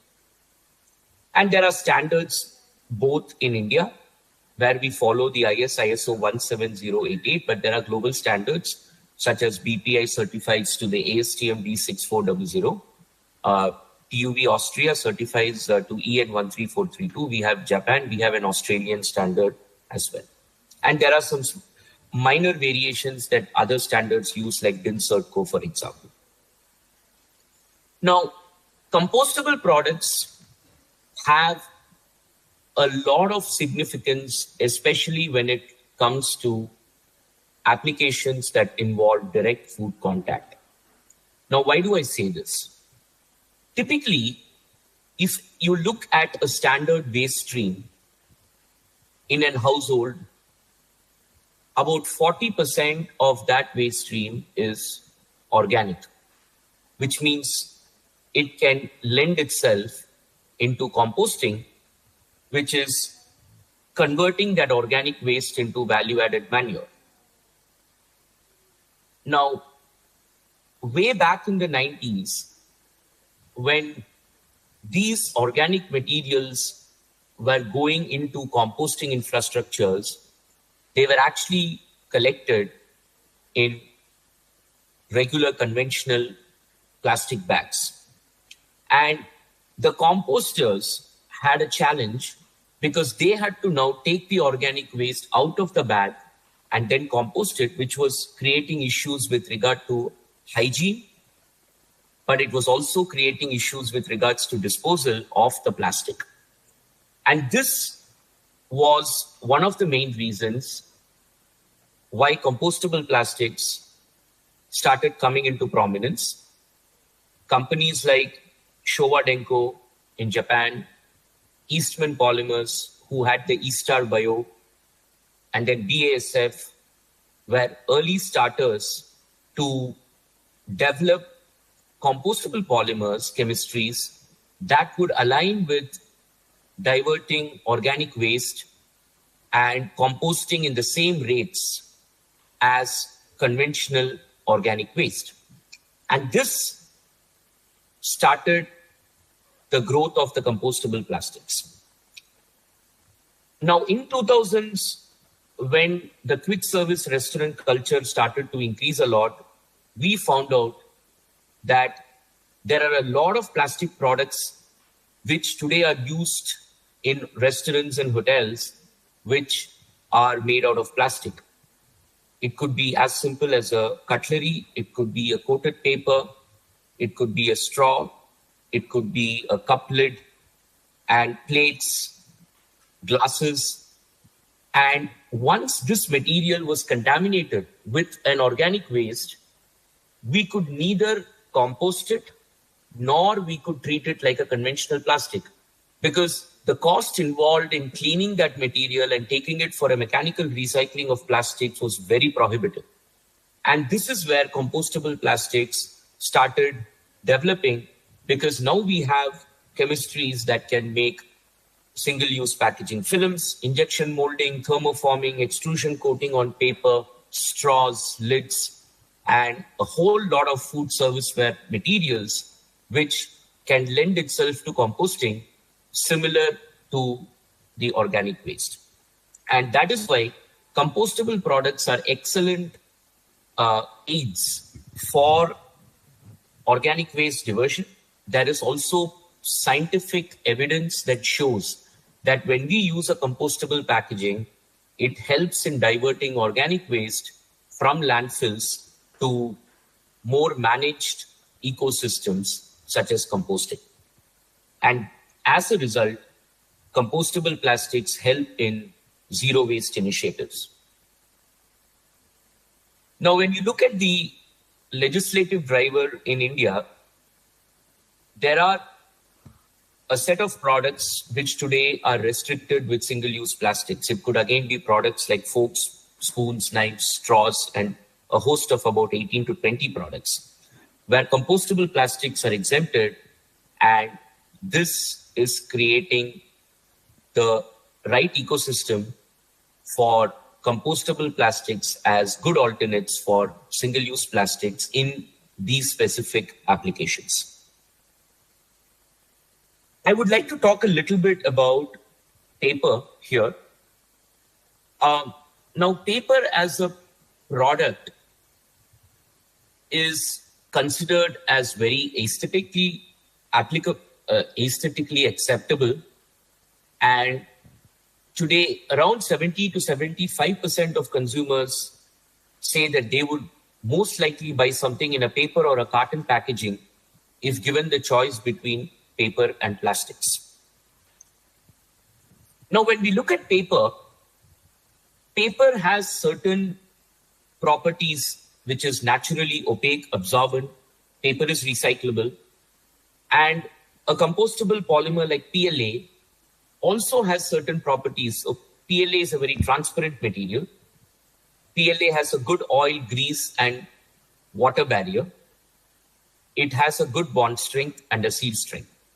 And when you combine paper and PLA, we are able to bring the best aspects of a compostable polymer along with the best aspects of paper to get a product which is fully compostable as well as recyclable. And there are multiple recovery streams for this product. You can do a fiber-based recovery if you want to go to the route of a paper-based ecosystem, or if it is with food packaging, we could take the entire product into a compost recovery stream as well. So there are multiple end-of-life recovery systems for this product. Now, the reason this becomes very important is that what I would really like to highlight here is there are technologies which we should align with, and paper is one of the products where compostable plastics and paper, if wedded together, can actually bring out a much better product. And there could be other products similar in this, in providing this value proposition.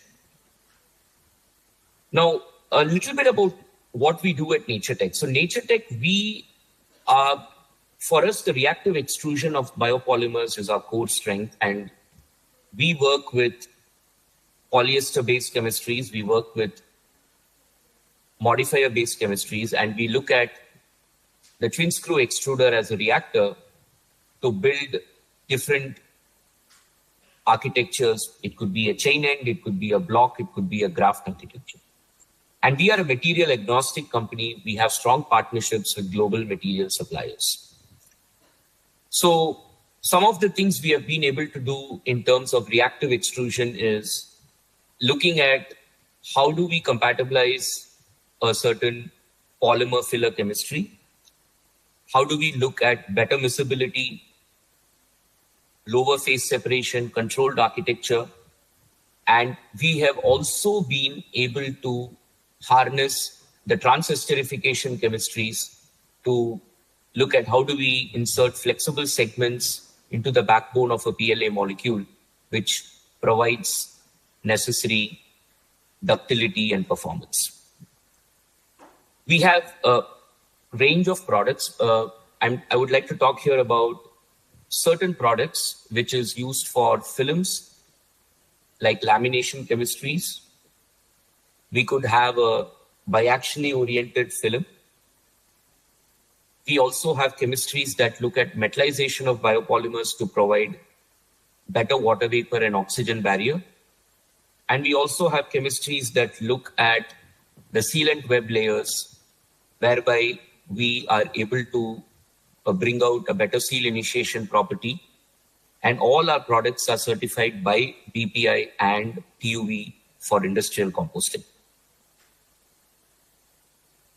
Again, in terms of the modulus, when you look at it, some of the thermoplastic elastomer behaviors that you have with the rigid PLA segments, we could kind of modify it with flexible linkages.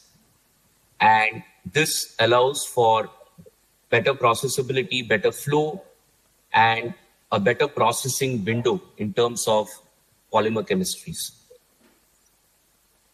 Now, when we look at performance, we are very competitive in terms of looking at tensile strength, which is almost similar to other competition biodegradable polymers. And the tensile modulus, which is again higher than some of the other competitive biopolymers. And each application typically would require a certain kind of performance. For example, There might be certain lamination chemistry applications where we don't want the material to be very stretchy, which means you would have to have a lower elongation with slightly higher modulus or more stiffness. And this are some of the properties that we can get by fine-tuning the polymer architecture of the different biopolymers. We have also done work on metallization chemistries, where today we are able to reach a water vapor barrier of around 5 to 6 grams per square meter per day. And this allows us to look into a lot of medium barrier required applications, which we are able to target now. This could either be a metallized film, which could then be laminated to a compostable film, or a metallized film, which could be laminated to a paper-based chemistry that could allow for immediately looking into applications in the area of dry foods, especially packaging of nuts, snacks, biscuits, noodles, where the barrier requirements are still relatively not very high.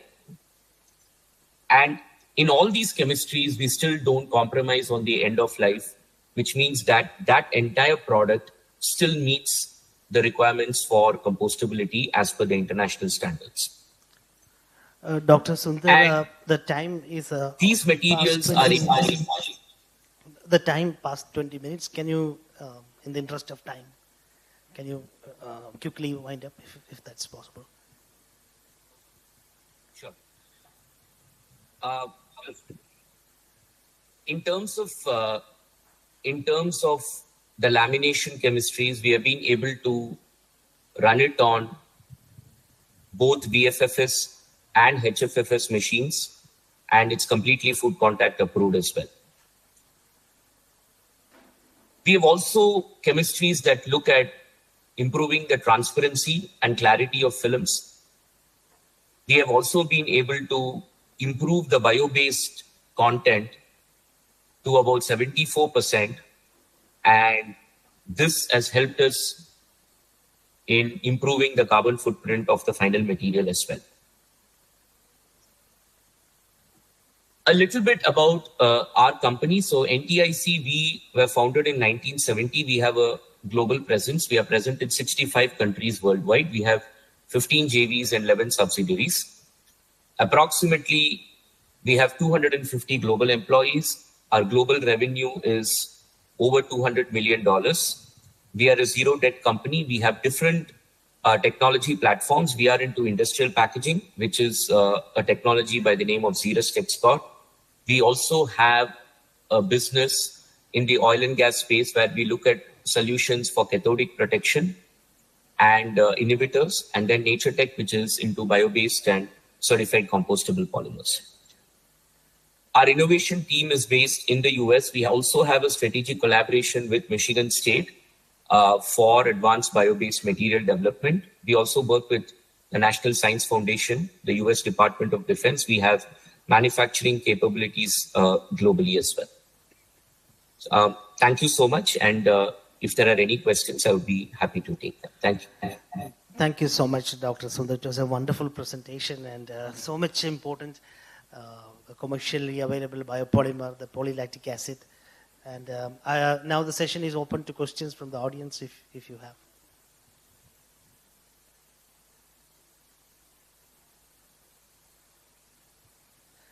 If no, probably I would like to ask you a question. You know, it would have been great actually if we have a commercial production of PLA in India. And what is the factor now that is preventing industrial level production of PLA in India? Yeah, no, that's a great question. And I think we already have one company, Balrampur Chini, who have announced coming up with a PLA facility in India by 2026-27. And there are also other sugar companies who are right now evaluating use of sugar feedstocks for value-added products like PLA. I think it is always a combination of a certain legislative policy driver, because majority of the biopolymers, if you see worldwide, they are driven by policy, they are driven by consistent and stable legislative landscape, which is very important because when you look at a PLA facility, we are talking about an investment of about 2,000 crores. And definitely the legislative landscape would need to be stable for any company to be able to put in that investment. So I would say things have started, and I'm extremely hopeful that there are many more companies who would come into biopolymer production. There are several other biopolymers. For example, PBAT is another biopolymer which can very easily be made if you have a PET production facility. It's all about dialing in different monomers to bring out a different biopolymer. And so as the manufacturing ecosystem increases, the legislative ecosystem would have to support it in terms of building new applications and providing opportunities as well. So I think this is definitely a positive for the Indian biopolymer industry, but definitely it also involves and requires a lot of education, awareness creation, because there are a lot of pseudo products which are out there in the market calling themselves as biodegradable or compostable. And as a result, it creates a lot of confusion in the market as far as consumers are concerned. So the growth journey has started, and we hope that India, with a vast resource of agri-based feedstocks, could become a good manufacturing base for biopolymers. Excellent. Is there any more question from the audience? Maybe I have one more quick question, if time allows. The thing is, the Nature Tech polylactic acid, could we use them in, implants, as medical implants, because they are basically polylactic acid with some additives. And my question is, could we sort of apply some non-toxic additives so that they can be used, they can find application for implants in the body? Because currently there are switches made of polylactic acid. There are other resorbable polylactic acid stent and all for medical devices application. So what is your perspective on that? We can definitely use PLA biopolymers for medical applications. And as you rightly said, several biopolymers today are being commercially used. It's not just the PLA. We have polyhydroxy butyrates, polyhydroxy valerates, and other biopolymers or copolymers of some of these different polymers which are being used as well. Of course, the purity levels of the PLA-based chemistries or any biopolymer chemistry that would be required for a medical application is very different, and it would probably require a different kind of a manufacturing system. I think what PLA is industrially made today is more for industrial applications, but it's not. It doesn't take away the fact that we can't do it. We can still do it. It just requires a different manufacturing profile. Thank you. Thank you so much. Thank you, Dr. Sundar Balakrishnan. It was wonderful interacting with you. And we look forward to have more interactions with you in the future. Thank you so much for your valuable time. Thank you. Thanks. Next, we have an eminent speaker, Dr. Rehan Khan from Institute of Nanoscience and Technology, joining us from Mohali. And Dr. Rehan Khan will speak on adaptive nanotherapeutic platforms for localized regulation of inflammatory microenvironments. Dr. Rehan Khan, the floor is up to you. Thank you.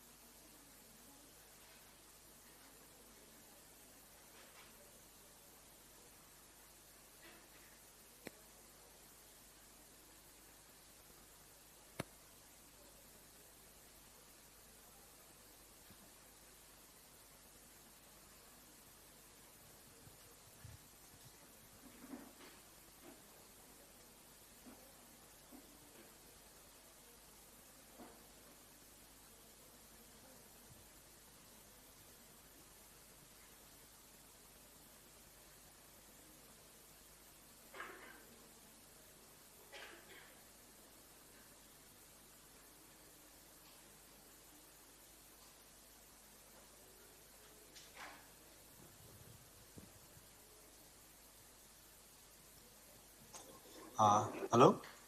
Hello, yes, yes, please. Dr. Rehan, you may please. Yeah, you have. Are you audible? Are you audible? I mean, can you hear us?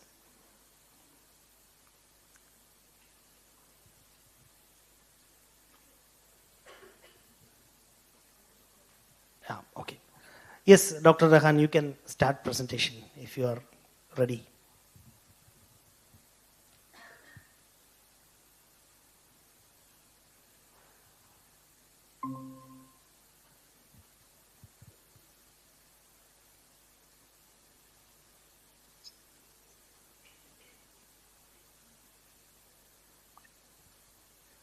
Yeah, am I audible to Yes, everyone? yes, very much. You're audible, Dr. Rehan. Thank you for joining. So, good evening, everyone. My name is Rehan. I'm working as a scientist at Institute of Nanoscience and Technology. So it's our institute. It's is the only institute in India which is mainly working on the aspect of nanoscience and nanotechnology. And here, different scientists from the different backgrounds, like physics, chemistry, and biology, they all work together and they collaborate to work on only on the one aspect, that is nanoscience and nanotechnology. So my topic for the today's presentation is adaptive nanotherapeutic platforms for localized regulation of inflammatory microenvironment.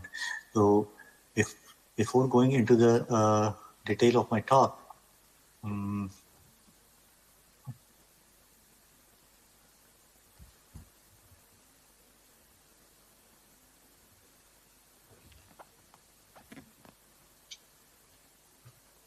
my slides are not moving.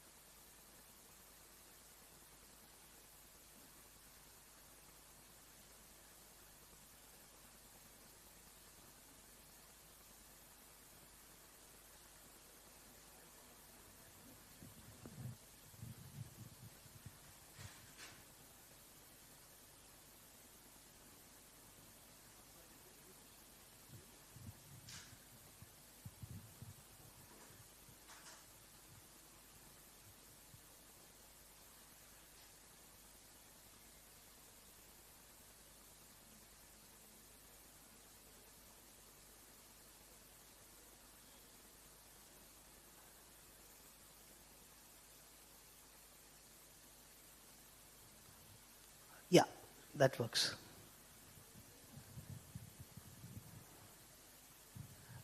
Can you please switch on your microphone?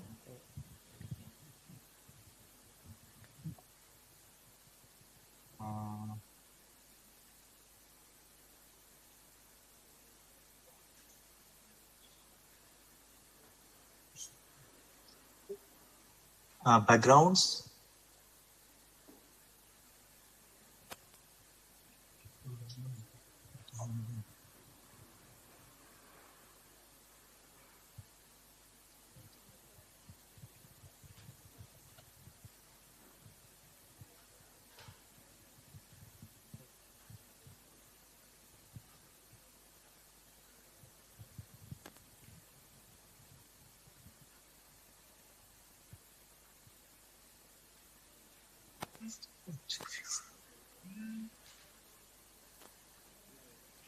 Hello?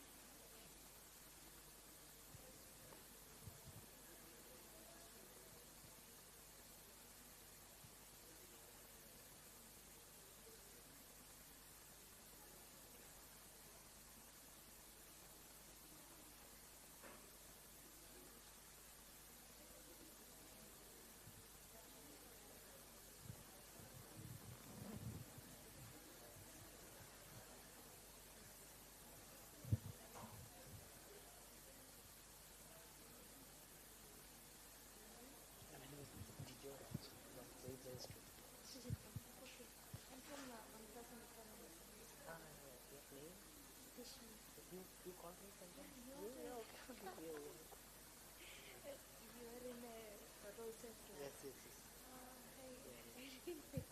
Yeah, yeah, nice to meet you. Yeah, nice to meet you.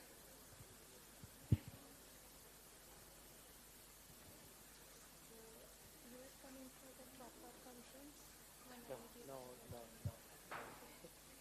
What, everybody from CIPET? They are coming. They are coming. They are coming. You did PhD in our institute, right? No, no, MPhil. MPhil. Okay. Yeah, I was MPhil first batch. Okay. That's after.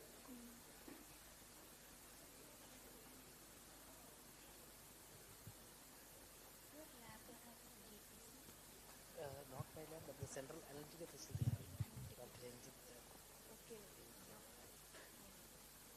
To whom shall I connect for that? Dr. Ranjit or Dr. Roy. Yeah. He's the head of the lab. That time, it was a great help for us because only because of that one paper got Oh, did you acknowledge us? then that's fine. I'm joking. I'm joking. Please do share with us. I will put in our DST report. Sure. I'll share. Yeah, I remember. I forgot to share that. I'll Yeah, share. sure.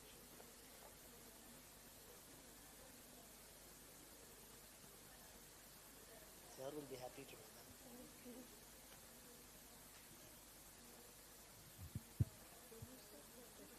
No, he's there.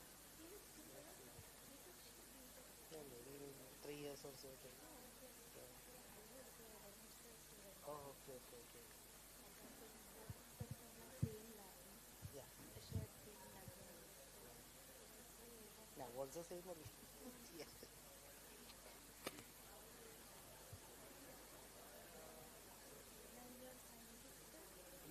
Be there.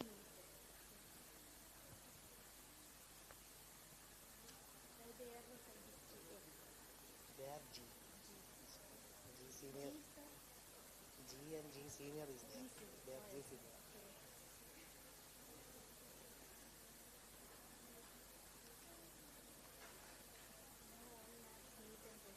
Yes.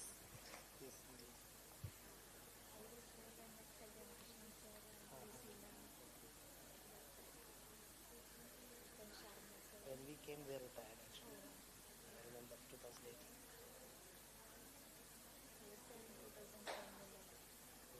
Then you came to Ahmedabad. I did my PhD in NIT Calcutta, chemistry department. Then Let me just check what is the situation.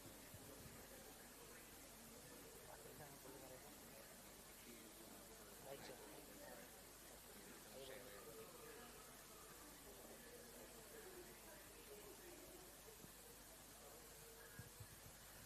We are waiting for the Dr. Rehan Khan has sent the PPT by mail, and we will display it as soon as possible.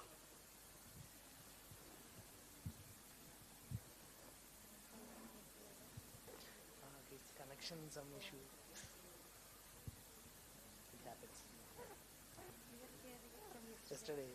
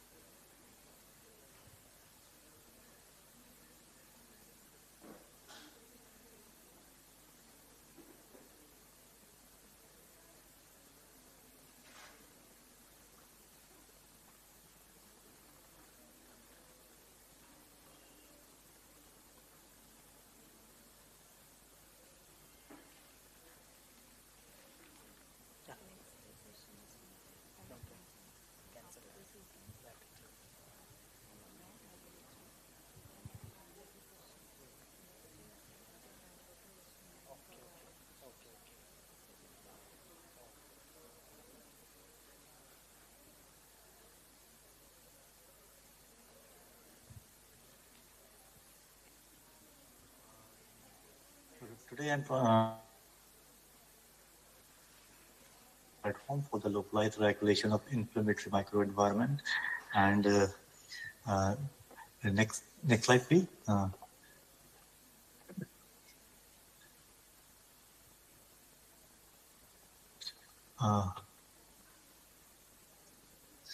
Next slide, areas of research. I think there is some.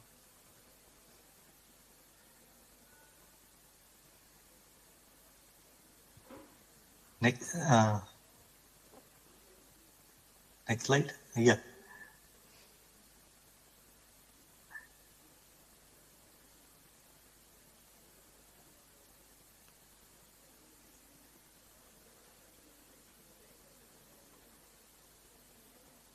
Yeah. Next slide.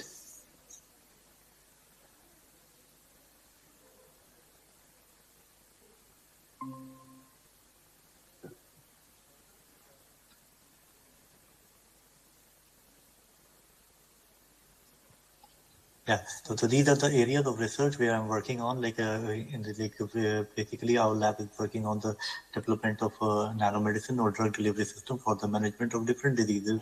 As you can see here, like cancer therapy, experimental rheumatoid arthritis, experimental colitis, and neurological disorders.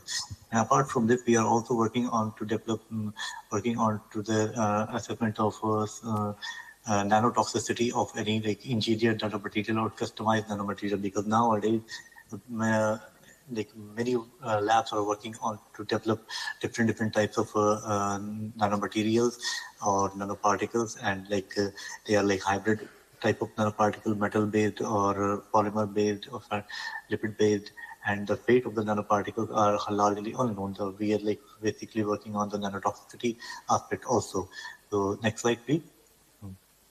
So before going into the detail of my talk related to the ischemia, reperfusion injury or cerebral stroke, first I would like to tell you tell about the brain anatomy in brief and associated brain-associated blood circulation. As you can see here on the left-hand side, it shows the part of the brain which supply the blood to the brain, and there one main artery is the internal carotid artery, which is also called ICA, and the second one is the vertebrobasilar artery.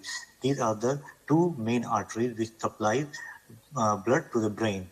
And as you can see here on the figure on the right hand side, as you can see here, internal carotid artery shown by the red color, which supplies brain to the upper half of the brain, which is above the dotted line. That is constitute about 70% of the brain. And the yellow part, that is vertebrobasilar artery, which supplies brain to the posterior part below the dotted line. That is the posterior circulation of the brain. So it's clearly shown 70% of the brain is gets the supply from the internal carotid artery. So the supply circulation through the internal carotid artery is very crucial because it supplies 70% of the brain. And next is, and so this also confirms that in the middle cerebral artery occlusion rat model, that is as you can see here, when we block this, this is the CCA, the common carotid artery, and we have to relocate the common carotid artery and block the internal carotid artery. When we block the internal carotid artery, it blocks the blood circulation to reach to the brain, which and it causes the ischemic stroke or cerebral ischemia into the brain. So this confirms that the particular internal carotid artery, which is connected to the common carotid artery, is mainly responsible for the supply to the brain. So we thought of why we have to inject our nanoformulation or nanomedicine through the intravenous injection. Instead of intravenous injection, we thought to inject our nanoformulation through the common carotid artery. And common carotid. So what is the need of the drug delivery system? To enhance the drug solubility, to increase the bioavailability, and for targeted therapy, controlled release, combined therapy, reduce the side effects, and personalized medicine. Next slide. And these are the limitations of the currently available therapies. So most of the currently available therapies have side effects. They have the incomplete efficacy due to the hydrophobic nature, and they show the drug interaction with other type of drug, delayed onset of action, non-targeted approach, and low solubility. Next. So what we have tried to develop in our in this particular study, we have designed a nanomicelle, which nanomicelle. So So this is the brief introduction of the nanomycel. Like, if you take the single unit of nanomycel, which has the hydrophilic head and the hydrophobic tail, when these multiple amphiphile, it constitutes the one amphiphile. If multiple amphiphile, when come together, they form the supramolecular assembly, and they like self-assemble, and they make a core into the middle of the nanomycel, where the hydrophobic drug can be encapsulated. And nanomycel can be of different type, normal micelles and reverse micelles, and this is very crucial for the formation of nanomycel. As you can see here, there's a red line and the blue line, half the hydrophilic group and the hydrophobic group, and when they self-assemble, and we have to determine the critical micelle concentration, as critical micelle concentration is very crucial for the formation of nanomycel. And below the critical micelle concentration, they will not form the nanomycel, and above the critical micelle concentration, they will form the nanomycel. So it is very crucial to determine the critical micelle concentration for any micelle, and that can be done by the pyrene assay. And next slide, please. So now I'm going to the detail of my study. That we have already published this study in LRP3 inflammasome targeting nanomycel for preventing ischemia reperfusion-induced inflammatory injury. Next. So the aim of this study to how to selectively target and deliver nanomycel into the ischemic region of the brain. So there are some challenges were there. We have to overcome those challenges. The first one is what should be the route of administration. So instead of common route like intravenous route, we have chosen the common carotid artery route of administration of nanomycel. And I found one Google patent filed by the Professor Vinod Labashetro, who is working in the USA, and he showed that if in a comparative study, intravenous route and through the common carotid artery route, there's a 20% more accumulation of nanoparticle into the brain as compared to the intravenous route. So this is the rationale. So we have chosen this common carotid artery route because this common carotid artery route will take our circulation will go into towards the brain. First, when we inject our nanomycel into the common carotid artery route, it will take our nanomycel first towards the brain. There it will be accumulated and then redistribute to the other parts of the body. So this is the rationale why we have chosen this common carotid artery route. Next is to cross the blood-brain barrier. The next challenge is cross the blood-brain barrier. So we have found that in the case of this disease, cerebral stroke or cerebral ischemia, where endothelial cells which compose of the blood-brain barrier, this transferrin receptor 1, TFR1, are overexpressed onto the endothelial cells of the blood-brain barrier. So we have conjugated transferrin ligand onto our nanomycel, which help to bind to the transferrin receptor, and it will help to cross the blood-brain barrier. So this is the next challenge, our approach to overcome the next challenge. And the third one, after reaching to the brain, after crossing the blood-brain barrier, how our nanomycel will reach to the ischemic region. And the report which shows that the ischemic region is slightly acidic as compared to the adjacent normal tissue of the brain. So we have incorporated one pH-responsive polymer in our nanomycel, which show the response to a change of pH, and that is why we have chosen one pH-responsive polymer. And after reaching to the particular ischemic pH, our nanomycel will disassemble and will show the faster release of the encapsulated drug. And the last one is we have chosen the NLRP3 inhibition, and we have chosen MCC950 drug at NLRP3. Why we have chosen NLRP3 inflammasome pathway, as its pathway plays a crucial role in the development of ischemia reperfusion injury. And this is the schematic. Can you go back, please? This is the schematic representation. As you can see here, polyoxazoline, that is the polyoxazoline that we conjugated with the PLGA. Polyoxazoline, the pH-responsive polymer that we have incorporated into our conjugate, and we have chosen this PLGA, which is a FDA-approved polymer for the drug delivery purpose. And then we got this conjugate polyoxazoline block PLGA. Then we have done the melamide reaction to get the melamide group, so that it's thiolated transferrin can be conjugated with this. And then we found this finally this conjugate, which is conjugated with transferrin on the periphery and this polyoxazoline with pH responsive polymer into the our conjugate. We converted this conjugate into the nanomycel, and this is the schematic representation as you can see here, and this shows the encapsulation of this drug, MCC950 drug, into the nanomycel. Next slide, please. So this is like background. Ischemia reperfusion injury is a disease process that affects several vital organs. NLRP3 inflammasome pathway play a crucial role in the development of IR injury and develop transferrin conjugated pH responsive nanomycel for the entrapment of MCC950 drug, and nanomycel bind to the transferrin receptor 1 expressed on the surface on the cells of the blood-brain barrier. This help the cargo to cross the blood-brain barrier, and nanomycel were injected into the common carotid artery of a middle cerebral artery occlusion rat model to achieve maximum accretion of nanomycels into the brain as blood flows towards the brain in the common carotid artery. Then after that, we have characterized our nanomycel with the help of FTIR data and NMR data, and all the characteristic peaks of the conjugate are present in the FTIR data, and NMR also confirms that data. And then we have performed the dynamic light scattering and theta potential, and we found that our nanomycel has around 80 nanometer of size, and which is further confirmed with the help of atomic force microscopy and transmission electron microscopy, and the theta potential was around plus 20 for our final nanoformulation. And then after that, we have performed the cumulative drug release profile and in vitro cytotoxicity assessment, and we have performed the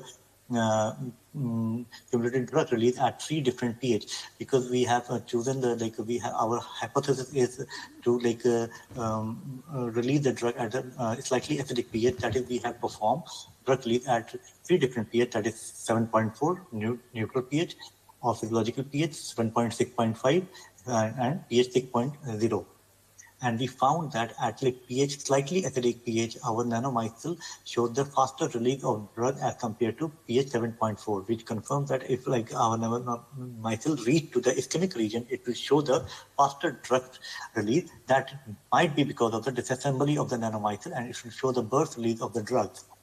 And then we have performed the cytocompatibility through the XTT assay, and then we have performed the we have chosen the H-TERD non-cancerous cells, H-TERD cells of the skin fibroblast cells to check the cytocompatibility of our nanocarrier, and we found that there are no adverse effect of any of carrier up to the dose of 250 microgram per ml. Next slide, please. Then we have performed the cellular and brain uptake of nanomycel. We have performed the cellular study on the neuronal cell lines, and we have performed the uptake study, the quantitative cellular uptake by the flow cytometry and the qualitative cellular uptake by the fluorescence microscopy. As you can see here, in a time-dependent manner, flow cytometry data show that increase in the uptake of nanomycel is up to the 24 hours, which it shows that our nanomycel is successfully uptaken by the cells, and nanomycel and uptaken by the cells, it can show the therapeutic effect. And the qualitative assessment we can see here by the fluorescence microscopy, and it is showing the fluorescence is present within the cells, and it is also showing the time-dependent manner the fluorescence is increasing as demonstrated by the fluorescence microscopy. And the main very important thing is how to demonstrate this uptake into the reaching to the brain. Our aim is, after injecting the nanomycel into the common carotid artery, it should cross the blood-brain barrier and it will reach to the brain. So we have done this with the help of IVIS imaging, and we have put the brain into the IVIS imaging system, and we have loaded the DIR dye into our nanomycel and injected into the common carotid artery, and then after 12 hours we have isolated the brain and performed the IVIS imaging, and we found that our nanomycel is successfully going into the brain. It means it is crossing the blood-brain barrier and going into the brain. This is the biggest challenge, and we have successfully we got the success in reaching the nanomycel reaching the brain. Next slide, please. The nanomycel inhibits the oxygen glucose deprivation induced NLRP3 inflammasome and tunnel assay. As you can see here, we have performed the different biomarkers of the NLRP3 inflammasome pathway into the oxygen glucose deprivation induced cell model system, and we have performed NLRP3 and cleave caspase 3 and these by the immunofluorescence assay, and we have performed the Western blotting also for the NLRP3 biomarker, ASC biomarker, cleave caspase 1, IL-1 beta, and IL-18. These all the biomarkers of the same inflammasome pathway, which is like connected to each other. So, and we found that our nanomycel has the potential to inhibit the NLRP3 inflammasome pathway and its downstream mediators. And next slide. And then we have performed the chick embryo study, and we have ligated the right vitelline artery of the chick embryo, and we have performed the to mimic the ischemia reperfusion in the chick embryo, and we have performed the same biomarkers again through the Western blotting. That's like biomarker for the NLRP3, ASP, cleave caspase 1, IL-1 beta, and IL-18, and we found that our nanomycel is again showing the potential to inhibit the NLRP3 and other biomarkers such as ASC, cleave caspase 1, IL-1 beta, and IL-18. Then finally, we have performed the effect of our nanomycel against the middle cerebral artery occlusion rat model. And here, after developing the model, we have sacrificed the animal and collected the brain, and we have performed the Western blotting and immunofluorescence for the NLRP3 inflammasome biomarkers again, and we found that our nanomycel is again showing the similar result as compared to the that one, similarly like the in ovo and in vitro one. And our nanomycel shows the ability to inhibit the NLRP3 and other biomarkers as indicated by the Western blotting. And after that, we have performed the immunofluorescence, and our immunofluorescence studies for the biomarker of NLRP3 and the cleave caspase 1 also showed that our nanomycel inhibits the expression of NLRP3 as well as cleave caspase 1. Next slide, please. The conclusion of this study: despite various advancements in drug delivery techniques, we still lag behind in addressing concerns like side effects and targeted delivery to the site.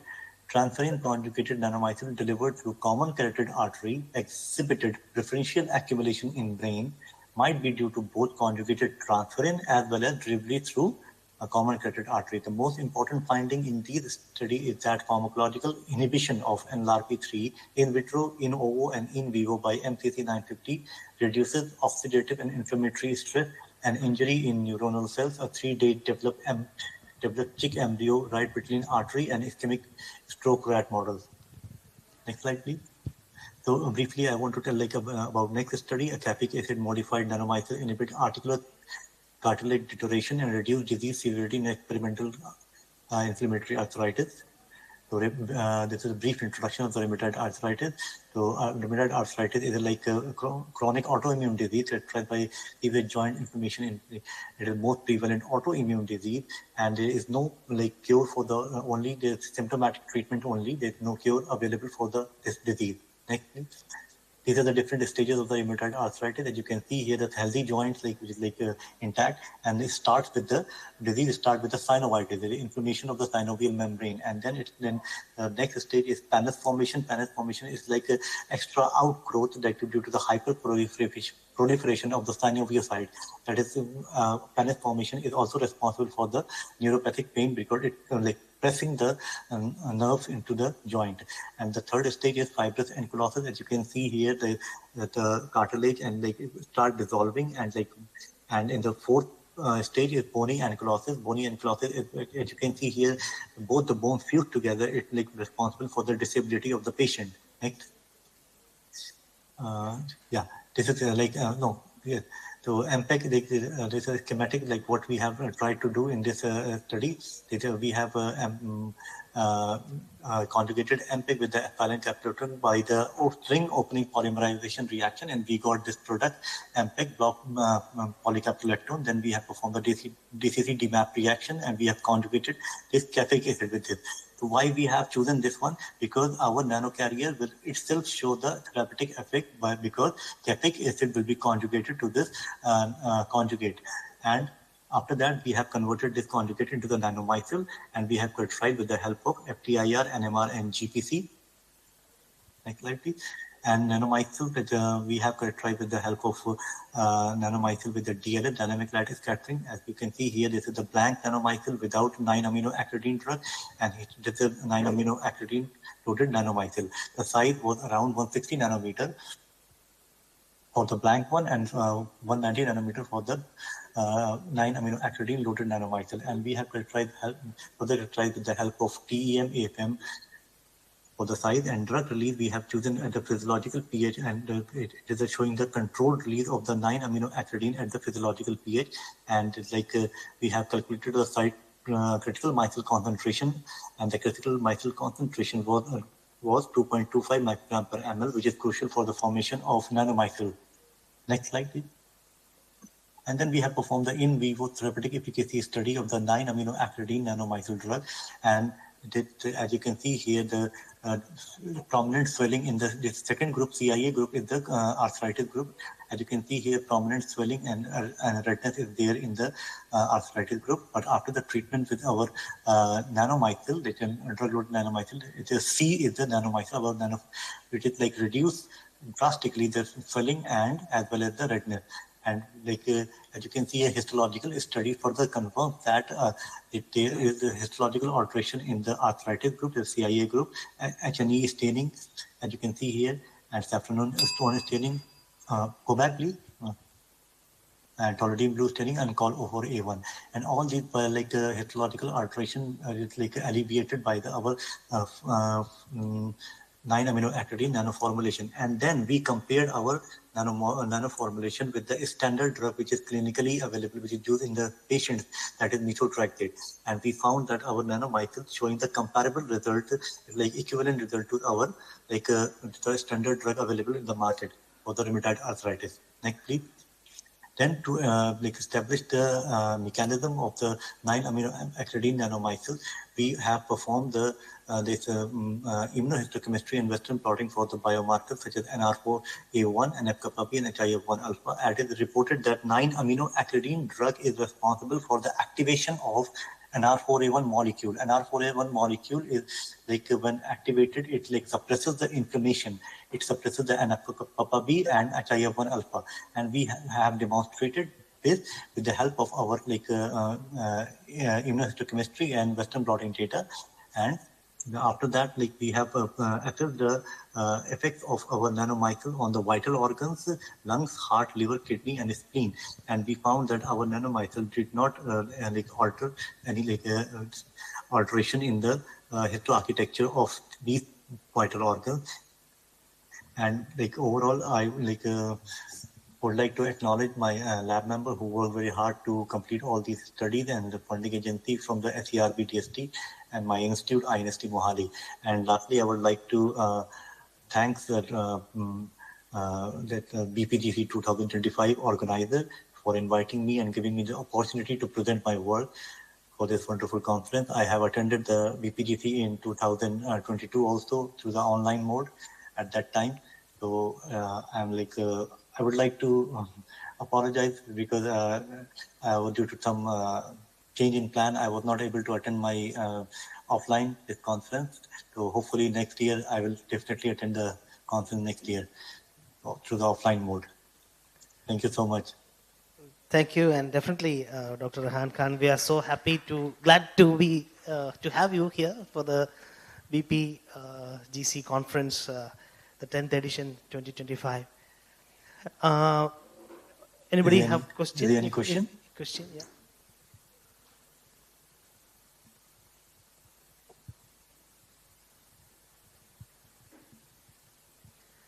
Sir, I have one question probably, because you mentioned the nanomyceli. So these are injected through the nanomycels for the drug loading application for the first presentation. So I'm wondering, they are injected to the carotid artery. So once it delivers the drug, is it bioresorbed, or is it some way ejected out, or will it remain there?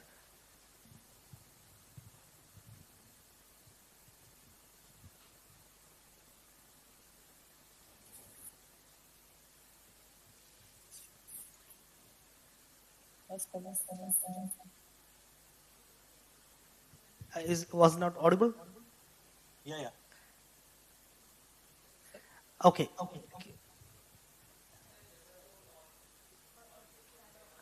The question is, sir, from the first presentation, you mentioned the nanomicelle. So, nanomicelles. There is echoing in the sound. The technical difficulties there, probably then we will drop it, so no problem. It's okay, sir. Thank you so much. Thank you for joining us. Thank you. And thank you. Yeah. Okay.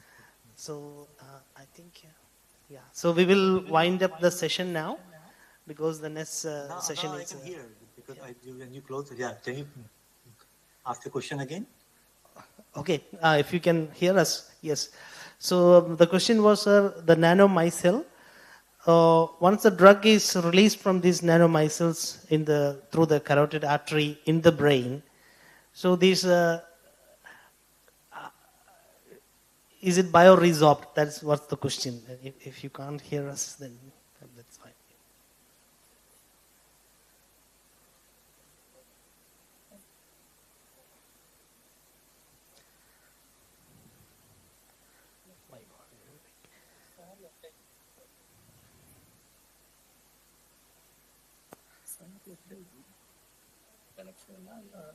Okay, great, sir. Thank you so much. So we will move to the next part of the program, which is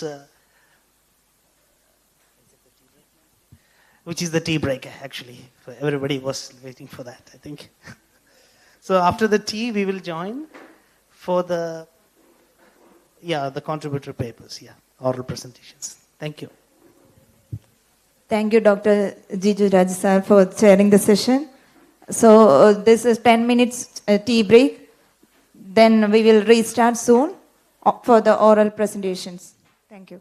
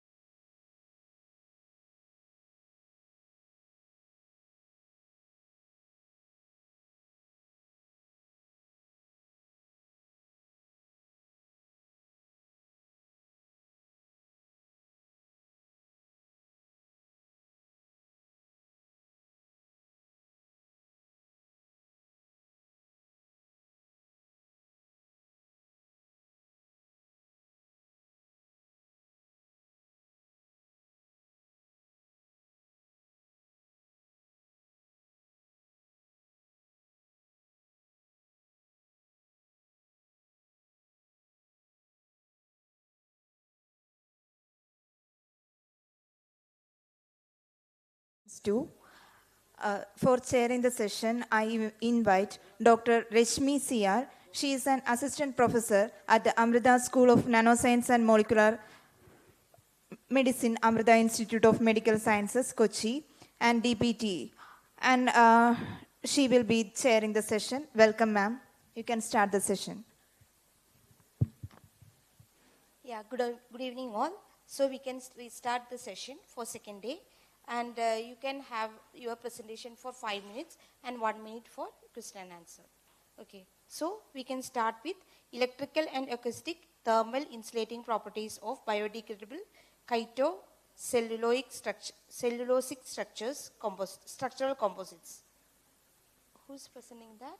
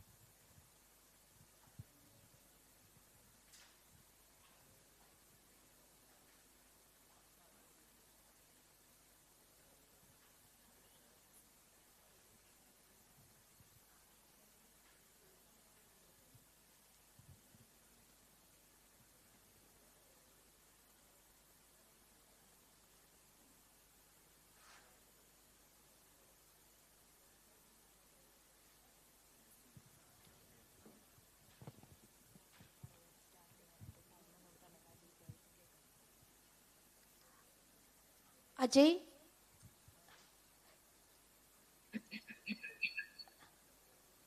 Hello? Hello? Ajay, could you be able to hear us?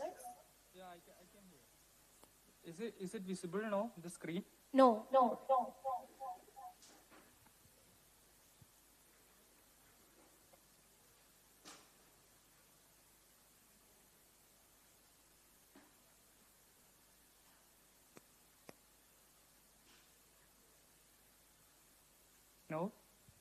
Uh, Hello, ma'am? Are you showing the presentation? Oh, I can't hear. It's too much echo. Is it not audible properly? Yeah. Could you please hold for a few minutes? Yeah.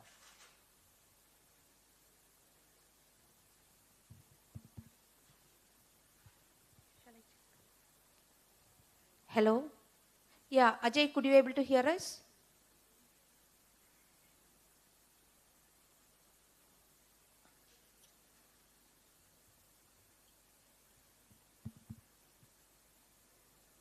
Ajay?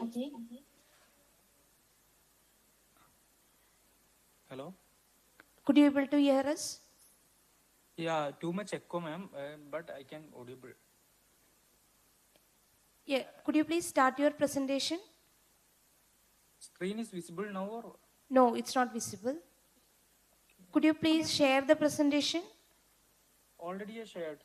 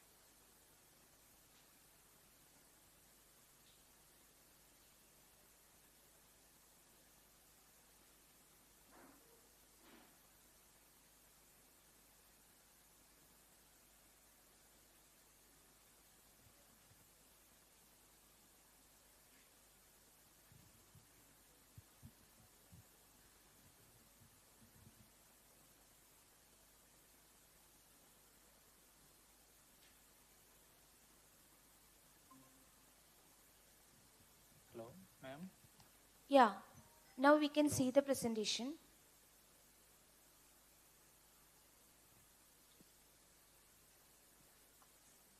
Hello?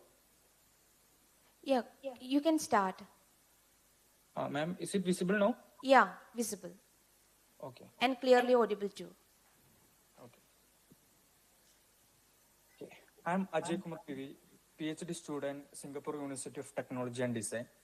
Today, I'm delighted to present our work on biodegradable cytocellulosic structural composite, focusing on their electrical, acoustic, and thermal insulating property. This research was carried out in collaboration with the National University of Singapore.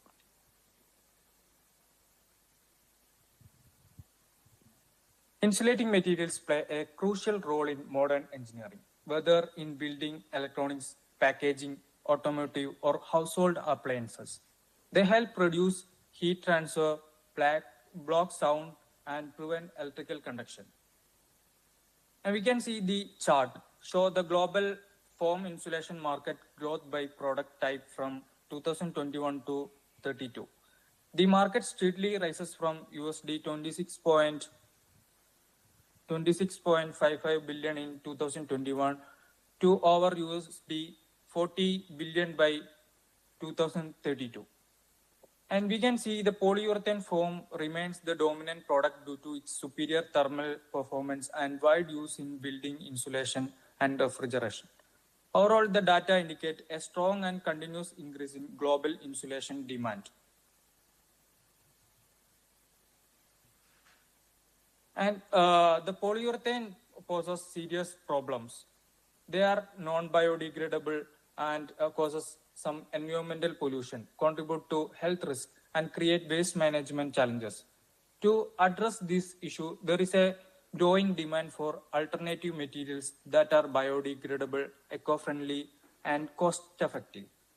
These lead to the key question: which material is better suited for future engineering application? Conventional petroleum-based foams or sustainable bio-based option like cytocellulosic foam? And what is flams? Fungus-like adhesive materials. Flams are fungus-like additive materials, which is bio-based composite made from cellulose and chitin. We know cellulose and chitin are most abundant in the earth, offering fully biodegradability. And the property of this flam, in the wet state, they are highly pliable and can be shaped easily. While in the cured state, they are hardened naturally and achieve rigidity compared to polyurethane foam. These materials, inspired by Composites,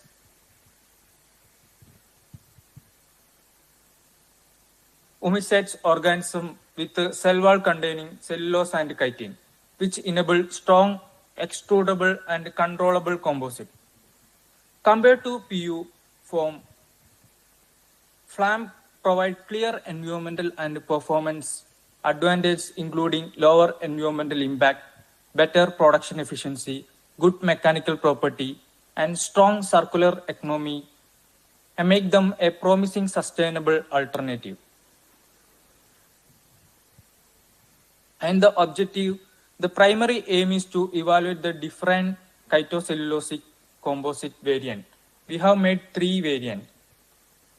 To determine the suitability as insulating materials, our assessment covers key performance areas essential for real-world applications, including electrical, thermal, and acoustic insulation, as well as flammability, biodegradability, mechanical strength, and environmental impact. With the growing demand for eco-friendly alternative to petroleum-based insulators, this study focuses developing biodegradable composite that offers strong insulation performance with low flammability and reduced environmental footprint. And going to the methodology, the materials selected for developing flam include cellulose, wood flour, and chitosan, natural-based ingredients. And the composite was fabricated using 2 approaches: 3D printing and casting, traditional casting method.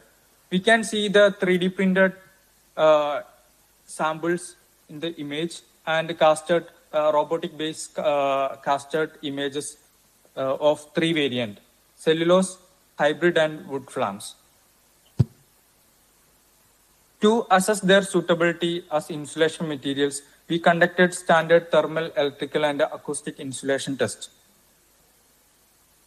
And going to the result part, the mechanical performance of the three variants, among them, the cellulose flam shows highest flexural strength of around 17 MPa, making it comparable to commercially used rigid polyurethane forms. And we can see that wood flam exhibit lower strength closer to that PU form, making it suitable less or load-bearing application. The hybrid one provide a balance between the two, allowing the mechanical properties to be tuned based on performance and cost requirement. And we can see the Ashby plot. On the right, show that the material fall within the range, and we can see the cellulose-based flam resemble to rigid form, and wood-based flam is soft PU, confirming their potential as sustainable structural insulation materials. And going to the insulation performance of the flam materials, all flam variants exhibit a very high electrical resistivity greater than 10 raised to 12 ohm meters, which is well above the standard threshold for electrical insulators. This confirms that flams are excellent electrical insulators comparable to or even better than polyurethane foam. The only slight variation we can see that the wood flam shows some variation, mainly due to the moisture absorption as wood contain natural hydrophilic components. Overall, the result demonstrates the flams are highly suitable for application requiring strong electrical insulation.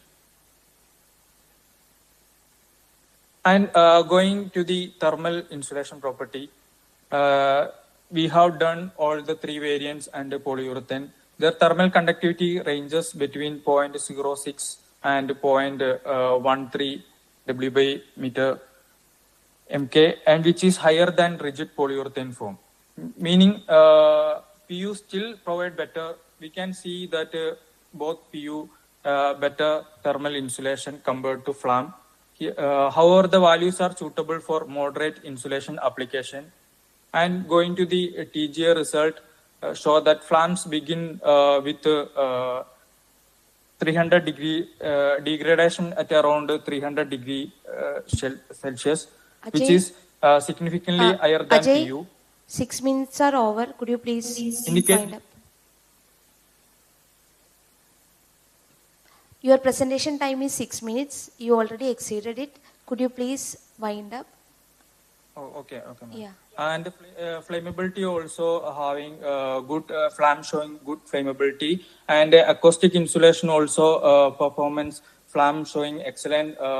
And we can see the biodegradability. Biodegradability, we can see it degrade in 40 days. The soil burial method, 60% mass loss in 40%, and PU form is negligible degradation and main pollutant.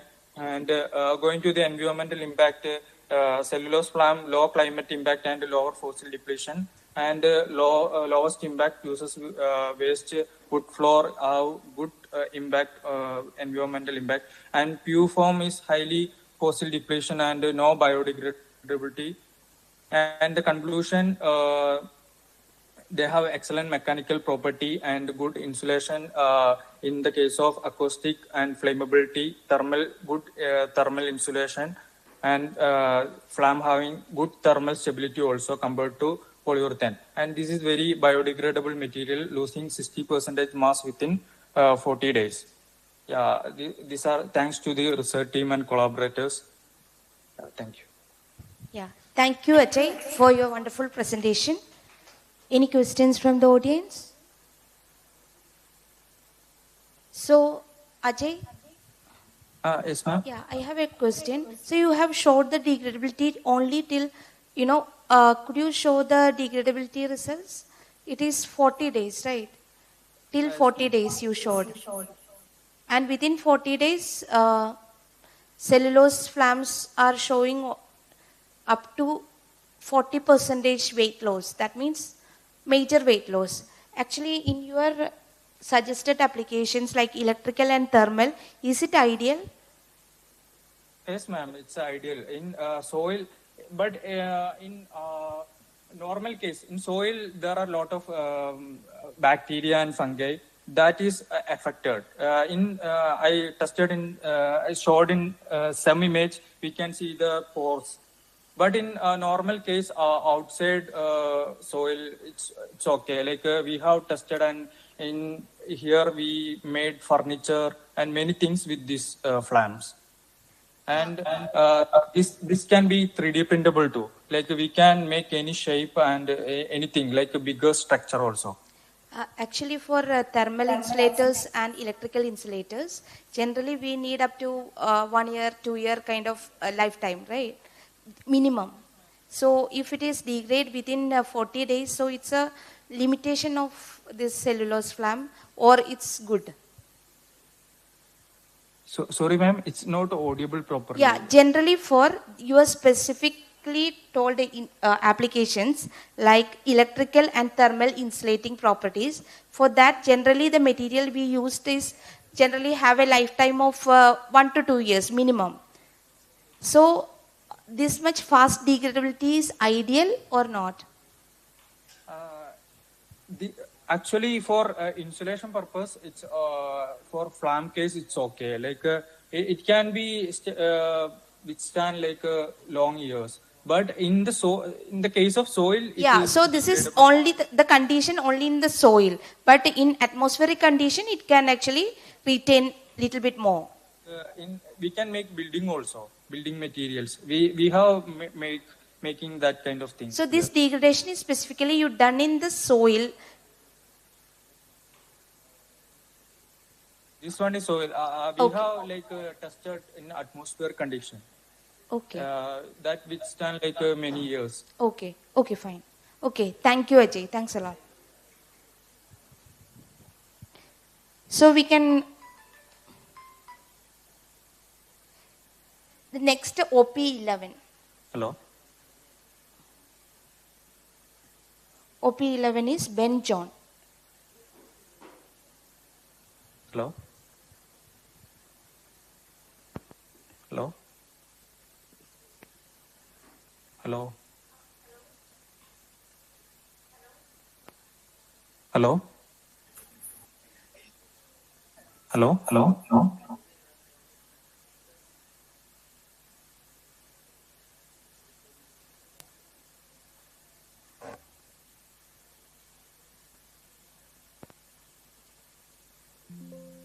Hello.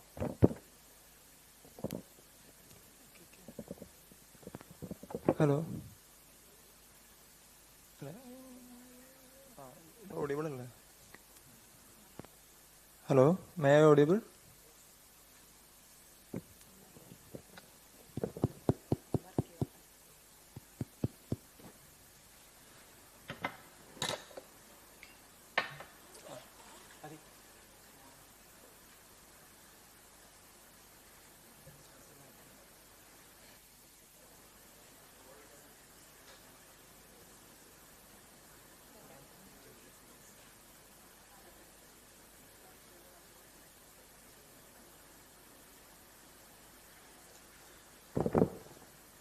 So, good afternoon. Myself, Ben John. I am from CSIR NIST, Trivandrum. So, today I am going to present my work entitled as Cardinal-based autocatalytic polyol for fast-drying polyurethane nanosilica superhydrophobic coating. So, moving to the introduction, let's start with the term superhydrophobicity. So, superhydrophobicity is a material surface property which shows ultra water repellence and consequently causes the water droplet to roll off from the surface.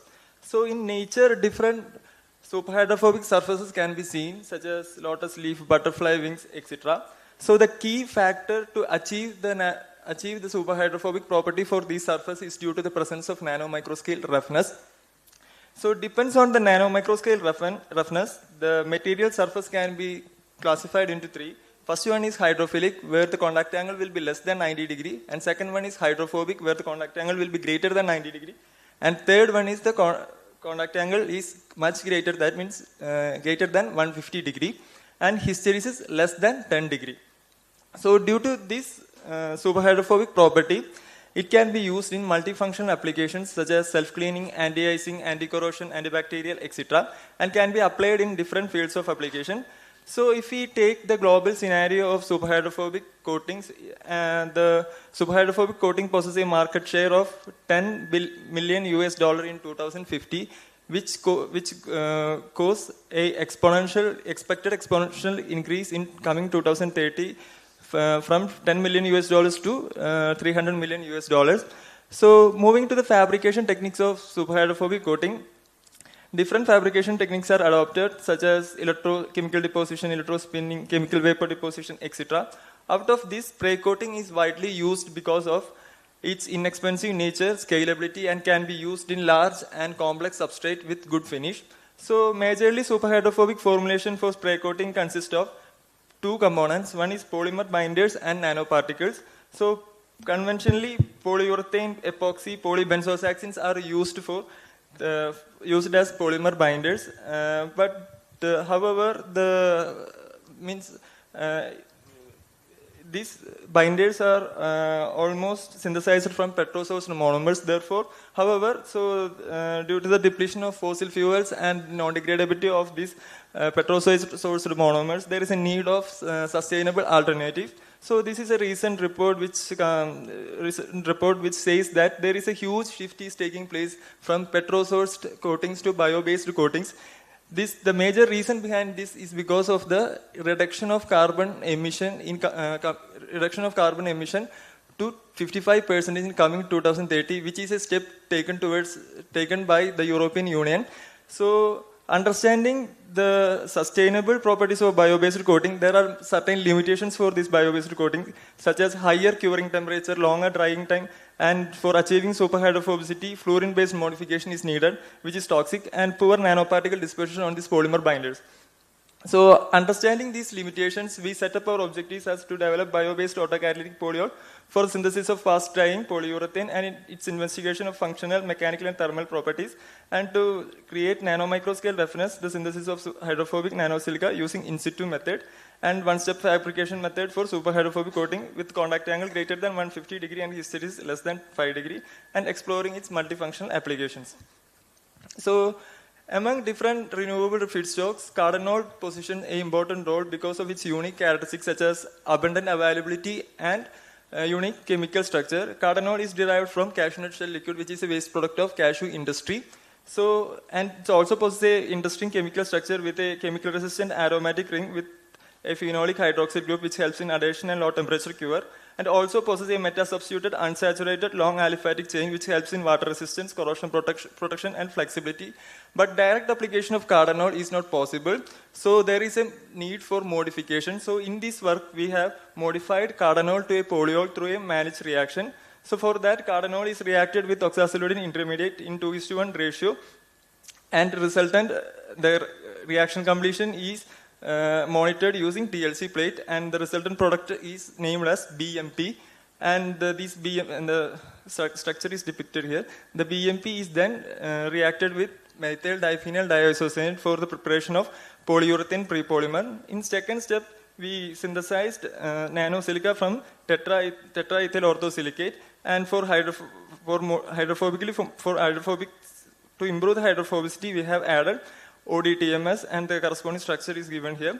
So after these steps, we mixed the hydrophobic silica with BMP in different weight ratio, and the stable suspension is then taken for spray coating on glass substrate. So moving to the result and discussion, first of all, we have confirmed the formation of BMP using FTIR and proton number analysis. In FTIR, the additional peaks corresponding to CN and CNC in BMP attributes to the successful integration of oxazolidine intermediate to the cardinol structure, and proton number also shows a additional peak at 4 and 4.2 ppm, which attributes to the CHN bond, and which also confirms which also supports the FTIR data. To understand the formation of polyurethane, we have done the FTIR analysis for the prepared composition. So here, all the compositions shows no trace of residual isocyanate, which suggests that the completion of reaction between isocyanate and diol is fully consumed. So moving to to optimize this polymer binder, we have recorded the processing condition where the BMP PU with NCOH ratio is equal to 1 shows optimum pot life and drying time. And additionally, thermal and mechanical analysis were carried out. In TG analysis, the BMP PU shows a degradation temperature greater than 190 degrees Celsius. And from DSC analysis, we could find that the optimum composition shows a glass transition temperature of 17 degrees Celsius. And for understanding the mechanical properties, we have done lab shear analysis, where the optimum composition shows a lab shear analysis greater than 2000 kilopascal. So moving to the characterization of modified nanosilica, we have carried out XPS, FTR, and XRD analysis. In XPS analysis, the additional peak of carbon C1s attributes to the grafting of ODTMs to the nanosilica surface. And additionally, FTR analysis shows a additional peak in modified nanosilica with modified nanosilica at 2924 and 2851 corresponding to methyl groups in long alkyl saline. And in XRD analysis, there is a decrease in the full width half maxima with increase in the base catalyst concentration, which suggests the increase in the crystallinity of the silica particles. And some morphology suggests that with decreasing the ammonia base catalyst content, the particle size is also reducing. So here we took 70 nanometer particle size silica particle for composite preparation, and we have found that we incorporated nanosilica in polyurethane matrix in different weight ratio. So in 1:4 weight ratio, we could get optimum properties of 163 degree static contact angle and 3 degree hysteresis. For understanding the improvement in nano roughness, we have done AFM analysis where the roughness increased from 28.2 nanometer to 295.6 nanometer. And the FECM analysis shows that the before and after incorporation of silica, we could find that the silica particles before incorporation shows a size of 70 nanometer, which is raised to 110 nanometer. That suggests that the polymer is uniformly binded around the silica particles with thickness, average thickness 40 nanometer. And the durability analysis were carried out by immersing in solvent and different pH solution. And all the durability studies shows that the static contact angle is retained, and static contact angle is retained above 150 or nearly 150. So, and also done mechanical analysis such as abrasion cycles and peel cycles. The coating withstand 50 abrasion cycles and 40 peel cycles. And coming to the application, we have explored antifouling, self-cleaning, and anti-icing, and the corresponding videos are shown here. The first one is antifouling in different solutions, and second one is self-cleaning of the coating, and third one is the anti-icing property, where the de-icing time is 121 seconds. So moving to the conclusion, the cardinal-based autocatalytic polyol is synthesized and characterized. The BMP PU with 1:1 NCOH ratio features optimum drying time with longer pot life of 4 hours. The BMP PU displays a TG of 70 degrees Celsius with degradation temperature greater than 190 degrees Celsius, along with enhanced mechanical properties. The ODTMS modified nanosilica exhibit optimum particle size of less than 70 nanometer with 1:2 ammonia to tetraethyl orthosilicate weight ratio, and optimum modified nanosilica loading shows static contact angle is equal to 163 degree and hysteresis 3 degree with multifunctional properties such as antifouling, anti-icing, and self-cleaning. Thank you. Yeah, that was a nice work. So, any question? So, I have a small question. What are your suggested application for this specific material? Ma'am, actually different applications we can use, such as in currently this coating is taken for wind blade coating. So actually this is an upper layer coating which is taken for this study, but actually one primer coating is also there. Okay. So these two coatings are used for the these two layers are coated for wind blade actual application, but this is actually to get superhydrophobicity. So for that we have tuned the polymer matrix as well as the silica particles. That's why from silica particles we can see that the nanoparticle size is reduced from 185 nanometer to 70 nanometer. So what happens is that when 17 nanometer size nanoparticle is added to the polymer matrix, the stability of the suspension is increased. But when we are using 185 nanometer size silica particle, the hydrogen bonding between this polymer matrix make them to settle down easily. So that's how we tuned and spray coat. Did you check the long-term durability? Long-term. Yes, actually in outdoor exposure, that means because it's for winter. Yeah, actually up to 2 months we have studied in outdoor exposure, means just keeping outside in the roof. Yes. So up to that the contact angle is reduced from 163 to nearly 150. But his studies have a little bit high differences too. But mostly the static contact angle retains. Because in windmills high friction will happen Yes, continuously. Yes, So and actually we don't have the we don't have the facilities in India to do that rain erosion, soil erosion test. So that's we have done in lab scale, and that's all with this one. yeah, thank you. It's a very good work.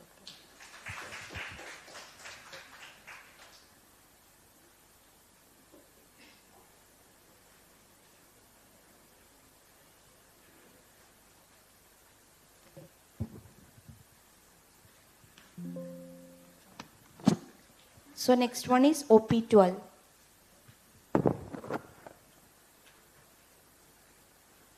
Good afternoon all, myself Bhavya V. Today I am before you to present my work titled as Phosphorus Top Carbon Dot Encapsulated in Porous Silica as a filler for hydrophobic and flame retardant PVA films for sustainable packaging applications. The work has been carried out under the guidance of Dr. K.I. Suresh and Dr. T.P.D. Rajan from CSIR and NIST. So in our day-to-day life, we are immensely using this plastic material due to its low cost, durability, load-bearing capacity as well as lightweight. However, these are non-biodegradable as well as environmentally hazardous too. So PVA, which can be an promising alternative to non-biodegradable flexible packaging material as it is biodegradable, which having a strong film formability as well as an inherent oxygen barrier capacity. So however, the practical application of PVA films are limited due to its inherent flammability, poor water resistance as well as poor UV blocking.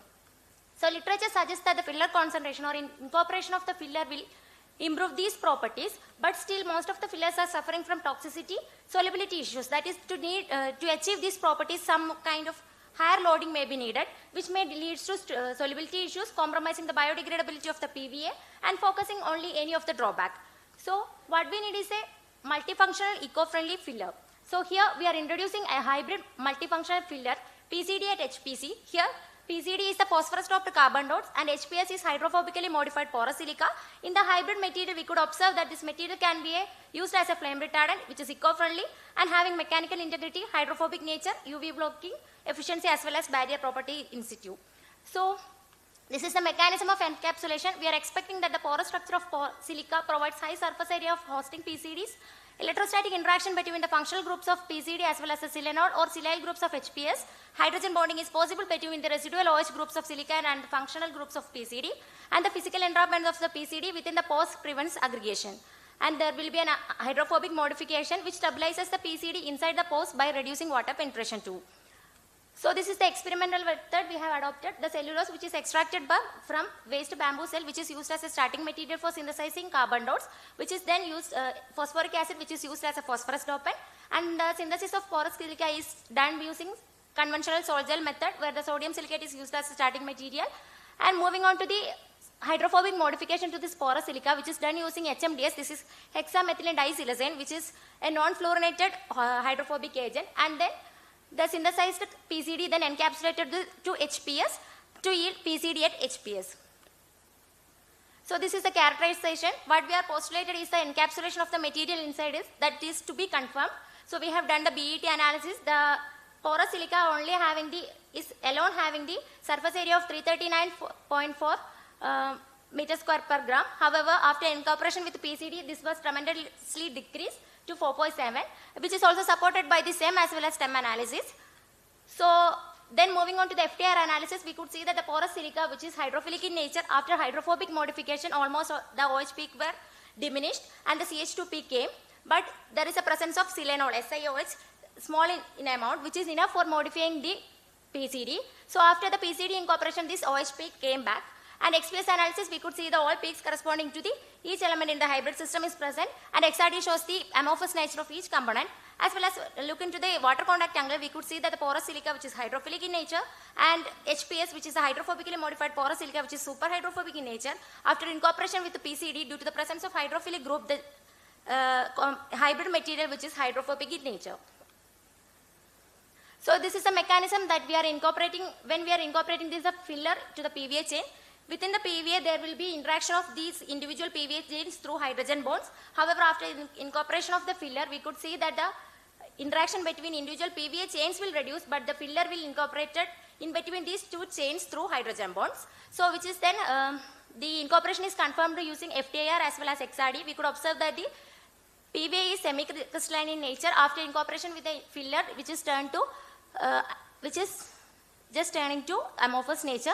So in the UV peak also we could observe that with the filler concentration there is an increase in absorption. So the SEM analysis, we could observe that the films after incorporation of 20% PCD at HPS also uniform in nature, and this is the transparency as well as daylight UV light images. The XPS spectra for bare PVA as well as the filler incorporated PVA shows each peaks corresponding to the elements, and in TGA we could see that even though the thermal stability is somewhat less than that of bare PVA, but which is enough for the practical applications. So the char lead were improved from 2.9 to 24.3, and the LOI, that is the limit of oxygen index, which is calculated from char yield using this equation, shows that PVA categorized to a flammable material. However, our material incorporated with the 20% filler is non-flammable as well as self-extinguishing in nature. So this is the mechanical properties of the films, that is load bearing properties, flexibility and heat sealability of 20% film is depicted here, and the heat sealability enabled the heat sealable carry bags we could make from this 20% film. And moving on to the mechanical property, we could see that the PVA is almost brittle, and with the filler concentration, we could see that the toughness as well as percentage elongation is improving attributes to the silica as well as PCD in the system respectively, without compensating the tensile strength of the system, and which is also supported by the hardness test. Moving on to the wettability and variable properties of the film, we could see that the water contact angle, the hydrophilicity is the main drawback of PVA, which is turned to 38 to 96, that is the PVA films are turned to hydrophobic, and the moisture content as also supporting the same. We could see the WVTR, that is the water weight transmission rate, which is calculated using the desiccant method, shows a value reduction from 230 to 7 gram per meter square day, and also the OTR, that is the oxygen transmission rate, which is also reduced very tremendously in our material, which is around 0.03 centimeter cube per meter square day. And moving on to the water solubility as well as absorption, which is also showing a similar 10, and water absorption reduced by 50%. And UV blocking, we could see that especially in the percentage T at 280 nanometer, which is considered as the most dangerous one, which is for PV it is around 66% transmittance, and for our material with the 20% composite, we could see that it is around 40. So this is the mechanism we are expecting, that is a dense packing as well as a strong filler PVA interaction, hydrogen bonding as well as a hydrophobic silica repels the water and moisture content, and thus results to a reduction of 96.96% for WVTR and OTR reduction by 99%, and the water contact angle improved from 38 to 96, and the water absorption reduced by 50%, and the UV shielding of 92% is achieved, where the bare PVA, which is showing only 34%. So moving on to the flame retardancy studies, we could see that the first images are for PVA, which is continuously igniting, for our material which is self-extinguishing nature, which is also supported from these videos, and this burnt images after the burning test is, we could see the char formation in the composite films, and the LOI, that is the minimum oxygen needed to burn a material, which categorize the value for PVA as flammable material, and for our composite film, which is self-extinguishing as well as non-flammable, the bomb calorimetry value, which is also supporting the same. Moving on to the flame retardancy studies of the material after burning test, we could see that the PVA, which is almost degraded, and our material there forms a condensed layer of char, which containing phosphorus, and which is supported by EDS analysis. So the XPS of char residue also carried out, we could observe the presence of phosphorus in higher oxidation state. So what we are expecting is that in presence of the temperature, this phosphorus compound will form phosphoric acid, which will dehydrate the upper layer of the PVA, and then it form a char, and it will protect the other layers, the beneath layers from burning. So the low WVTR as well as low OTR values of the film inspired us to check the material's fruit preservation performance, especially for the perishable fruits like strawberry. These are the results. This P is indicating the commercial cling film, and our material maintain the freshness as well as redness of the strawberry even after 8 days. And the titratable acidity, which is considered as an indicator for freshness and taste, also shows a similar trend, and the weight loss also supporting the same. So reprocessability, which is a need of the hour, so even after 5 cycles also we could reach a reprocessing efficiency of 98.73%, and PVA itself is biodegradable in nature, so the filler could not alter the biodegradability. So we have checked the soil burial test for 4 weeks. We could observe that in FTIR, the 20% film is 20% composite is actually accelerating the biodegradability of the PVA, which is also supported by the weight loss as well as M analysis. So the demonstration of practical application, we can use this material as a packaging material, heat saleable carrying bag, as well as a textile coating for fabric. So in conclusion, phosphorus doped carbon dots embedded within hydrophobically modified silica have been utilized as nanofillers to reinforce the PVA matrix. 20% composite exhibited improved toughness, elongation, as well as well maintaining the tensile strength of pristine. The composite film showed excellent recyclability as well as biodegradability. Char residue increased from 2.9 to 24.3 as indicated by TGA. Additionally, the nanofiller exhibited flame retardancy and UV blocking capabilities while maintaining the film's transparency.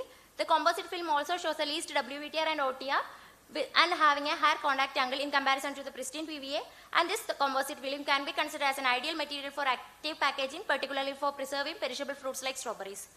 Thank you. Thank you. It was a very nice work. Thank you. Any questions from the audience?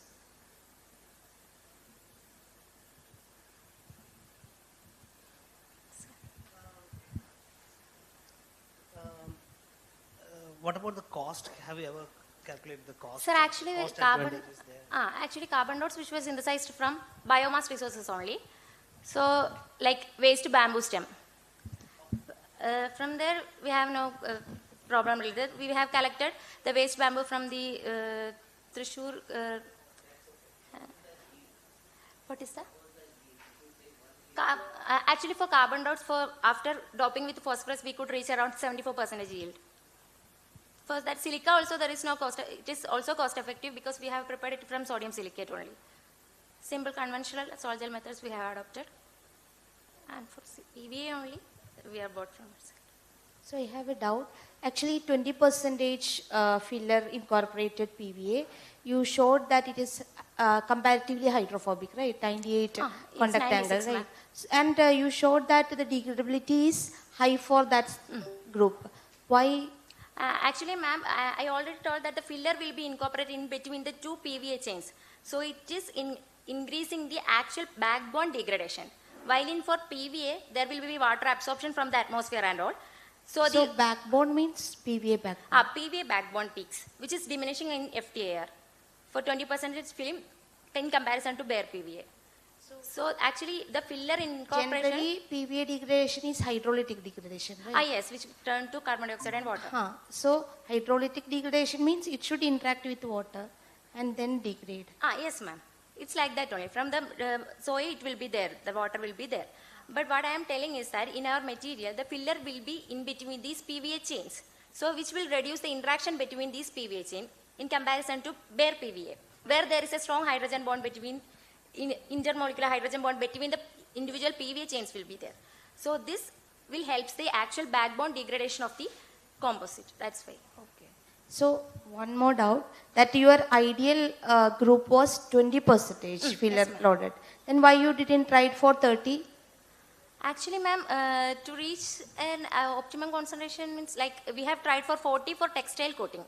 Actually, we are reaching the like what we need was we got. That's why we actually stopped. But for textile coating, we didn't reach by 20%. So we try with 40% also, which was working. Okay. Thank you. What was the molecular weight of the PVA used, or did you try different molecular weight? Or, Actually, 35,000. Sir? What was the degree of hydrolysis? 98%. Thank you.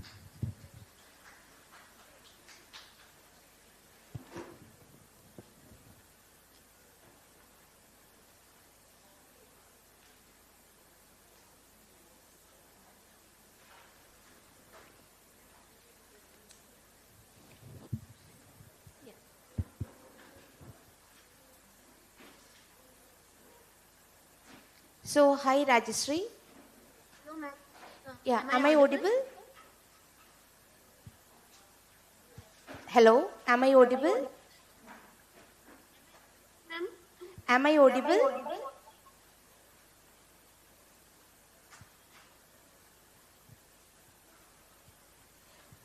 You can start your presentation and you can take 6 minutes for your presentation. Yeah, thank you. You can start.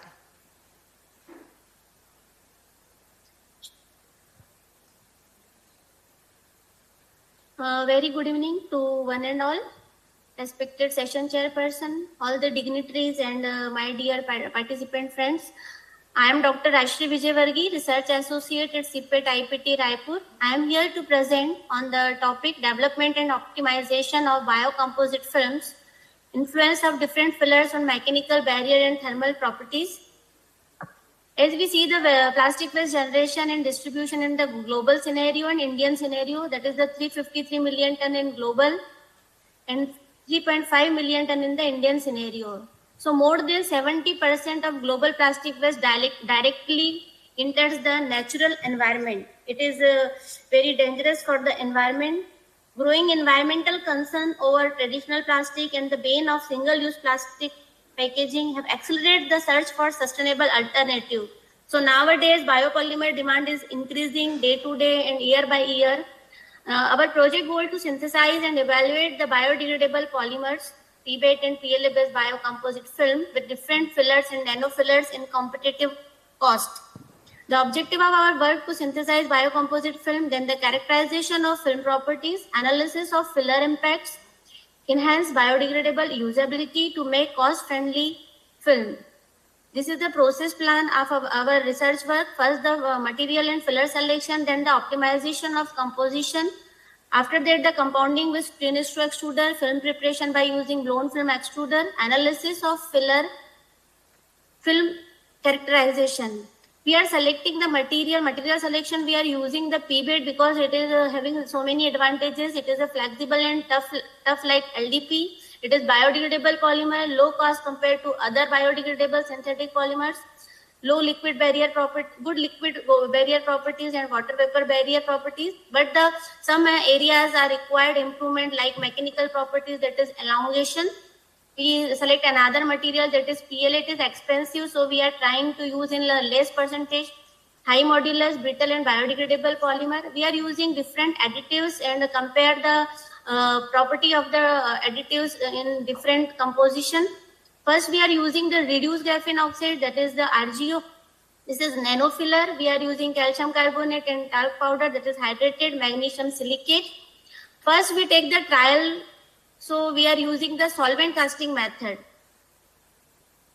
After trial, we are prepare different sample and trial different composition, 50% PET, 50% PLA, 1% additive. After so many trials, we are concluding that the 80% PET, 19.5% PLA and 0.5% RGO ratio is showing the good results, and the 80% PET, 17% PLA and 3% talc powder. Two films are showing the good results. This is the different composition we are tried in our lab. After finding the results, last two compositions are very compatible. That is the 80% PET and 19.5% PLA with RGO 0.5% and 80% PET, PLA 17% and talc 3%.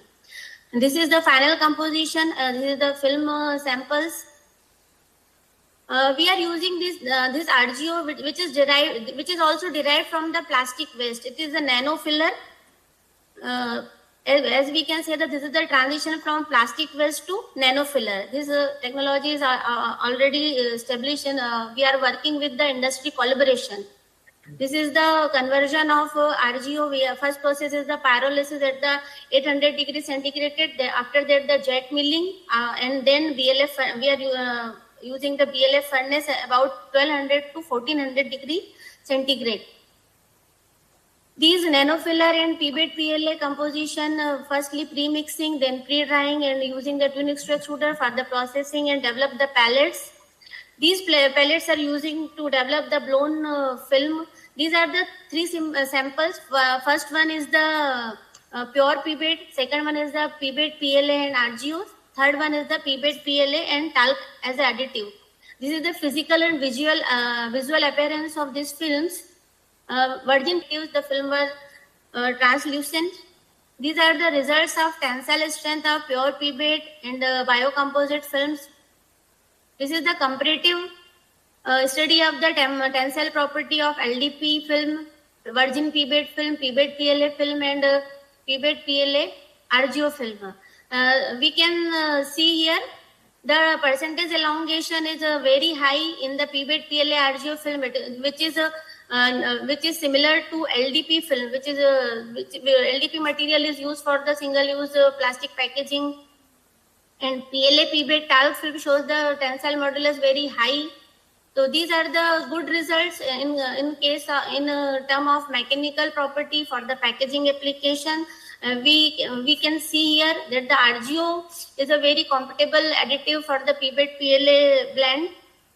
This is the burst strength results of in comparison of the pure PBAT film with the biocomposite film.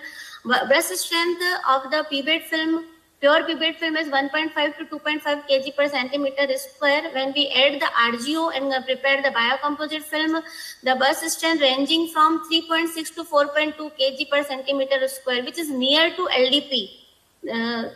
And this is the comparative graph of the burst strength. We compare our biocomposite film property with the LDP and virgin PBAT and also with the PBAT PLA talc film. These are the results of tear strength. We can see here that tear strength of biocomposite film is greater than the LDP film. This is the comparative graph of the tear strength property. For the thermal property analysis, we take the DSC graphs, thermograms here. In the DSC results, the lower delta H for the biocomposite film suggests reduced crystallinity compared to pure PBAT, likely due to the amorphous nature of PLA or blending effects. In the thermograms, we see the biocomposite PBAT PLA RGO film shows the 161.3 degrees centigrade and biocomposite PBAT PLA talc film shows the 159.6 degrees centigrade. The addition of PLA reduced the melting temperature slightly. This is indicating the interaction between the materials. These are the results of barrier property. We tested here the water vapor transmission rate of the pure PBAT film in the both biocomposite films. This is the comparative results of the biocomposite film shows a reduced WVTR, meaning it has better moisture barrier perform compared to the pure PBAT film. This could make the biocomposite film more suitable for application requiring enhanced moisture resistance. Conclusion: successful development of biopolymer film with enhanced property, optimized composition, that is 80% PBAT, 19.5% PLA, 0.5% RGO with good tensile strength and elongation, that is 16 MPa and 300% elongation, 10% reduction in the water vapor transmission rate, improved flexibility confirmed through thermal analysis, effective processing technique suitable for packaging and agriculture application like mulch film and other industrial application. These are the future aspects, and further work is carry on this project. We further enhancement in the flexibility and durability, improved cost efficiency and scalability for commercial production, research on degradation behavior and other various environmental conditions, integration of novel biofillers for better performance, contribution to reducing plastic waste and promoting a circular economy. In last, I acknowledged National NRDC Delhi for sanctioned the research project on development of nano composite based on RGO, and also acknowledged CG Cost for sanctioned the project on eco-friendly packaging material. Thank you so much. Thank you, Rajshri. It was a nice presentation. Any questions?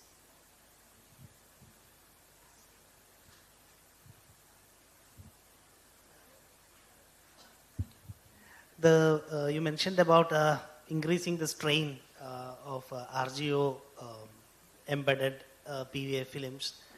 So this is probably because of the lubricating effect of graphene. Is that so? Yes, sir. Can you hear me? Yes, sir. Yes, yeah, that's fine. Thank you, Rajshree. Yeah, you can exit. Thank you.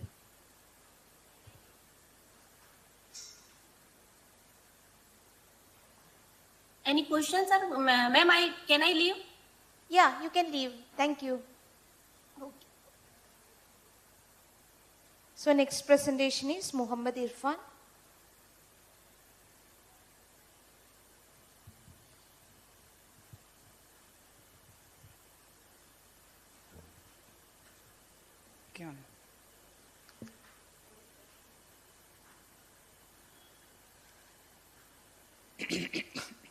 Good evening all. My name is Muhammad Irfan and I am a research scholar under the guidance of Dr. Teresa Sunita George at St. Paul's College, Kalamassery. So the topic of my work is biodegradable pH sensor in packaging material using anthocyanin from banana brats.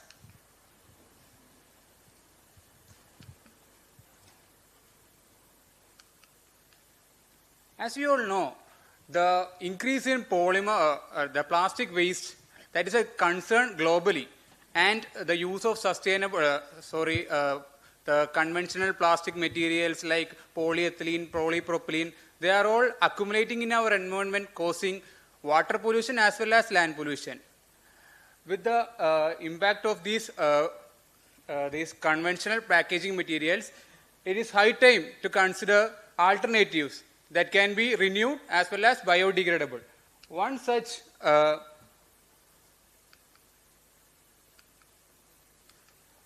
material is bioplastic, the greener alternative. So a bioplastic is made from natural renewable sources like starch, etc., and they are biodegradable version of plastics. Some of the properties of bioplastics are they are derived from natural sources, they are biodegradable, they can be used in food packaging, etc. So we can consider about a greener alternative, that is a biopolymer. But let us think a bit more smart packaging, that is known as intelligent food packaging, in which we can continuously monitor and inform the state of the food that we are packing. So these are some of the examples of intelligent food packaging, that is monitoring the food state, colorimetric indicators, food freshness indicators. So our main work is to extract anthocyanin from banana brat. It can be used as a natural pH sensor. And why we are using anthocyanin? Because it is a non-toxic natural based pigment that we can easily extract by just using alcohol. And my main work is to incorporate this anthocyanin into a PVS charged blend and to form a pH sensitive film that we can use as a intelligent food packaging material. So this is the basic procedure in my work. The extraction of anthocyanin was used by 50% ethanol, and then we blended PVS starch in the ratio 1:2 and dissolved it and incorporated anthocyanin in the ratio 1.5 to 3.8%, and then casted it into a Petri dish and dried. And this is the film that I got, which is colored, and we extracted anthocyanin and we try to make films like PSA 0, 1.5 to 3, in which P stands for PVS, starch and anthocyanin. So the first study we did was to calculate the anthocyanin content. So we calculated anthocyanin content by using a UVB spectrophotometer, and using this equation we found out that the extracted anthocyanin had a yield of 30.55 milligram per liter. And this is the basic principle of this color changing mechanism of anthocyanin. Anthocyanin actually changes color when it changes its structure. Actually, in higher pH level, it degrades into a chalcone and it becomes colorless. And in the lower pH, it becomes a pseudo base and give a yellowish green color. And in the pH ranging 6 to 8, it gives an it has a purple color in which it acts as a quinidolin base. And these are the characterization studies we did of this film. First of all, we conducted the FTIR analysis of different PVS charge anthocyanin composite, PSA 0, 1.5, 2, 2.53. And the main thing we observed that was the hydroxyl group shift.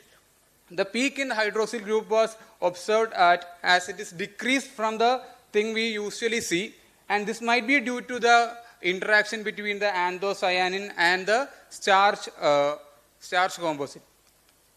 And moving on to the mechanical properties, the mechanical properties were studied using the tensile strength and elongation at break values, and by the addition of anthocyanin, the tensile strength actually lowered from 23 to 4.5 due to the plasticizing effect of this anthocyanin. Whereas elongation at break value improved to a maximum for PSA2 and then started decreasing. This is mainly due to the presence of rutinoside in the anthocyanin, which increased the polymer chain mobility, which causes the plasticizing effect and lowering the tensile strength. Moving on to the thermal durability. The thermal study concluded that the incorporation of anthocyanin enhanced the thermal stability of the PVS charge film. For PSA 0, it had a degradation start of 314 degrees Celsius. By just adding 2% of anthocyanin, it increased to a 523 degrees Celsius. So the enhanced thermal stability might be due to the intermolecular hydrogen bonding between the PVS charge and the anthocyanin. This is the peak we received by calculating the values. Moving on to the barrier properties, we calculated the WVTR, water vapor transmission rate, and the moisture absorption of the films that we synthesize. And the WVTR value actually increased for PSA 3, it has the highest WVTR value of 20.51. This shows us that the lower water resistance is better for a film. The higher water resistance is not very good, so we have to consider many alternatives for that. And this is a moisture absorption value which significantly increased by addition of the anthocyanin. And this might be due to the free hydroxyl groups in the anthocyanin, which increase the concentration of polar functional groups. And now coming on to the main study, the pH sensing ability of the PVS charge anthocyanin film. We actually had a pink color for our film, and when we placed it in ammonia, the color actually changed from pink to a greenish yellow color. This obviously suggests that and in lower pH value, it forms a pseudo base and has the color change that I already discussed earlier.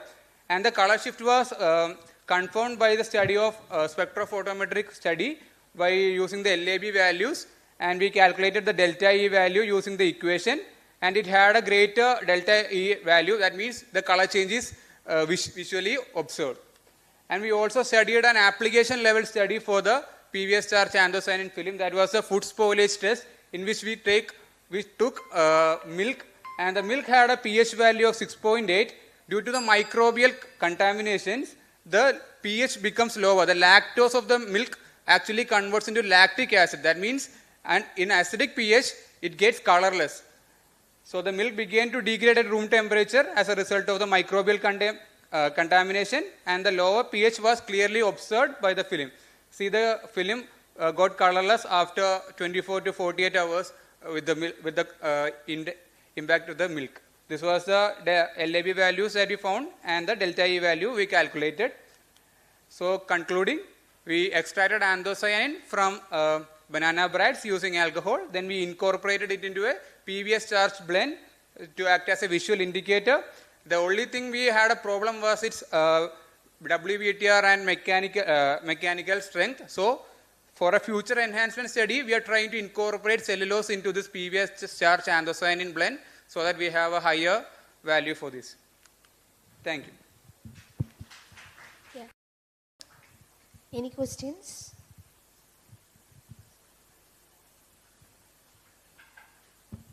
What were the conditions under which you did your WVTR experiment? What were the positive and negative control?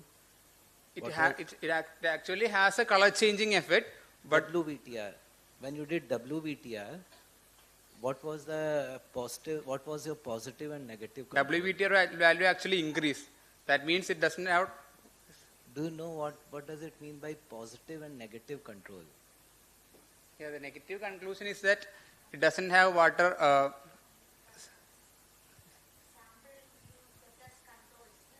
Yes. Controls. ASTM standard.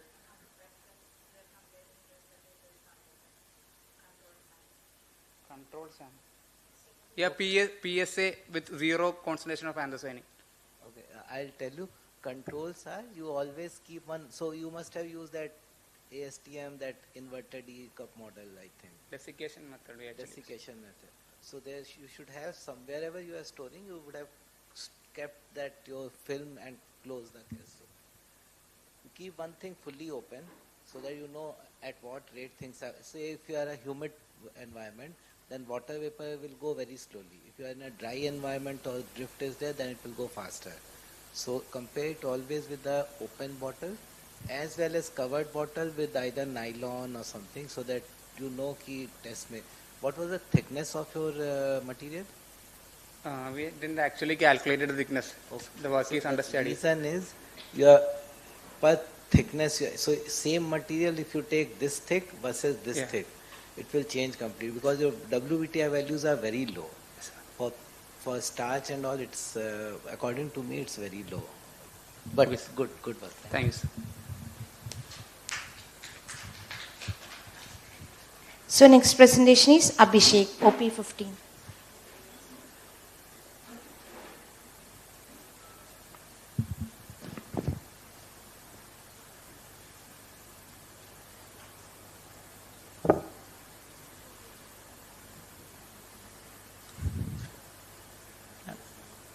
Can I start?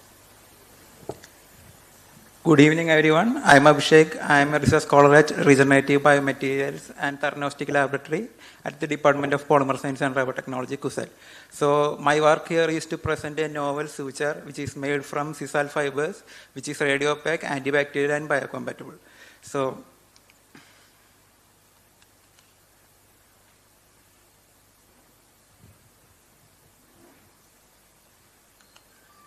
surgical sutures are an important part in medical sciences. So the current limitations of flexible sutures like polyglycan sutures is that they are radiolucent and there is no antimicrobial activity. Radiolucent means, if you see this image, the first image shows polyglycan suture which is like invisible under X-ray, and the last one, the RF fiber, is a radiopaque fiber which you can easily see in the X-ray images. So we developed a new suture using agave, sicillane and natural fibers. So it was a 3-step process.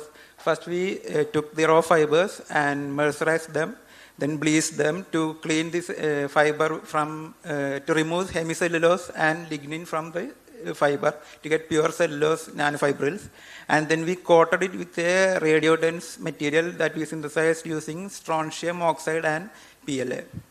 So the same images show the morphology of the raw sisal fibers, bleached fiber, mercerized fibers and bleached fibers, which show a gradual reduction in the hemicellulose and lignin content. And the last one is the coated cellular fiber, which shows porosity in its surface. So we characterized it with FTIR to show the fingerprint peaks of cellulose, hemicellulose, lignin and PLA. And then we did thermal analysis, which shows initial degradation for raw fiber at 225 degrees Celsius, which is the degradation of hemicellulose and lignin. And in case of mercerized and bleached fibers, the degradation temperature of cellulose started at 374 and 68. And in case of the coated material, the radiopaque fiber, first initial degradation was at 324, which it is the depolymerization of PLA, followed by the degradation of cellulose at 374.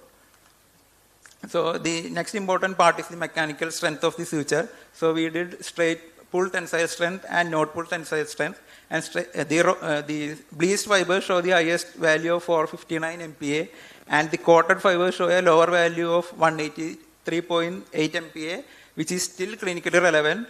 And the node pull strength also gave a value of 112 MPa, and the US pharmacopoeia value for sutures is 14 MPa, so which is a really good result. So this is the novelty of the material, which is radiopacity. So we checked radiopacity of the material under digital X-ray, and it shows that there is a gray value of 117 for the radiopaque suture, and the gray value of the background is 31, which is an increase in contrast of about 277%. And we further corroborated this data with microCT, and it gave a Hounsfield value of 9710 for the radiopaque suture compared to the raw fiber, which is 2300 Hounsfield units. So then we did the in vitro degradation in physiological medium, and it showed a degradation of 22% in immersion in physiological medium after 28 days. And even during this degradation time, the radiopaque property of the material was not gravely affected. Then the next property is the antimicrobial activity of the suture. So we loaded it with ciprofloxacin, CIF, and it had a loading capacity of 14.6%. And then we did a cumulative release study, and it released 24% after 28 days of studies. So then we did a diffusion assay, and it shows that the uncoated fibers didn't have any zone of inhibition, and the coated fibers showed zone of inhibition similar to control samples for gram-negative and gram-positive bacteria. Then we did biocompatibility assessment with MTT. 5 days of MTT studies show that all the materials had good biocompatibility, and we further corroborated it with cytoskeleton scanning, and it shows that control as well as the radiopaque fibers have good biocompatibility. Then we did an in vitro host response study for 1 week and 4 weeks, and the results show that there is no significant issues with the material, and it shows good host response, and the presence of adipocyte cells in the system shows good biocompatibility of the suture. So the final suture which we prepared is a novel material which has good mechanical properties. It has good radiopacity, degradation time of 22% after 28 days, and sustained release of 24% after 28 days, as well as good sustained antibacterial activity and good biocompatibility. Thank you. Yeah, that was a good work. So. Wonderful presentation, Abhijit. Actually, I was wondering, the sisal fiber we used, have you used the PLA fiber alone with the strontium? Then it would have been completely biosorbed, no? Because sisal still only 28% weight reduction is there. 22%. Yeah, but then cellulose is probably very difficult to degrade. We were looking for, better load-bearing sutures if we need a long-term mechanical function, like internal sutures. So this will help in, long-term suture studies, as well as we are obtaining it from a natural source. Yeah, is cheaper than PLA, I can say. Yeah, it's cheaper, but then do you expect the suture to completely resorbed in the body over the period of time, or because you don't want to have another surgery to remove it? It should bioresorb after. Yeah, probably those studies can be 6 months. conducted in animal models or something, maybe. Yeah, we are trying for clinical studies. Okay. So you developed the suture, na? What was the length of the suture? 13 centimeters. 30 centimeters, you got continuous thickness. No, we actually had to cut it down. Okay. We get like 150 centimeters long fibers we'll get. So how you process from that plant? Oh, we got these these raw fibers from producers. Then we chopped it as our requirement, and then we did this mercerization and bleaching procedure. Okay, so what will be the thickness of a single suture? Single suture was like, I did that calculation, but I don't remember it, sorry. Okay, because the uniformity of the entire length will be a crucial thing, right? Yes. So you got the entire there length might uniform? be some like joining points where plant is growing, but it is, I mean, the fibers are long enough that I used a control suture, polyglycan suture, commercially available, and I used it to measure the length. Okay. And so that length was uniform. Okay, generally polydioxanone sutures are generally used in cleanings as resorbable and silk as non-resorbable. So if you take those as control for thickness, then it would be good. Yeah, we'll try that. So one more doubt. Actually, you showed the tensile strength, right? At that time, you might have took the thickness, right? For tensile strength measurement, you need the thickness, right? Yeah. So what was the thickness of that sample? Sorry, I don't remember. Don't remember. Okay. Because tensile test you, and all we did like 1 year before. Yeah, depending on the thickness, the tensile strength will vary drastically.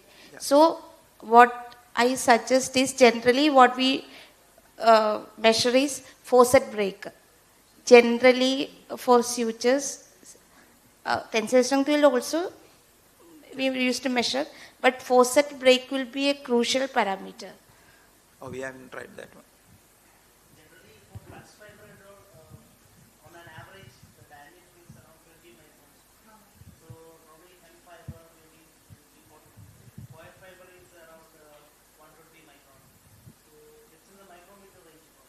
So you are taking single fiber. Single fiber. So you are not plying 2, 3 no, or no, not single fiber. Single one. Okay. Thank you.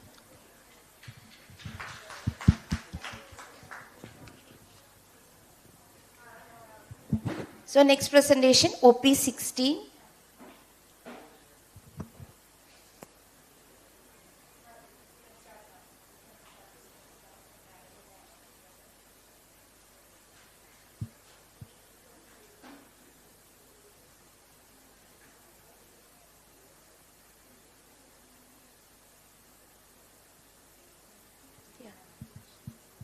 Hello, Supraja.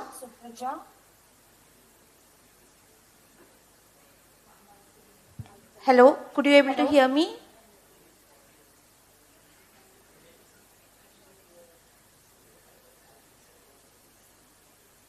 Hello, am I audible now? Yeah, you are audible. Could you please share your presentation? Yeah, presentation also we can see. You can start. So you will get 6 minutes to complete your presentation. So you can start. Thank you. Yeah, thank you. So good evening, everybody. I am presenting this paper on behalf of Dr. P. Suresh Kumar, sir. I am one of the co-authors of this paper. So the work is development and characterization of banana starch-based biopolymer films modified through plasticizer additive interactions. So the basic idea behind this work is that to develop banana starch-based bioplastics and to investigate the effects of different additives and plasticizers, and also to investigate different physical, morphological and structural properties, and to identify what sort of application would be suitable for what kind of film formations. So the basic introduction would be we know that the landscape is increasing troubled by the mounting issues of plastic waste accumulation. And so the better alternative for that is bioplastics, which is a sustainable alternative. And especially with biomaterial-based bioplastics, polysaccharides play a major role in the development of such bioplastics. And we have now taken the agro-waste of banana starch.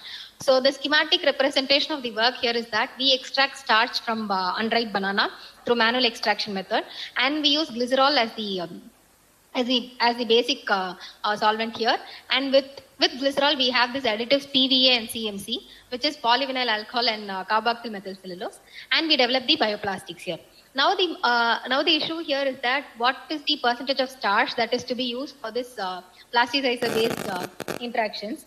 So for that we have done a preliminary work on optimizing the level of starch as well as the glycerol. Whether to identify glycerol is better or sorbitol is better, we have done a preliminary work, and in that we have used starch of 2 gram, 4 gram and 6 gram, and also we have used glycerol, sorbitol and a combination of glycerol and sorbitol, and from that we just check the structural properties and biodegradability. We found that the Formulation with 4 gram of starch with glycerol S4G served the best optimal solution. And we also found that it has good biodegradability as well. So with that formulation, we now proceeded further with the optimization of additives, which is PVA and CMC. P1 represents PVA, P represents PVA, and C represents CMC, whereas PC represents PV plus CMC. Here the 1, 2, 3 represents 1%, 1.5%, and 2% of the additives.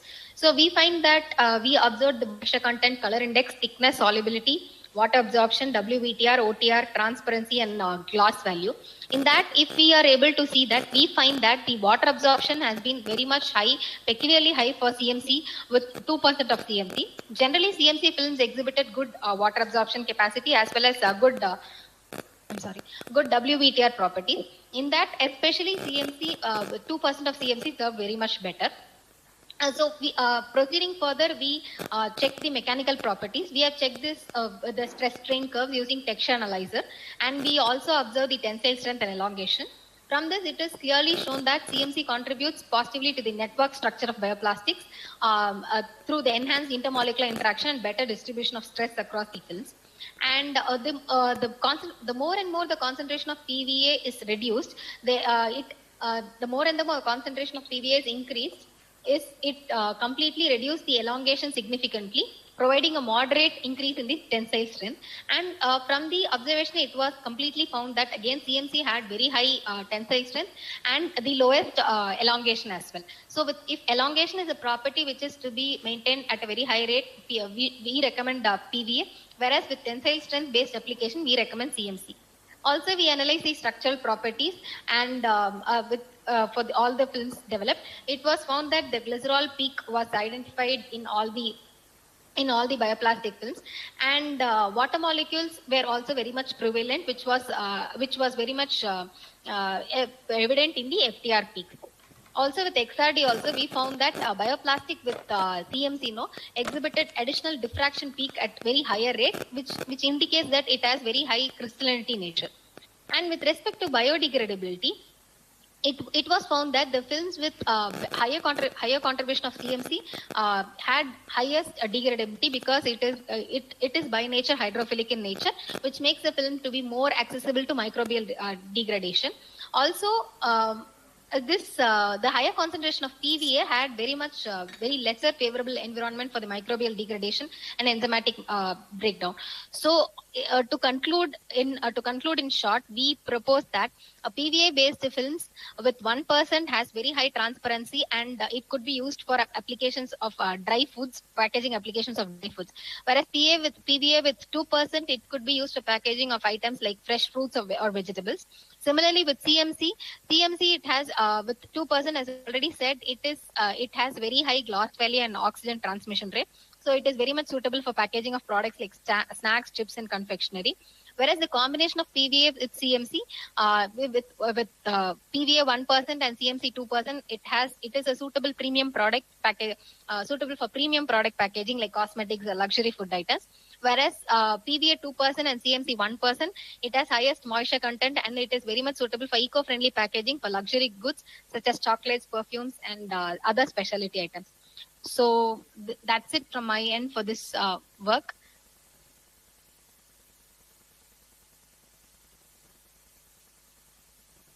Hello.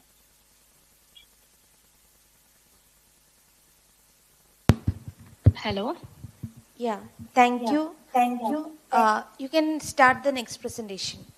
If any questions? So you can start the next presentation. Okay. Yeah, thank you.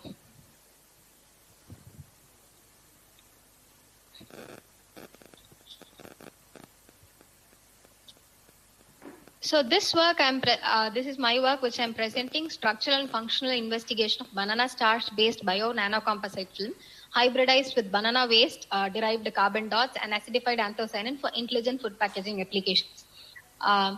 This particular work involves an end-to-end banana-based products. Like we used the polysaccharide that we have used is banana starch, and the nanocomposite that we have incorporated in the biofilm is banana waste derived carbon dots. The banana waste used here is banana fiber waste, and we have also incorporated acidified anthocyanin.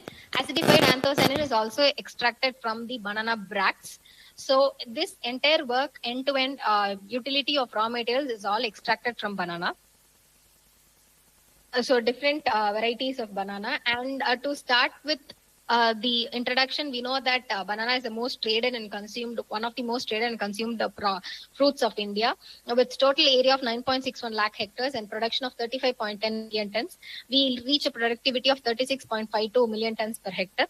And we know that it is very much rich with resistant starch, vitamins and starch especially.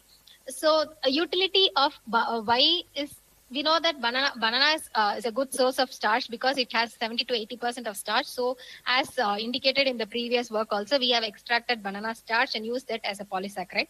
Now coming to the carbon dot based work, we have especially taken banana fiber waste because after harvest, nearly 80 million tons of banana pseudostem waste, which is the stem of the banana plant, is being sent out as waste material. And when that waste material is given to Raspadar machine, we get products output as fiber, which is used for textile-based application. We have this sap water, which is highly rich in minerals, and it's used for agriculture purpose. And we have the central core stem, which is the edible portion. And the one product which is being very underutilized or unutilized is the sculpture waste. This waste is nothing but the waste that is being got after the extraction of fiber. So this waste is usually used as vermicompost, or it is used for landfills or as animal fills. Now we use this sculpture waste to develop nanocarbon dots. So, and we use it for packaging application. We know that we have traditional food packaging and smart food packaging. Whereas smart food packaging, it has enhanced production, traceability, and safety. It has the option of real-time monitoring, and the major important feature of intelligent packaging is interactive features. So now in this work, we would like to incorporate banana starch with carbon dots derived from the sculpture for intelligent packaging application. So the basic objective is to develop a smart packaging biosensor using banana agro waste, carbon dots hybridized with anthocyanin, and then to test the products in vitro and in vivo application. So the first work is that to synthesize and characterize nanocarbon dots from banana pseudostem sculpture waste.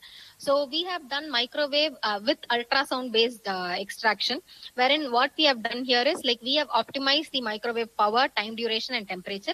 Similarly, for ultrasound, we have optimized the ultrasound frequency, time duration, and power.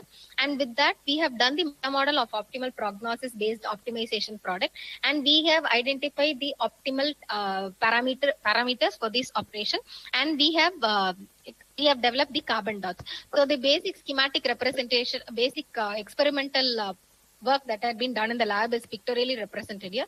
The banana sculpture waste is first ultrasonicated and then given microwave treatment, which then after filtration gives carbon dots. And this is the carbon dot solution observed at normal light and at UV light.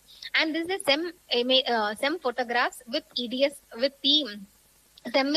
images of the developed carbon dot at this is at 10 microns and this is at 2 microns. It clearly shows that the carbon dots has been embedded well enough. And now the characterization of carbon dots. We have characterized the carbon dots for XPS, that is X-ray photo electron spectroscopy. Here it shows two major peaks. The one is the carbon peaks indicating the carbon atom, which is obviously the major atom. And the other one is the O peak, which is the oxygen atom. It indicates the oxygen containing functional group developed on the surface. This indicates that the developed carbon dots has both carbon and oxygen, indicating oxygenated functionalities, because this oxygenated functionality is much important for packaging application. And this one portion of carbon material is elaborated here. It clearly indicates the pink line indicates the sp3 hybridized carbon, and we also have the carboxyl or ether group. We have the carbonyl group. Also, we have the carboxyl group here. It's clearly evident. And also with the oxygenated interaction peak, zooming of that shows clear bonds of carbonyl as well as carboxyl or ether groups. Now coming to the banana flower agro waste. So this is the bract of the banana flower, from which we know that these are all the edible parts. So this is the this is the discarded part from which we extract the anthocyanin. Anthocyanin is extracted using rotary evaporator, and we observe that this anthocyanin is highly interactive, or it's highly changing in color with respect to different pH. So when the photoluminous intensity of the developed anthocyanin was tested, it shows that it shows completely different peak at different nanometers, and it was seen that a prominent peak was observed at 452 nanometer under acidic to alkaline condition. So it had deprotonation effect, leading to the formation of quinoid and chalcones, leading to color shift towards blue color. So this is the color shift that I had clearly explained. So we have anthocyanin, and it shows a barochromic effect, which is nothing but the development of color intensity with different pH. And we have this hypochromic effect, wherein the intensity of color intensifies with respect to changing pH. And the increase in intensity of absorption of light at specific wavelength is the one major property which we utilize for this packaging application. So the here the reddish or pink color appears in acidic condition, which changes to dark reddish pink to bluish color with as the pH increases from 2 to 12. So we find that with completely neutral condition, we have a pinkish color, whereas the red color changes to pinkish, and when it is completely basic, we have dark blue color. So the banana nanocarbon dots, starch, and banana bract anthocyanin based films was formed with this formulation. We have used cornstarch as the control here. We have used banana native starch. We have used banana native starch with chitosan. And we have also used modified banana starch, and with modified banana starch, chitosan, anthocyanin. In all the formulation, we have used 0.5 ml of nanocarbon dots here. So we observe the different properties of this carbon dot, starch, anthocyanin based films. We found that the tensile strength again here is very much high for the one involving modified banana starch, chitosan with anthocyanin and carbon dots. And from that we have also observed the FTR spectrum. And now here is the in vitro evaluation of this carbon dot based films. We find that the film was cut into small pieces, and it was led to interact with standard pH solution. And we found that with in vitro evaluation, it showed prominent color change as the pH changes. This, especially with the T5 film, was the best which showed color change. So we are proceeding further for the in vivo evaluation with T5 film. T5 is nothing but having modified banana starch, chitosan, anthocyanin with carbon dot. So we have tested the in vivo evaluation on two different products. One is shrimp and the other one is chicken meat. With shrimp, so this with shrimp at 0th hour and 40th hour, we see that the color of the film has changed significantly from this color to the from the reddish pink color to this yellowish color, which is again relevant from here to here. This color shift is also shown here. So this graph indicates this line indicates as the pH increases, how does the absorption decreases. Also the del E of the film, the color of the film, how does it change.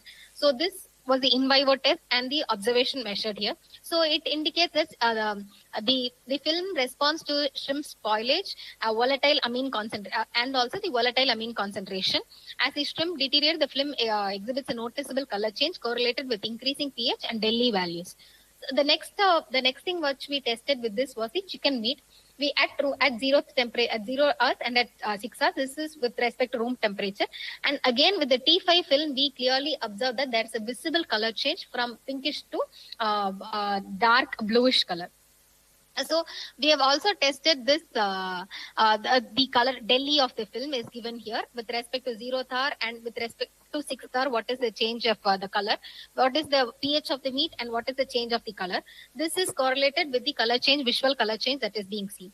We have observed the microbiological activity of the film during the in vivo evaluation. We have seen the TVBN and TMAN, and we found that it has good microbiological activity.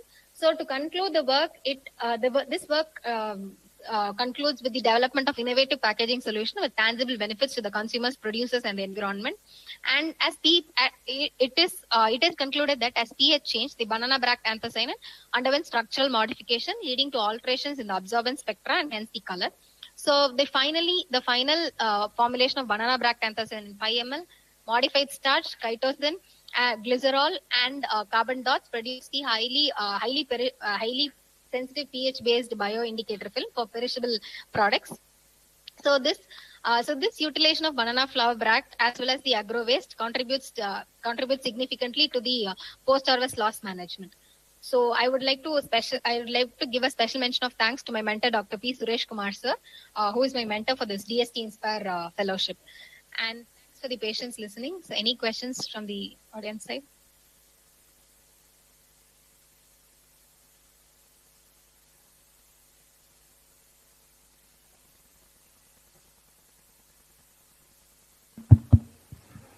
So that was a nice presentation. Any questions from audience? Hello. What is the particle size of carbon dot you got? Ma'am, we have shown that we tested it with semi-majors. We observed with 20 microns and 2 microns. And finally, we were able to get a particle size of 2 nanometer. From 20 micron SEM, we can't see carbon dots in SEM, right? Actually, it is of particle size less than 10 nanometer. We could confirm only from TEM, right? 20 micrometer and 10 nanometer level we have seen. And I didn't show the particle size graph here. Only few observations have shown, but the size of the particles that we got was with 2 nanometer. Okay, thank you.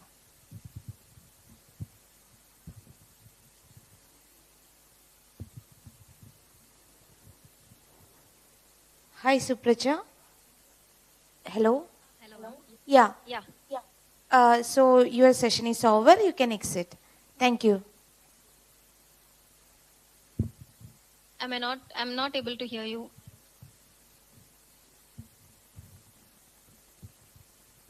Hello, Supraja. You're audible, ma'am. What was that you're telling? Hello.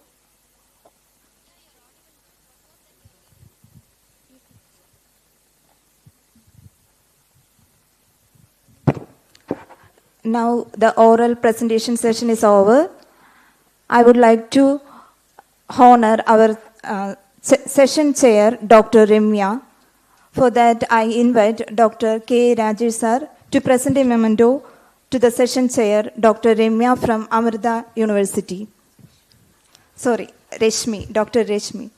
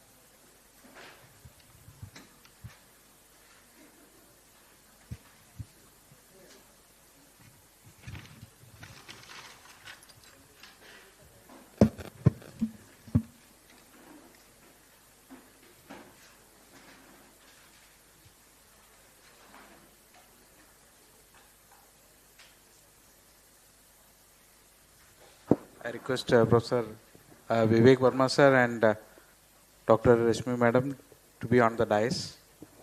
We are going for the validatory session.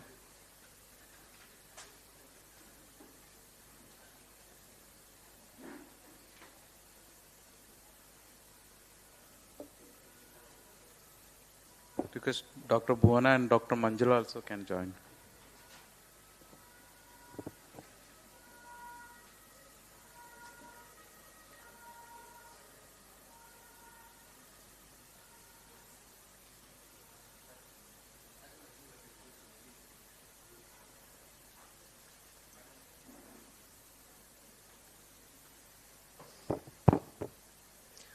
Honorable Chief Guest, Professor Dr. Vivek Verma from IIT Kanpur, Dr. Rashmi Sia from Amrita Center for Nanoscience and Molecular Medicine, Kochi. Faculties, staff, students of CIPET IPT Kochi. We have come to the end of this remarkable two-day international conference, BPGC 2025, and CIPET Kochi is delighted to have among us such eminent scholars, researchers, and delegates contributing to this conference. On behalf of the organizing committee, I extend a heartfelt welcome to our distinguished guests and participants present here. Now, I take great pleasure in inviting our respected director and head, Dr. K. A. Rajesh, sir, to address the gathering.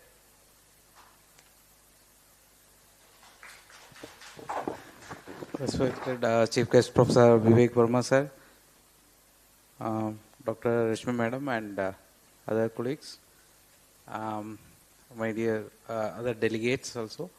So last 2 days, I think it was a hectic schedule of all the presentation, and the last 2 days I could see that around say 17 sessions for the plenary plus the invited talks were there, and another 30% more than 30 presentations were there over these contributory lectures. I think most of the I could listen most of the topics, but I could find that most of the research papers there, the way of presentation, and also the outcomes were extremely good, and definitely it will inspire our students, especially our MSc students, to pursue for their higher studies and also for while going for their project work. And on this occasion, once again I welcome our chief guests, and this time actually we are having the prizes for the best posters also, and the best oral presentations also. So that will be declared soon. So then the professors, and I also welcome, I request the chief guest to hand over the prizes to the winners and encourage them. So over to the validity session. I request Dr. Manjula to declare the on the winners.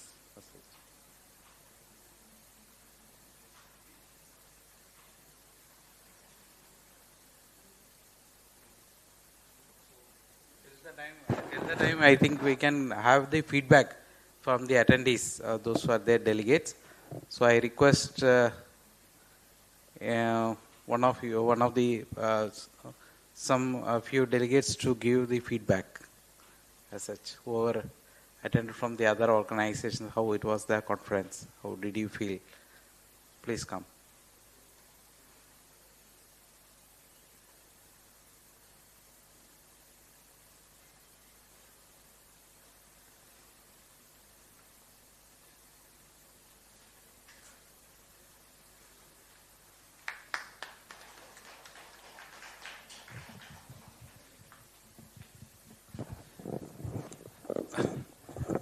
Good evening. I'm Dr. Rafiq from Farooq College, Kozhikode. I'm attending this conference for the second time. I did the same in 2017 or 18, if I remember correctly.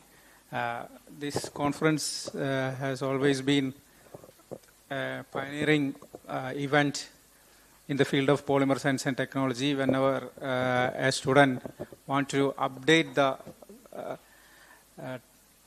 apex knowledge of the field, they can come over here and update the technology and whatever the research is going on currently in the field. This is what I felt when I attended this year as well. This conference has given tremendous knowledge from all the speakers.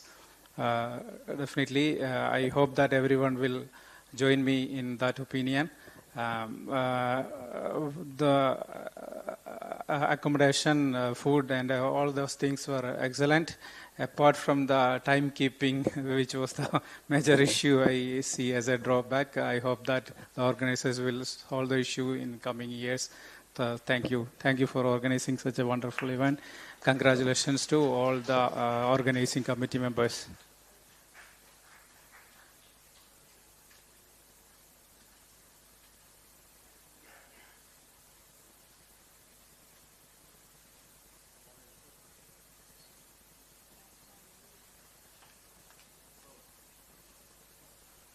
More feedback is required. Actually, gender balance need to be done. So anyone, any lady participants, please come forward. Anyone, you can just tell your opinion.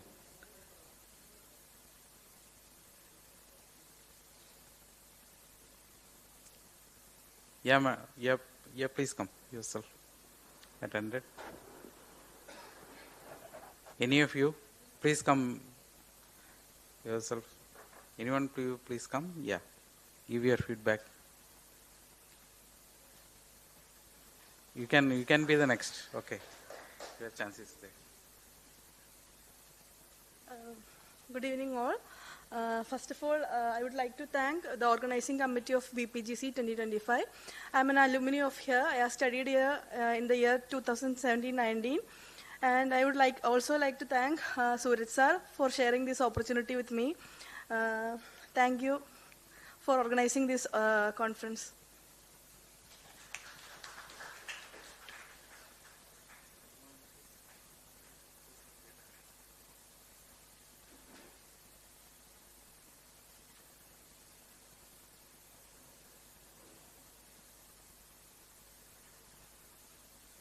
Hi, myself Lakshmi SB.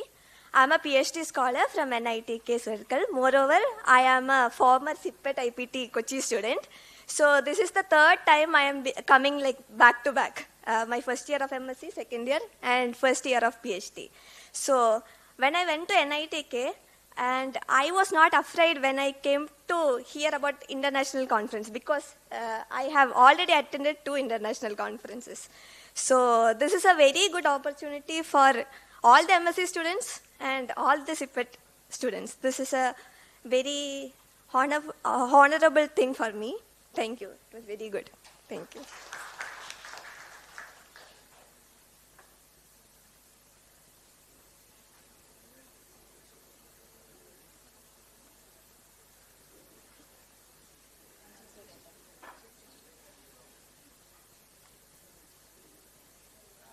Prizes are getting ready actually.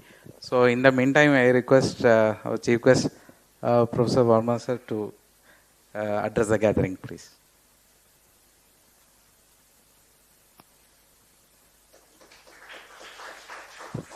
Thank you, Dr. Prasad.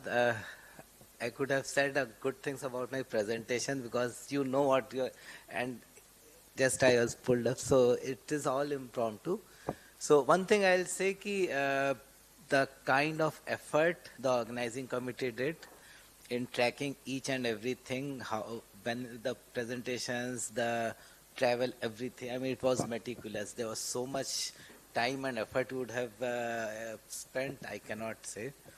So, and also somebody said food.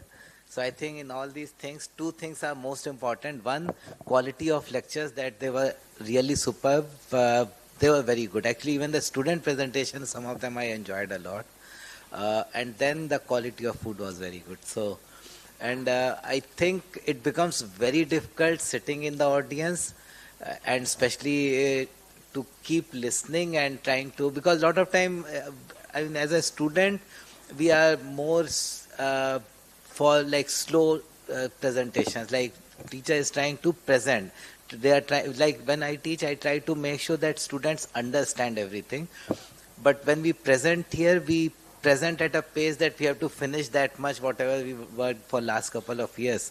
And it becomes very difficult to keep pace with the presenter to the audience. So you all were very patient. So thanks a lot for being very patient listeners. And seriously, thanks a lot to the organizers And the judge, I think you did judge, and this is the hardest job. I mean, one can be chair, because chairing a session is very difficult to keep time, because a lot of time when you tell a speaker, time is up or 5 minutes remaining, the speaker is again someone who teaching or something.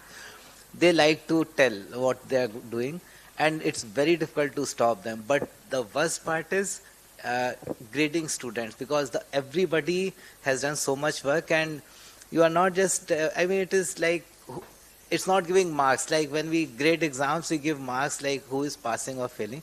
But here we have to compare people, because you have to give first, second, third, and that makes the life very difficult. So when you come to this side, imagine a couple of years back, I was sitting there, and I used to think why these people are having so much fun. But really, right now you are in a much better position. Once you come to this side of the dais, life will change a lot. But I give you all best of luck, students, and thanks to the staff also. Thank you.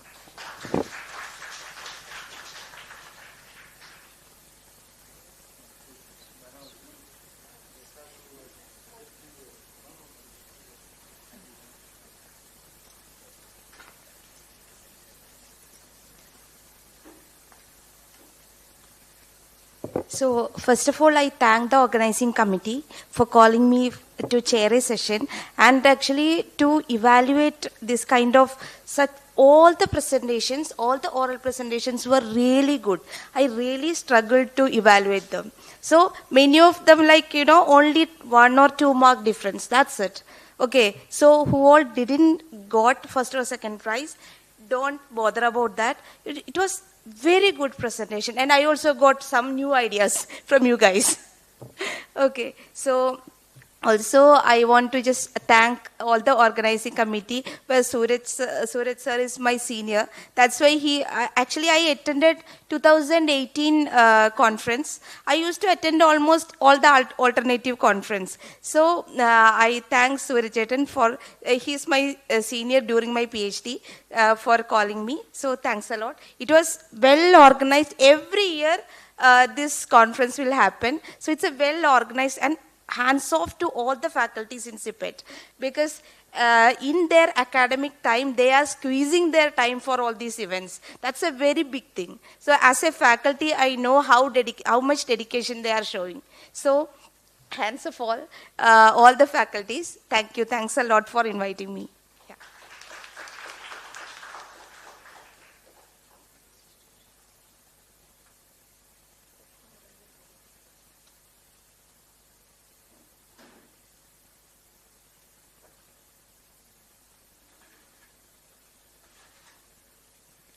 Now we are going to announce the results for the oral presentation.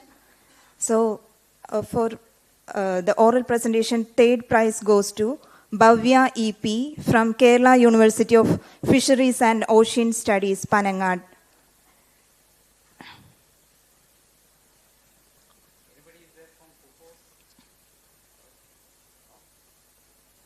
Next. So the next second prize goes to Bhavya V from CSIR NIST Trivandrum.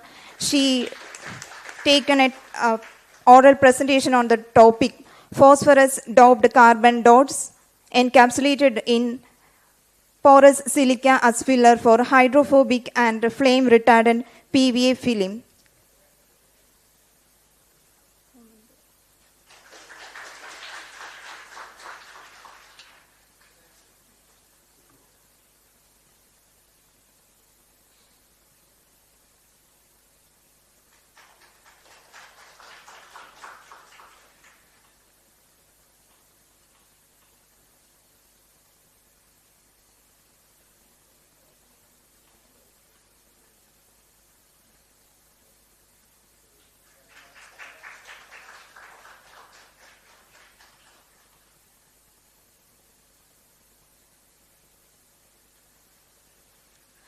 Now, the first prize goes to Ben John from CSIR NIST Trivandrum. He presented the topic benzaldehyde modified cardinol based auto catalytic polyol for the fast drying polyurethane nanosilica super hydrophobic coating.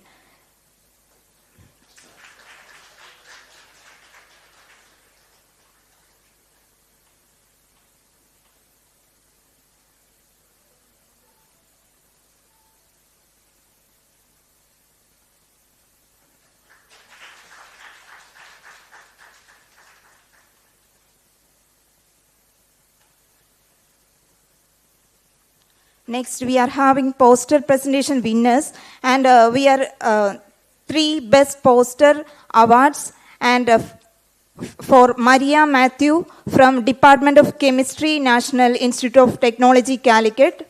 She presented the poster on the topic fabrication and evaluation of highly porous electrospun PLA composite membranes. And she will receive a cash prize worth 5,000 that will be credited in her account.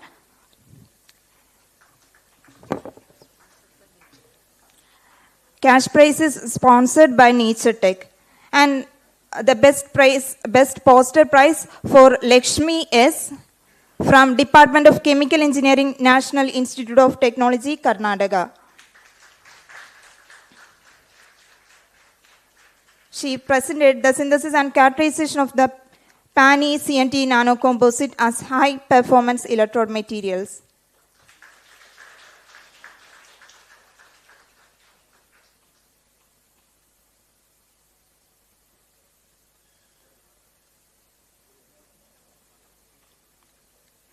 And next, best poster prize is for Sharanya SS from Sri Chitra Tirunal Institute for Medical Sciences and Technology. Sharanya SS. If anybody from Sri Chitra. Okay.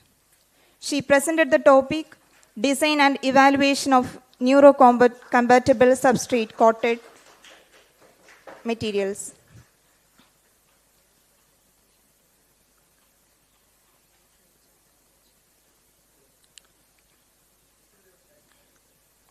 Congratulations all the winners.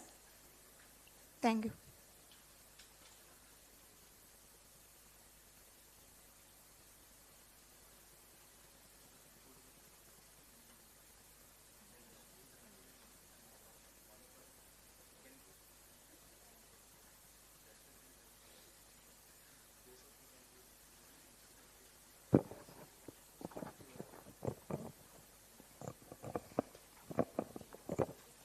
So very good evening to everyone. So as respected chief guest of this valedictory function, Professor Dr. Vivek Verma, respected Director and Head CIPET IPT Kochi, Madam Reshmi, and my dear colleague Dr. Manjula, my dear friends, students, and the delegates from the other institutions. A very good evening to everyone. We have come to the conclusion of this, the concluding session of this BPGC 2025. We are very proud to say that every year the BPGC conference is reaching its height a little bit higher and higher. As rightly pointed out by the chief guest of this function today, that Professor Vivek Verma said that the standard of the conference is decided by the quality of the abstracts, quality of the speakers, and the presentation by the students. So we are very happy to hear from you that we have some standard in this conference of BPGC 2025.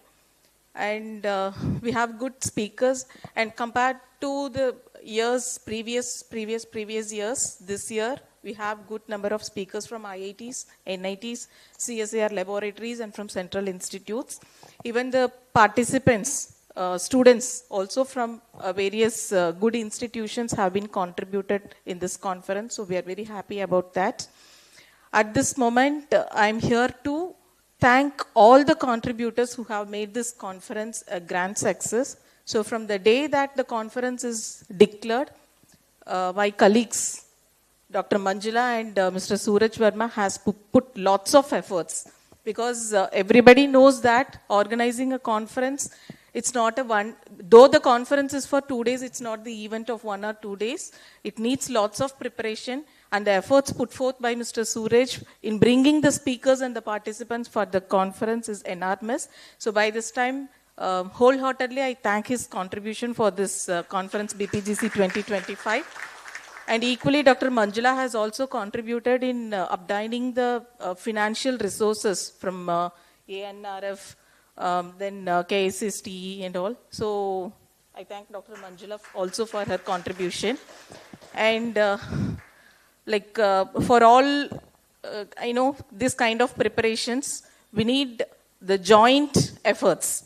So the entire team of CIPET Kochi has contributed in terms of irrespective of the departments. Like I would like to thank all the department HODs, like administrative department for organizing and coordinating with this event management to make these halls and other events ready. As Sir has pointed out, they provide the good food for these 2 days.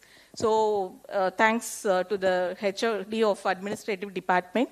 Similarly, the HODs of the technology support services like testing, tool room and PDA. So they have created a bonding between the industries. So they have mobilized the sponsors from the industries as well as they have collected all the industry persons to this conference. So my sincere thanks to Mr. Vijaykanth, Dr. S. Anbudayanidhi and Mr. Santosh Kumar.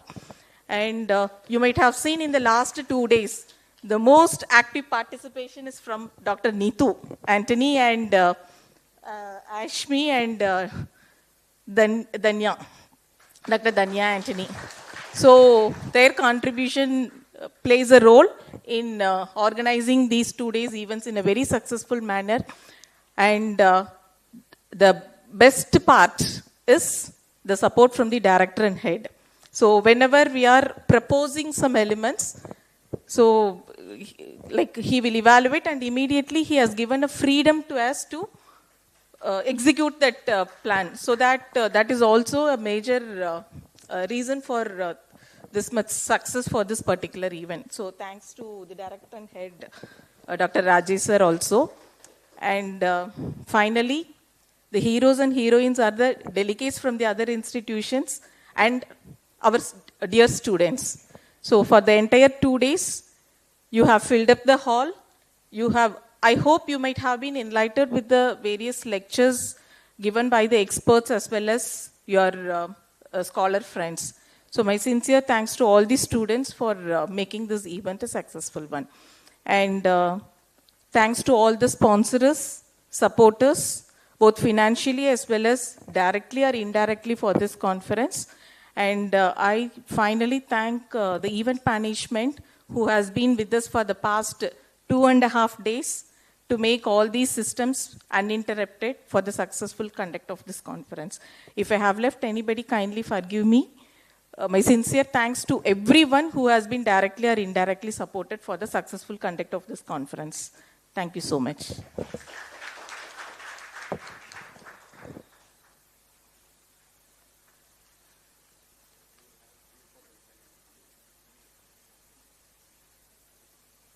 We can have a group photo. Please assemble them.